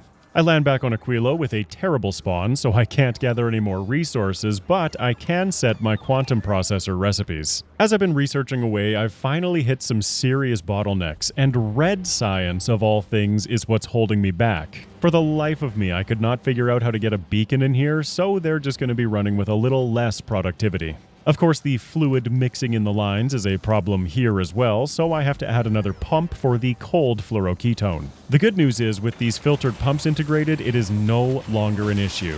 I've also been doing the Warptorio thing of shimmying and redesigning small parts of my factory to attempt to fit in more beacons. I only have so much space to work in here, I have to make the most out of it. Purple science is now falling behind, so just like red science, I'm pulling out a productivity module in favor of a speed. I just need to push through this. Something that will absolutely solve any problems I have with demolishers on Vulcanus is getting myself a personal railgun. Of course, I'm aiming for the highest quality possible. I produce 3 commons and 1 rare, so I guess the YouTuber luck is still strong with me. With this setup now, I think it's only appropriate that I start producing the big boy railguns. With their high physical damage and a range of 60 at legendary quality, these are going to be integral to my final perimeter defenses. On top of the fusion reactors, I'm also going to be grabbing the portable fusion reactor. My character and my future Spidertrons are going to want all the power they can get. With a 175.2% chance to get a quality item, I start producing all of the railguns. I'm going to be aiming for about 100 of these. I had no idea how many I would actually need, but that felt like a good number. As is tradition, I get 99% of my next Warp Factory platform upgrade completed and shimmy it to the end. I want to be absolutely sure I'm ready. To augment my raw resource buffers, I have started creating epic quality chests. They allow me to store significantly more items. Anytime I land on Fulgora, it's a full effort from both my bots and myself. I'm doing my best to fill my now larger scrap buffers so that I don't have to worry about these things ever sitting idle. I gather 126,000 scrap in a single trip. That should keep the recyclers busy for a few minutes. I then noticed the problem with researching legendary quality before I was ready for it. My epic quality system is now completely clogged with legendary quality asteroid chunks. Don't! I should have seen that one coming, so I just threw them all into a chest. Nothing bad ever comes from just throwing it all into a chest, right? Totally ignoring the fact that I now have a railgun, I play Catch Me one final time with a demolisher. It's a wonder I ever get anything done. Catch me. Catch me. Catch me. Come on, catch me. Catch me. Come on, catch me. Catch me.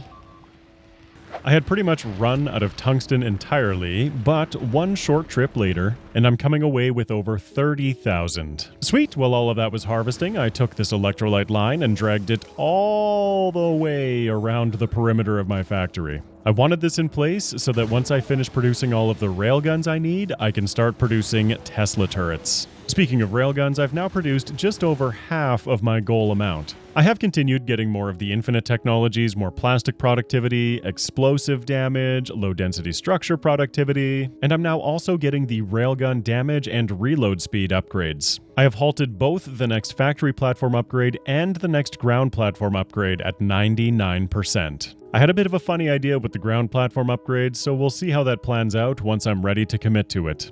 Another resource I'm now able to gather from these platforms are fusion power cells. Another resource I'll never have to produce myself. On top of recycler productivity, I'm also grabbing captive biter spawner. I'm aiming at Tesla turrets, so I'll also need electric weapon damage, anything to keep the factory busy while I delay my upgrades. And the resource grind continues. I'm so proud of myself for having these heat pipes stick right to the edge of the platform. It's making my gathering of Aquilo resources so much easier. With the upgrades that I made to my garden platform, power is holding steady, now with my 25 gigajoule capacity. I also had another funny idea. I'm gonna grab fish breeding, something I have never once used in Factorio. I was thinking about creating a full army of Spidertrons to defend my perimeter, but I never end up committing to this idea. In theory anyway, these new defenses should be sufficient. I was still kind of infatuated with the idea of having like 100 Spidertrons peppered around the entire perimeter of my base, but I don't know, it just didn't feel worth it.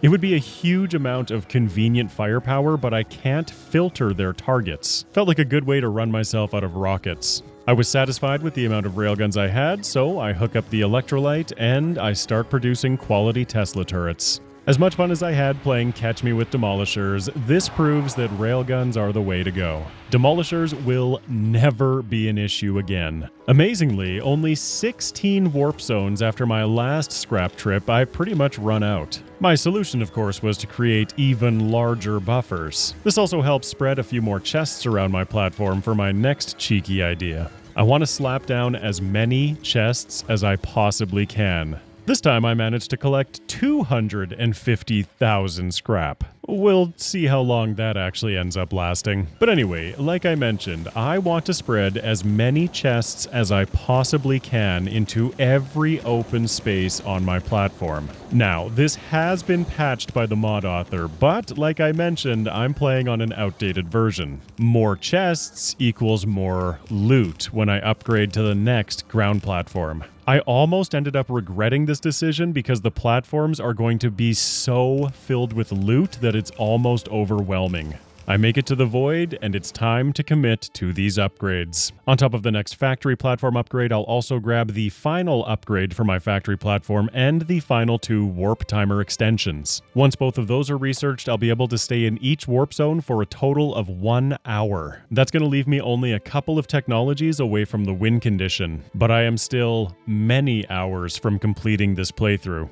There's factory platform 5. And the final ground platform upgrade. This platform now feels monstrous, and I have a huge task ahead of me. The final redesign, which of course means now stripping out all of these chests that I placed down. I'll get back to that. I was way too pumped about designing the next perimeter. Even without bringing these to legendary quality, I have so much more range from my defenses. While this will be the final design, these are not the final defenses. Then it's time to tear out everything I dislike about my previous design and rebuild it all. I couldn't help myself, I had a vision. That vision looks a little bit more like this. I incorporated way too many beacons, but it made me happy. I've also converted every single recipe that could be produced in cryogenic plants to doing so. Above all else, I wanted maximum productivity. I'm also preparing myself for my next factory platform upgrade by barreling a bunch of materials up here. Petroleum gas, sulfuric acid, water, lubricant, I need it all. I am leaving myself a little bit of space around the perimeter just in case I need it. On top of that, I've changed how I'm buffering my fluids. Heavy oil will now be stored in barrels, which will be stored in chests. This will significantly increase my storage density for these fluids. And that's using normal quality chests. By the time I upgrade to epic or even legendary chests, my fluid buffers will be gigantic in comparison. I've also been smarter about how I'm routing my fluids, with these 2 pipes being ready for electromagnetic science. Not a moment later, for all of you, I whip that up and I have new scrap recycling placed down as well. This time I tried to localize the entire buffer instead of having scrap chests littered all over my platform. I've also completely revamped how I'm sorting everything that comes out of scrap production. The resources are being split off into storage chests, and then if those are full, it all gets looped back into the same recyclers. After so many hours of service, I can finally tear out this old recycling system. It served me well, and in doing so also revealed a couple of design flaws. It's all about that iterative learning.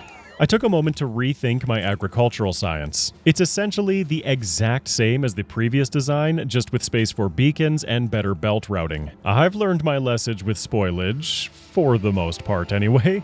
Next, I re-automate metallurgic science, again being very clever about where I'm placing things. This should be one of the last things that I need that requires sulfuric acid. It's all very compact and all very clean, and I'm very proud of this final design, even though it's taking hours of save scumming in the void to put together.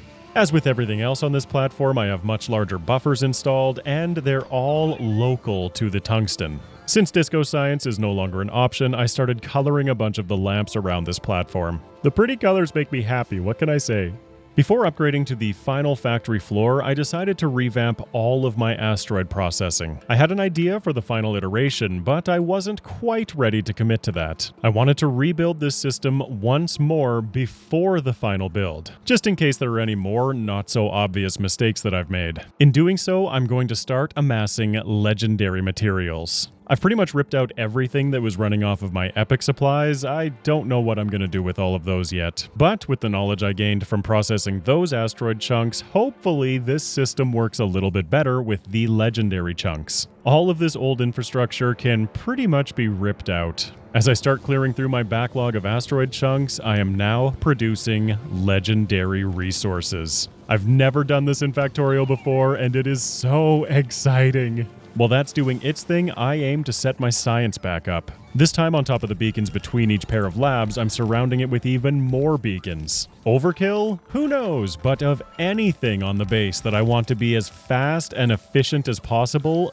this is it. As usual, I have been diligent about keeping backup saves, and my warp transitions are not particularly comfortable. As such, I've peppered a bunch of rocket turrets all over the perimeter. At first, I intended them to be a temporary measure, but they will be fully incorporated into the defenses before the end of the game. As incredible as the railguns are, they do have weaknesses. Shooting speed being probably the most glaring one. I can now transition safely, but it's getting pretty dicey. I've converted the water buffer to be the same as the oil buffer, and like a fool, I am still relying on water from external sources.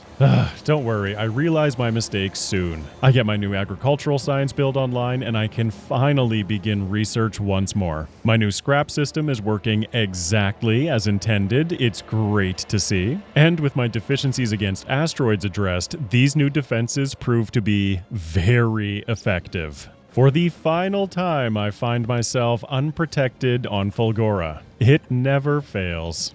I found myself curious if lightning collectors would be a better solution. They're obviously superior to lightning rods in every way, aside from the fact that they are a 2x2 footprint instead of a single tile. In this new design, there are very few areas I can squeeze 2x2 things in. Now for the real test, these droids, who get absolutely wrecked. It feels good. These warp transitions are still very dicey feeling, but I am not sustaining any damage. As I progress towards the win condition, I will be honing these defenses in until the point that I feel very comfortable. I've also continued expanding my legendary materials. I want everything producing down here. This is why I wanted all of those various fluids coming from the ground platform. Fluid materials do not have quality, and so it made no sense to me to process them all locally. I continue automating every single resource type that I can in legendary quality. Like I mentioned, I still have one more factory floor upgrade to do, and this is all just testing. I mean, sure, I'm picking up a few new toys along the way, but the main purpose is ensuring that my final build will be as quality as what it produces.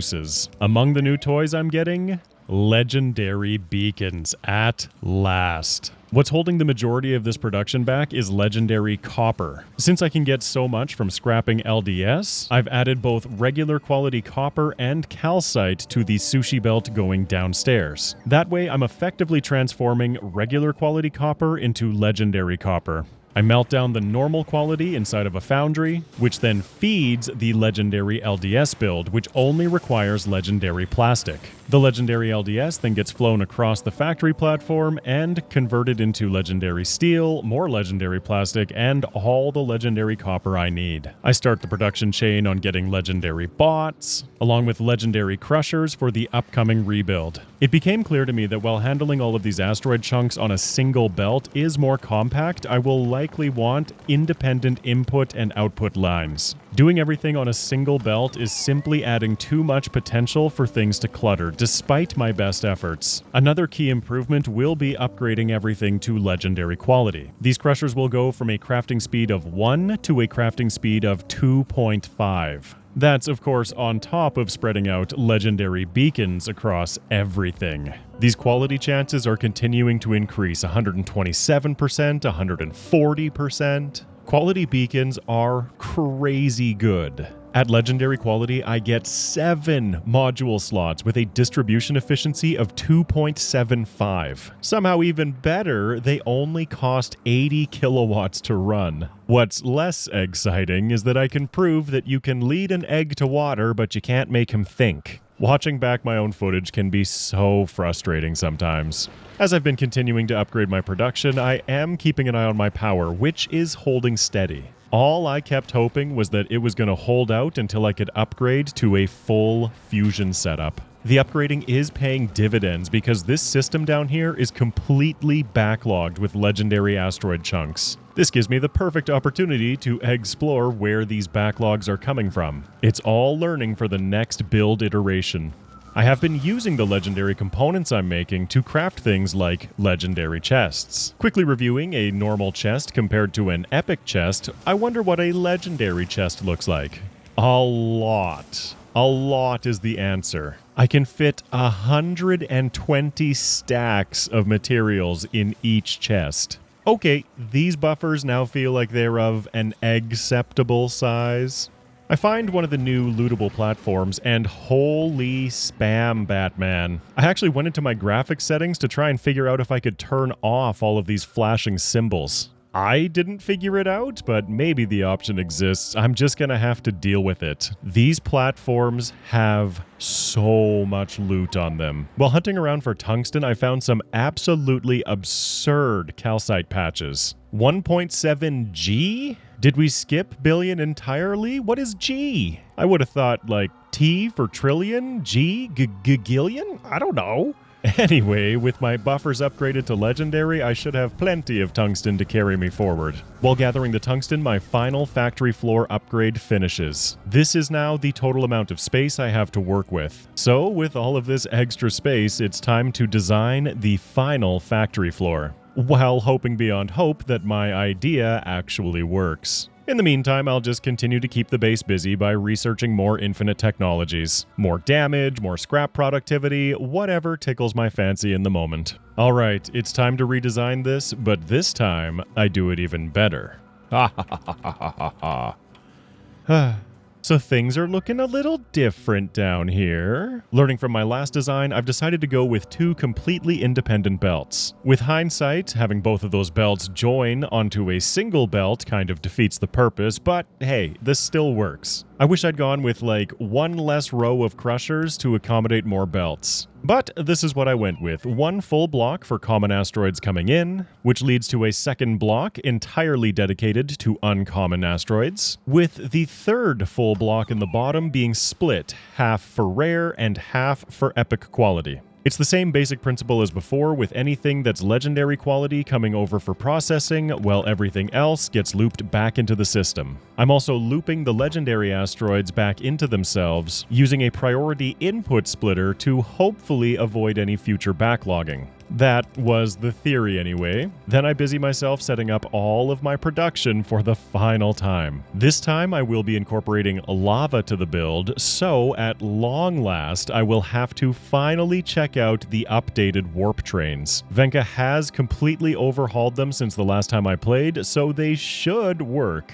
My build was ambitious enough that I actually don't have the materials required to even get it started. I'm going to be cutting out about half of each of these blocks so that I can get the build running before filling it out completely. I need more legendary, well, everything actually to finish this build. Crushers, beacons, assembling machines, you name it. One modification I had to make was modifying the inserter at the end of the input belts. Since I can only have 2 crushers at the end of the line, I needed an inserter at the end to loop the 3rd asteroid type plus any higher quality chunks that come down the line back into the system. That should keep the belts flowing. So far so good, this is all working exactly as planned. My goal down here is to build all of the science that I possibly can in legendary quality. At first, I was unsure if I could squeeze in purple and military science because I didn't want to put all of my eggs in one basket. I hadn't tested the warp trains yet, and lava from them is my path to legendary stone. Also, as you can see in my storage chests at the bottom left there, I had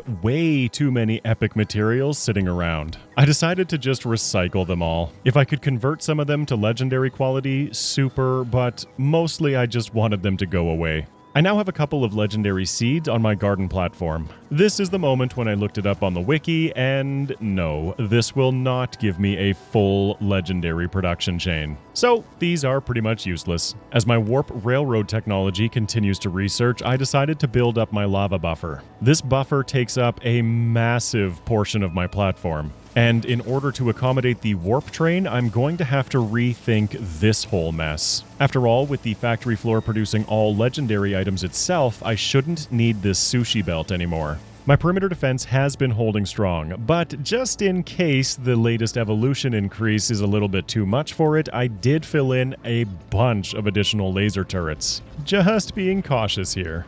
Meanwhile, on the factory floor, I have started to produce my first legendary science packs. Each of these is worth 6 of the base quality packs.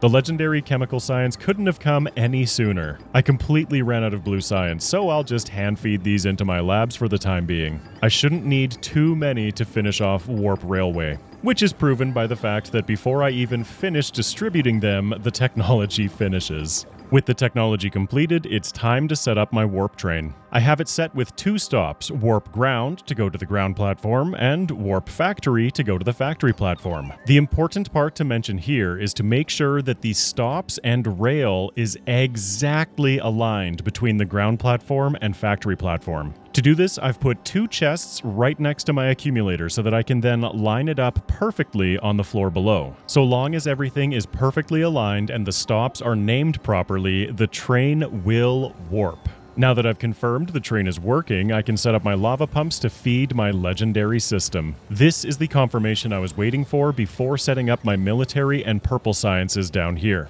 I can now produce every single vanilla science pack in legendary quality. I've been becoming increasingly lazy with looting these platforms. These days, I'm just using my Spidertron remote to queue him up to run around the platform a few times and destroy everything before I head down myself. I'm getting absurd amount of loots from these platforms, and I will get even lazier in my approach. Wait, smarter, not lazier. Yeah, that's what we'll call it. I only seem to be looting base quality resources, so I am going to keep 2 of my biolabs with normal quality science in the requester chests. Every other lab will be set to utilize the legendary packs from the factory floor. Electromagnetic, metallurgic, cryogenic, and promethium science will all remain in base quality, being produced on the ground platform. As I continue gathering more legendary buildings, I will continue spreading them throughout my builds, and slowly but surely I will be filling in the entire factory floor with as much legendary quality as I possibly can. While doing so, it became painfully clear to me that this lava buffer is not big enough. I am chewing through lava. Just in case, I decided to add some buffer chests to my raw asteroid chunks coming in. This is also in preparation for promethium asteroid chunks, which I thought I would be dealing with before long.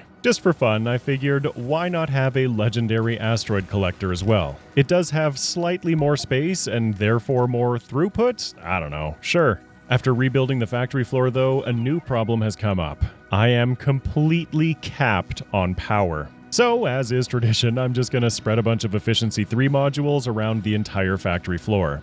Hopefully, this mitigates my power problems until I'm ready to commit to fusion power. I did encounter one issue with my warp train. It works flawlessly every single time except when I'm transitioning through space. For whatever reason, it can't seem to find the ground platform during this transition. Once I land back on a planet though, I can resume the schedule and it works perfectly. Once again, I'll mention that I am running on an outdated version, so this is probably fixed by now. I decided to grab another quality of life technology, foundations. These will make gathering resources from Fulgora, Vulcanus, and Aquilo much more palatable. I didn't see a good path to getting legendary holmium, and so I set up this monstrosity. It's essentially a giant gambling machine, starting at base quality Tesla turrets and then recycling them with every part of the production chain having more quality modules. As materials cycle through, I'll either get legendary Tesla turrets or I'll recycle the legendary materials needed to craft them on their own. Then, as I craft them, I continue spreading more legendary buildings around. I'm building legendary electric smelters anyway for purple science, I might as well use them. Piggybacking off of my fluoroketone, I set up a quick and dirty foundation automation. This is all I'll ever need. I continue filling out the factory platform, hitting new milestones like producing 25,000 advanced circuits per hour. Nifty.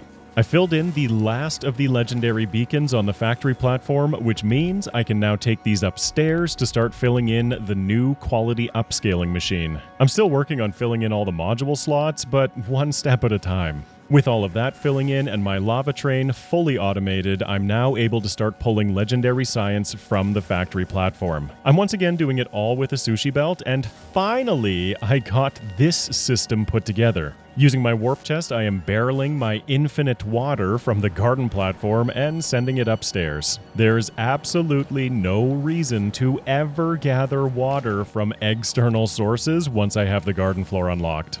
A disadvantage to having railguns as my main perimeter defenses is that they rip through everything, including my own miners. Thank you, Bouncertron, for keeping everything safe. I have been continuing to help the bots manually pull scrap onto the platform. Sometimes it's nice to do something mindless like this for a couple minutes. Eventually, I encounter spitter bosses, which reveal a flaw in my current defenses. Currently, I don't have any legendary railguns, and so these spitter bosses are outranging my defenses. I will be upcycling railguns using the same method that I'm currently using to upcycle Tesla turrets. Speaking of, they now have a 179% chance of a quality outcome. This isn't exactly going to be moving at blazing speeds, but it will get the job done. Unfortunately, in the meantime, I'm going to have to help out my defenses with these bosses, which means putting myself into the line of fire from time to time. It's so painful how slow I walk without my mech suit. I'll just pause here for a moment as the railguns take care of that wave before attempting to collect my body. It wasn't that biter boss that knocked me down, it was friendly fire from the railguns. I also decided to add a second molten copper foundry down here. One will operate off of legendary calcite and lava, while the other, just like before, operates off of base quality copper and calcite. My system was starting to backlog simply because of the lack of molten copper. This should resolve that issue. Now, I have another bone to pick. Like I complained about before, storage tanks in legendary quality do not have increased storage, so why do fluid wagons at legendary quality have increased storage? This gave me a bit of a fun idea, but I'll come back to that. My Tesla turret upcycling was running painfully slow. With how much of a quality boost I'm getting, I was able to work in some speed modules. Even with the speed modules decreasing my chance for a quality result, I still have a 132% chance. The upside being that this is now working much more quickly. I've accumulated 21 legendary Tesla turrets so far. The best part about having the defenses built already is I simply have to count how many turrets I actually need. Before I was just guessing. My previous guesstimate of getting around 100 was actually pretty close. I am also going to be overproducing slightly in case any get destroyed. At long last, I have finished filling in every single module slot for this quality upcycling. I was so relieved that this build was working as well as I'd hoped it would. With all of the bot activity on my platform, especially when I'm harvesting raw resources, my power has become a big issue. Before pursuing my legendary railguns, I think I'm gonna have to go after fusion. To help with my legendary production, I'm grabbing more levels of LDS productivity. Recycling LDS has become my primary source of legendary copper, and I'll also grab a bunch of processing unit productivity. More material out for the same material in. As it turns out, I actually need even more legendary asteroid processing. It's a really good problem to have, especially when so many of my buffers are already completely filled.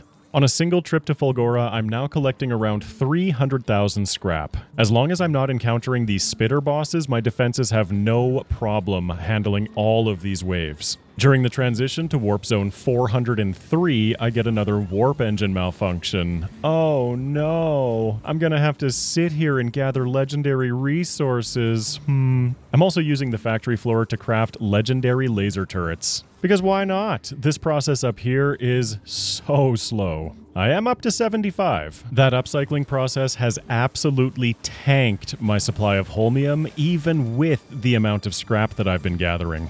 Come on, recyclers, work faster. As I fill in the last of the space on my factory platform, I decided to get even more legendary items. Legendary inserters might be another solution to helping my throughput. Plus, you know, why not? I'm able to craft all the way up to bulk inserters without issue. I stopped there because I didn't want to muck around with trying to get legendary jelly. On top of those, I'm also going to be getting legendary bots, both construction and logistic. These will also help my throughput. Legendary bots are pretty much better in every way that matters. I was hoping, since they're able to move more efficiently, that this would also help with my power problems, which have slightly improved. I'll be addressing them next, because after setting up a quick upgrade planner to upgrade all of my Tesla turrets to legendary quality, I can upgrade the entire perimeter in one go. Now I'll be able to convert my quality upcycling build to focus on fusion components. Legendary Tesla turrets come with more range and a higher chance to fork between enemies. More health too, which will be nifty for those spitter bosses. Unfortunately, they don't help at all during my asteroid transitions. That was very close on this corner. That's something you don't see every day. There's a couple of demolishers out there in space. That's interesting. Legendary inserters have a much faster rotation speed. I lined them up across my entire scrap build, which does significantly increase the speed at which I'm feeding materials to the recyclers. More holmium, please. That's really what I'm after here. The last bit of space on my factory platform, I commit to making a few legendary fluid wagons. I'll be revisiting these as part of my next idea. For now, my focus remains on getting to fusion power. I make it back to Aquilo to set all of the recipes and begin the process of upcycling to legendary fusion reactors and generators. As I continue upgrading my bot network, this becomes a bit more viable. Why loot everything with Spidertron and my hands when I can just assign my bots to do it all for me? Unfortunately, it floods my platform with a bunch of stuff I don't want. I wasn't expecting that many biter eggs to come in, so whoops, I guess I'll just place all of these biter spawners out here. Once they spoil, my railguns will greet them for me. In what felt like no time, I got all of the fusion reactors that I will need. And then some. It's time to start producing the fusion generators. Using foundations, gathering oil from Fulgora has become a cinch. I can place pipes and pumps anywhere I want, making this process much more streamlined. Which, speaking of, why don't I have legendary pumps? Sure, let's craft a bunch of those. This system has just continued to flow. It's so nice to see. Did I take things a little too far in this endgame? Maybe, but I'm having fun and I hope it makes for a good video. Unfortunately, I seem to have lost Spidertron somewhere. That makes me sad. I guess I'll just have to craft a legendary one. Since I have infinite water now coming from the basement, I convert the entire buffer to heavy oil. It's a little excessive perhaps, but whatever, I don't want to run out. Here I did use my speed up slow down mod for a little bit of cheese. This is not the footage slowed down, this is the speed at which I'm playing the game, 10% of normal speed. This huge asteroid is coming in hot and I didn't want to lose either the railguns or the legendary Teslas which I just slaved over getting. While I'm unable to prevent the impact itself, I can save a couple of materials here. The asteroid strikes, leaving a nice hole in the corner of my platform, which I can quite easily fix using the repair technology. While that researches, I can quickly grab a copy of another corner and paste it right back down as I stay at 10% speed. All better, no worries, tee-hee-hee. I've also at this point upgraded the majority of my bot network to using legendary bots. What can I say? That "you have been warned" message, along with losing a corner of my platform just now, really scared me. I wanted to make sure that I was fully prepared before committing to the final technologies. The unfortunate part of upcycling fusion components is that I need a ton of resources from Aquilo. I had started to notice that I was landing on the same planets over and over. Not the same planet entirely, but the same layout of planet. Maybe I can blueprint something? I mean, for fluorine and lithium brine anyway. Obviously, ammoniacal solution is super easy to gather, especially with the use of platforms. I'm currently using the same trick of gathering into whatever tanks I can get heat to on the planet itself and then moving it all over to the actual buffer. It's by no means an elegant solution, but it's keeping this upcycling running. After my problems against the huge asteroids, I decided to make some modifications to my target priorities. With legendary Teslas on the platform now, I saw no need for the railguns to fire at most things. I can reserve their firepower for the bosses and huge asteroids, hopefully keeping my mining operations a bit safer. Anyway, back to my lava idea. This single railcar fits 312,000 units of fluid. This entire block has like 500,000. So I decided to convert my lava buffer into legendary quality fluid wagons. I came up with this over-elaborate system of trying to turn the pumps on either side of the wagons on and off based on demand. It started with monitoring the input tank, which would get stuck. Let's take a moment to highlight the old footprint versus the new footprint. With less space and room to expand to the left, I now hold more fluid than I did with the entire tank setup on the other side of the platform. So we can kiss all of this goodbye and open up a new line of space for more quality upcycling. Expanding this system is as easy as adding another fluid wagon. Cool. Now with all that room for upcycling, I decided to start working on my fish farming. What can I say? I miss my buddy Spidertron. I set up the exact same upcycling setup that I was using for Teslas and fusion power. The fusion upcycling, which continues to run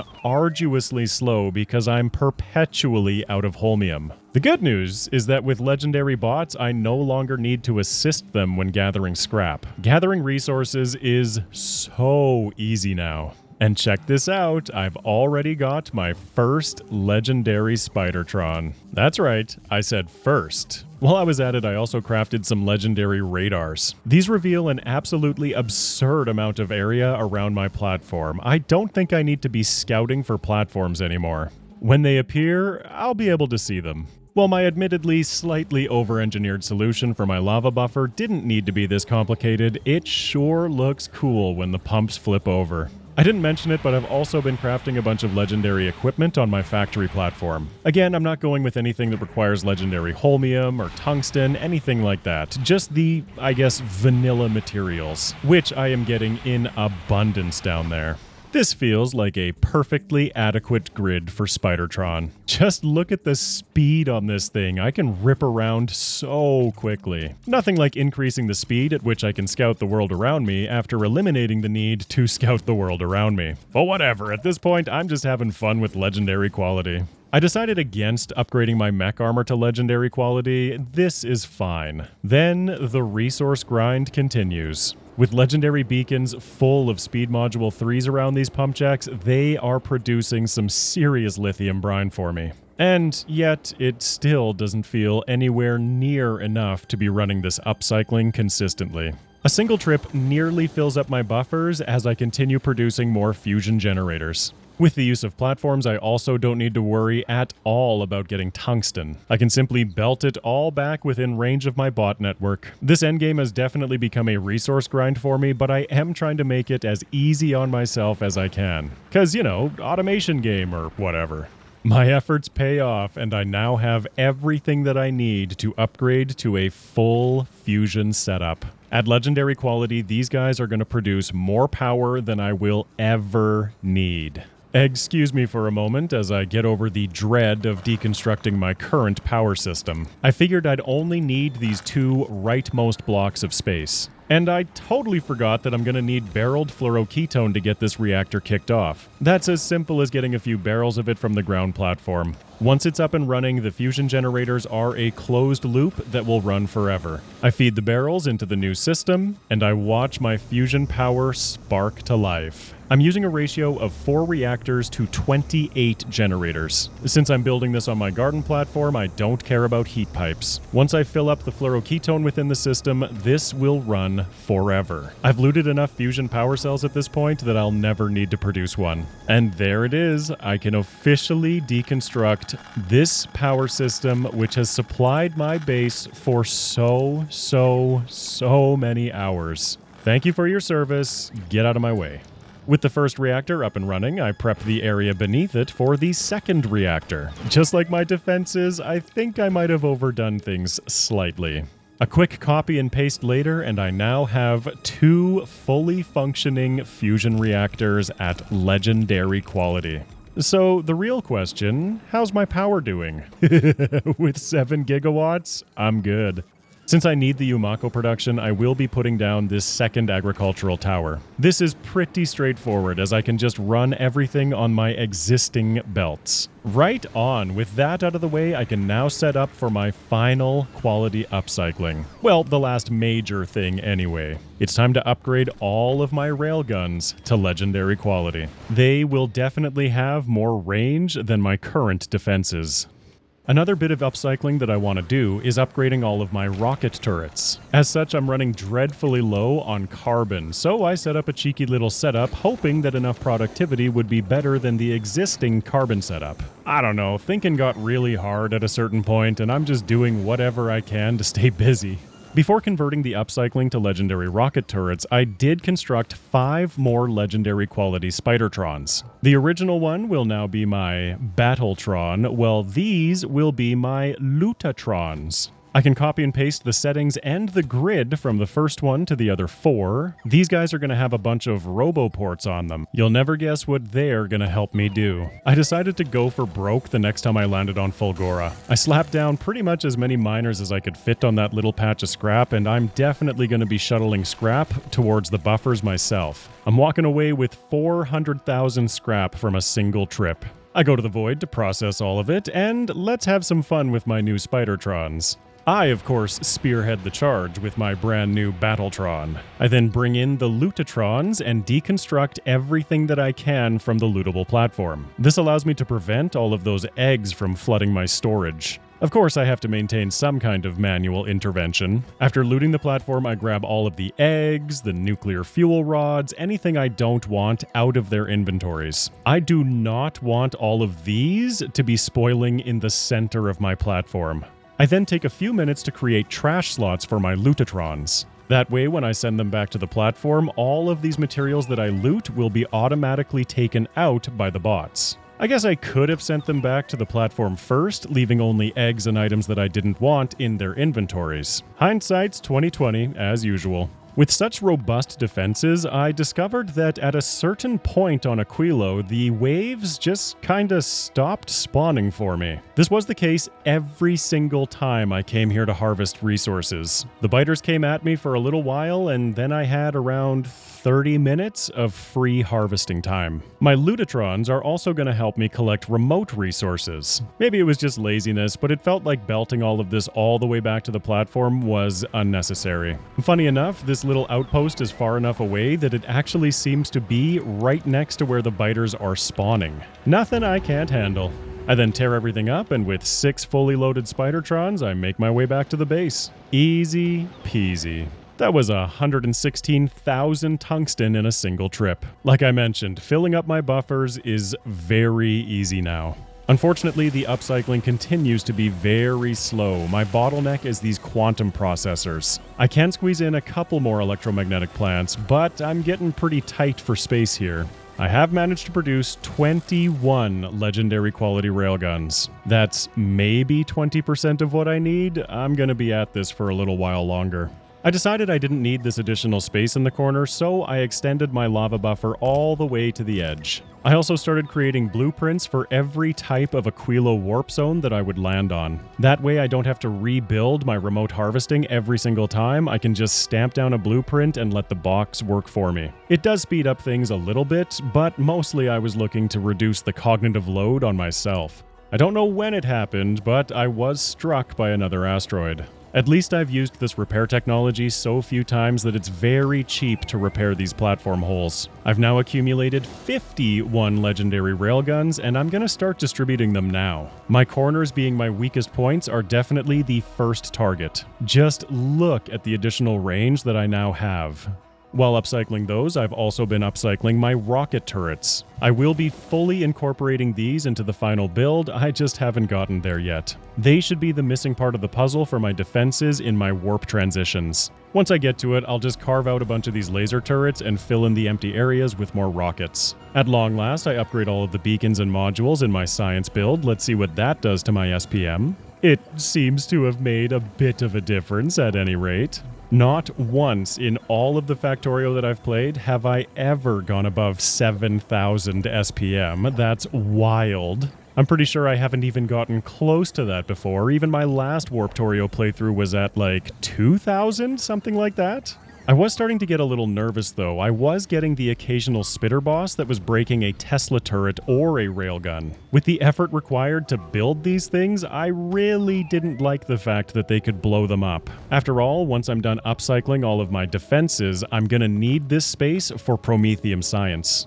As I continued researching infinite technologies, I realized that the science demands are now far above what the win condition requires. But that's not gonna stop me. Apparently, I'm a little short on legendary carbon fiber. Look at this chest. By this point, I was very much locked into the mindset of if it's worth doing, it's worth overdoing. I need more of everything. But I also need to be realistic and get this video out at some point. I should now have enough legendary railguns to take me to the endgame. I can reclaim all of this space and start working towards Prometheum science. Before doing so, I did want to shore up all of my defenses, adding as many rocket turrets to the perimeter as I could.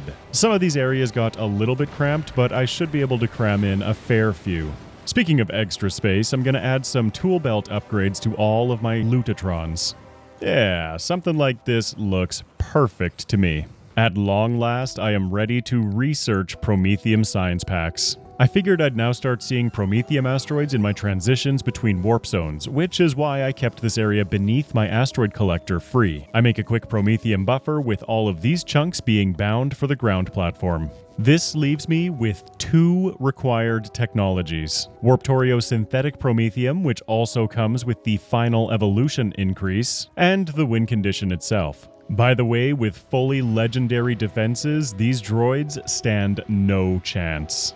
I thought I'd get clever and change out all of my buffers for ammoniacal solution, lithium, and fluorine. Turns out these fluids can't be stored in fluid wagons. So I'm gonna have to tear all of this back out. It was a good idea in theory, but apparently a fluid is not a fluid is not a fluid. Oh well, these buffers will last me till the end of the game. My legendary asteroid system did end up clogging. All I did to fix it was began monitoring the looping belt of legendary asteroid chunks. If a certain chunk gets above a certain level, it'll activate the reprocessing for that chunk, and the belt continues moving. I had originally set these to 200, which is way too high, and I will eventually dial them back to 120. No math here, just kind of feeling it out. I did incrementally drop from 200 to 180 to 160, all the way down to 120. Checking out the range on my final defenses, I'd say it's acceptable.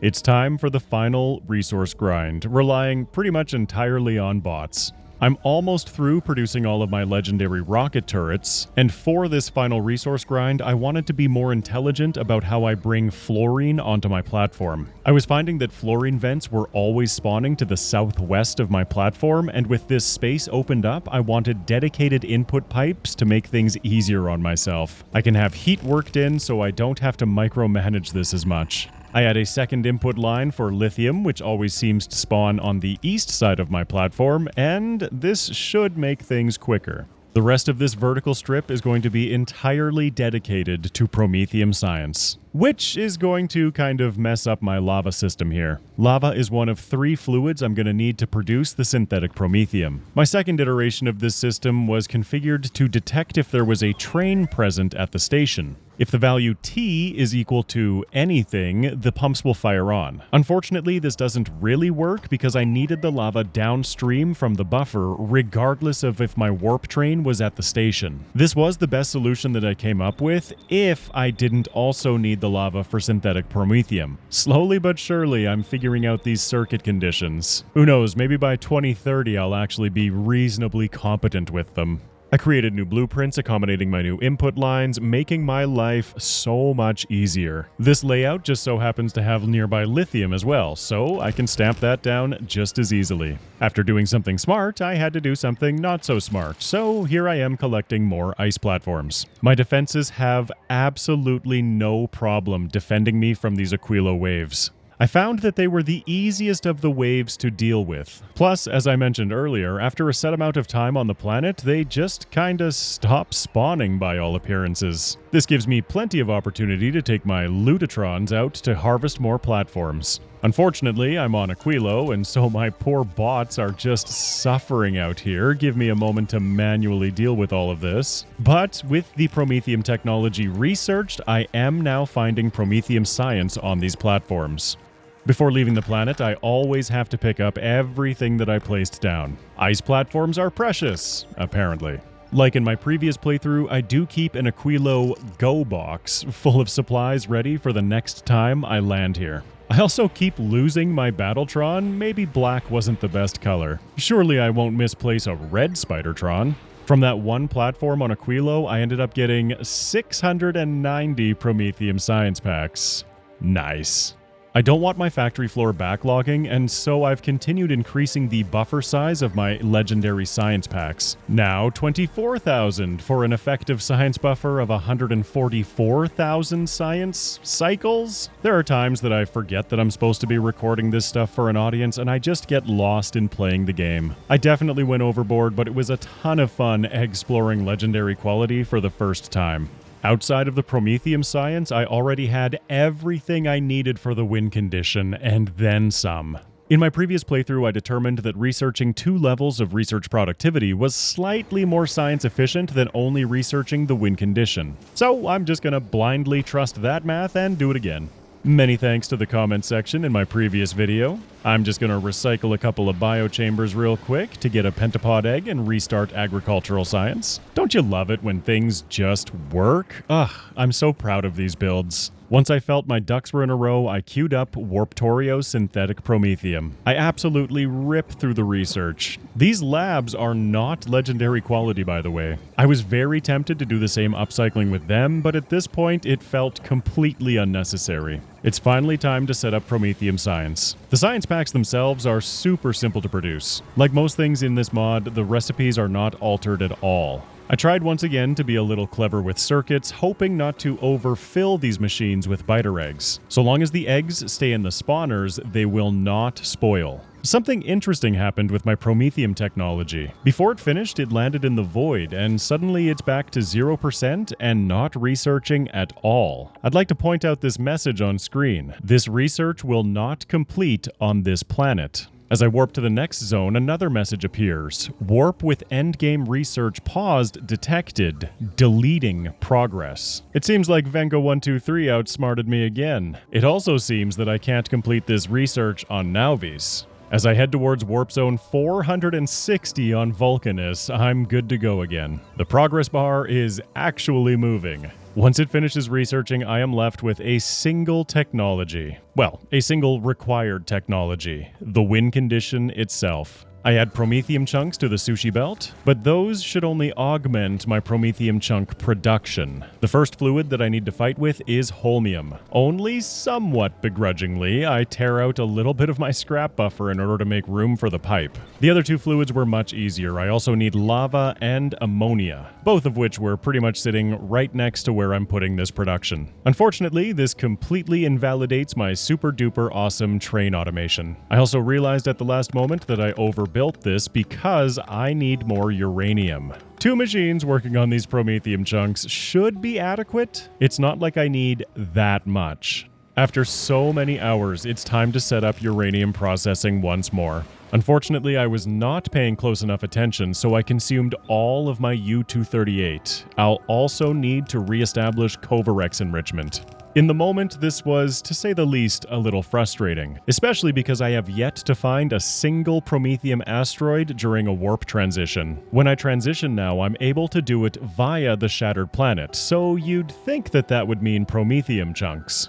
Alas, I do not encounter a single promethium asteroid throughout the entire endgame. Every single piece of promethium I acquire is through the synthetic recipe. The resource grind continues, and I don't think I'll be getting much uranium from this planet. Finding myself frustrated and looking for a quick bit of satisfaction, I was curious. How effective of a lawnmower is the railgun? I mean, it's kind of awful, but I do feel a bit better now. By the way, I still have not produced a single fusion power cell. I've barely used any thus far. Plus, I still have several thousand on the ground platform. Speaking of taking things beyond their limits, I seem to be scouting the map around me faster than the game can generate new chunks. The good news is, finding uranium isn't very challenging anymore, but I kinda got lost in breaking the game. Ha! Sudden biter nests! This is a whole new experience for me. Let me have my fun. This is my life now. Loading uranium into Spidertron, accelerating time for a few seconds, rinse, and repeat. I quickly get myself up to 160,000 uranium ore. Here's hoping that's enough to get me the promethium science I need. With my defenses fully upgraded, I don't care at all about these big creatures. They stand no chance against my railguns. You gotta remember to appreciate the little things in life, and at this point, I feel like I was getting a little cracked. I'm so scared, you guys. Oh! 160,000 was not enough uranium. At least I was sometimes able to find patches closer to my platform. Gosh, I miss making trains. With raw uranium absolutely flooding into my base, it's just a matter of time. Kovarex enrichment is back online at this point, and the endgame has become the waiting game. At this point, I do not have a care in the world. My defenses keep me more than protected. There are multiple demolishers and stompers spawning off this west side, and I could care less. They are annihilated before getting anywhere close to my platform. Since I had yet to play with them, I decided to spend the last of my time automating some landmines. After fighting for a while longer, I came up with my final solution to my lava buffer. Each wagon has 2 pumps in, 1 pump out. No circuits required. The simplest solution is generally the best one. In no time at all, for everyone watching at home anyway, my efforts uranium mining have given me enough promethium science to finish the game. So, while I transition to Warp Zone 475, I decided to queue up the win condition. My over-preparation really revealed itself here. Take it away past me. I'm not gonna make it to the planet. That's funny.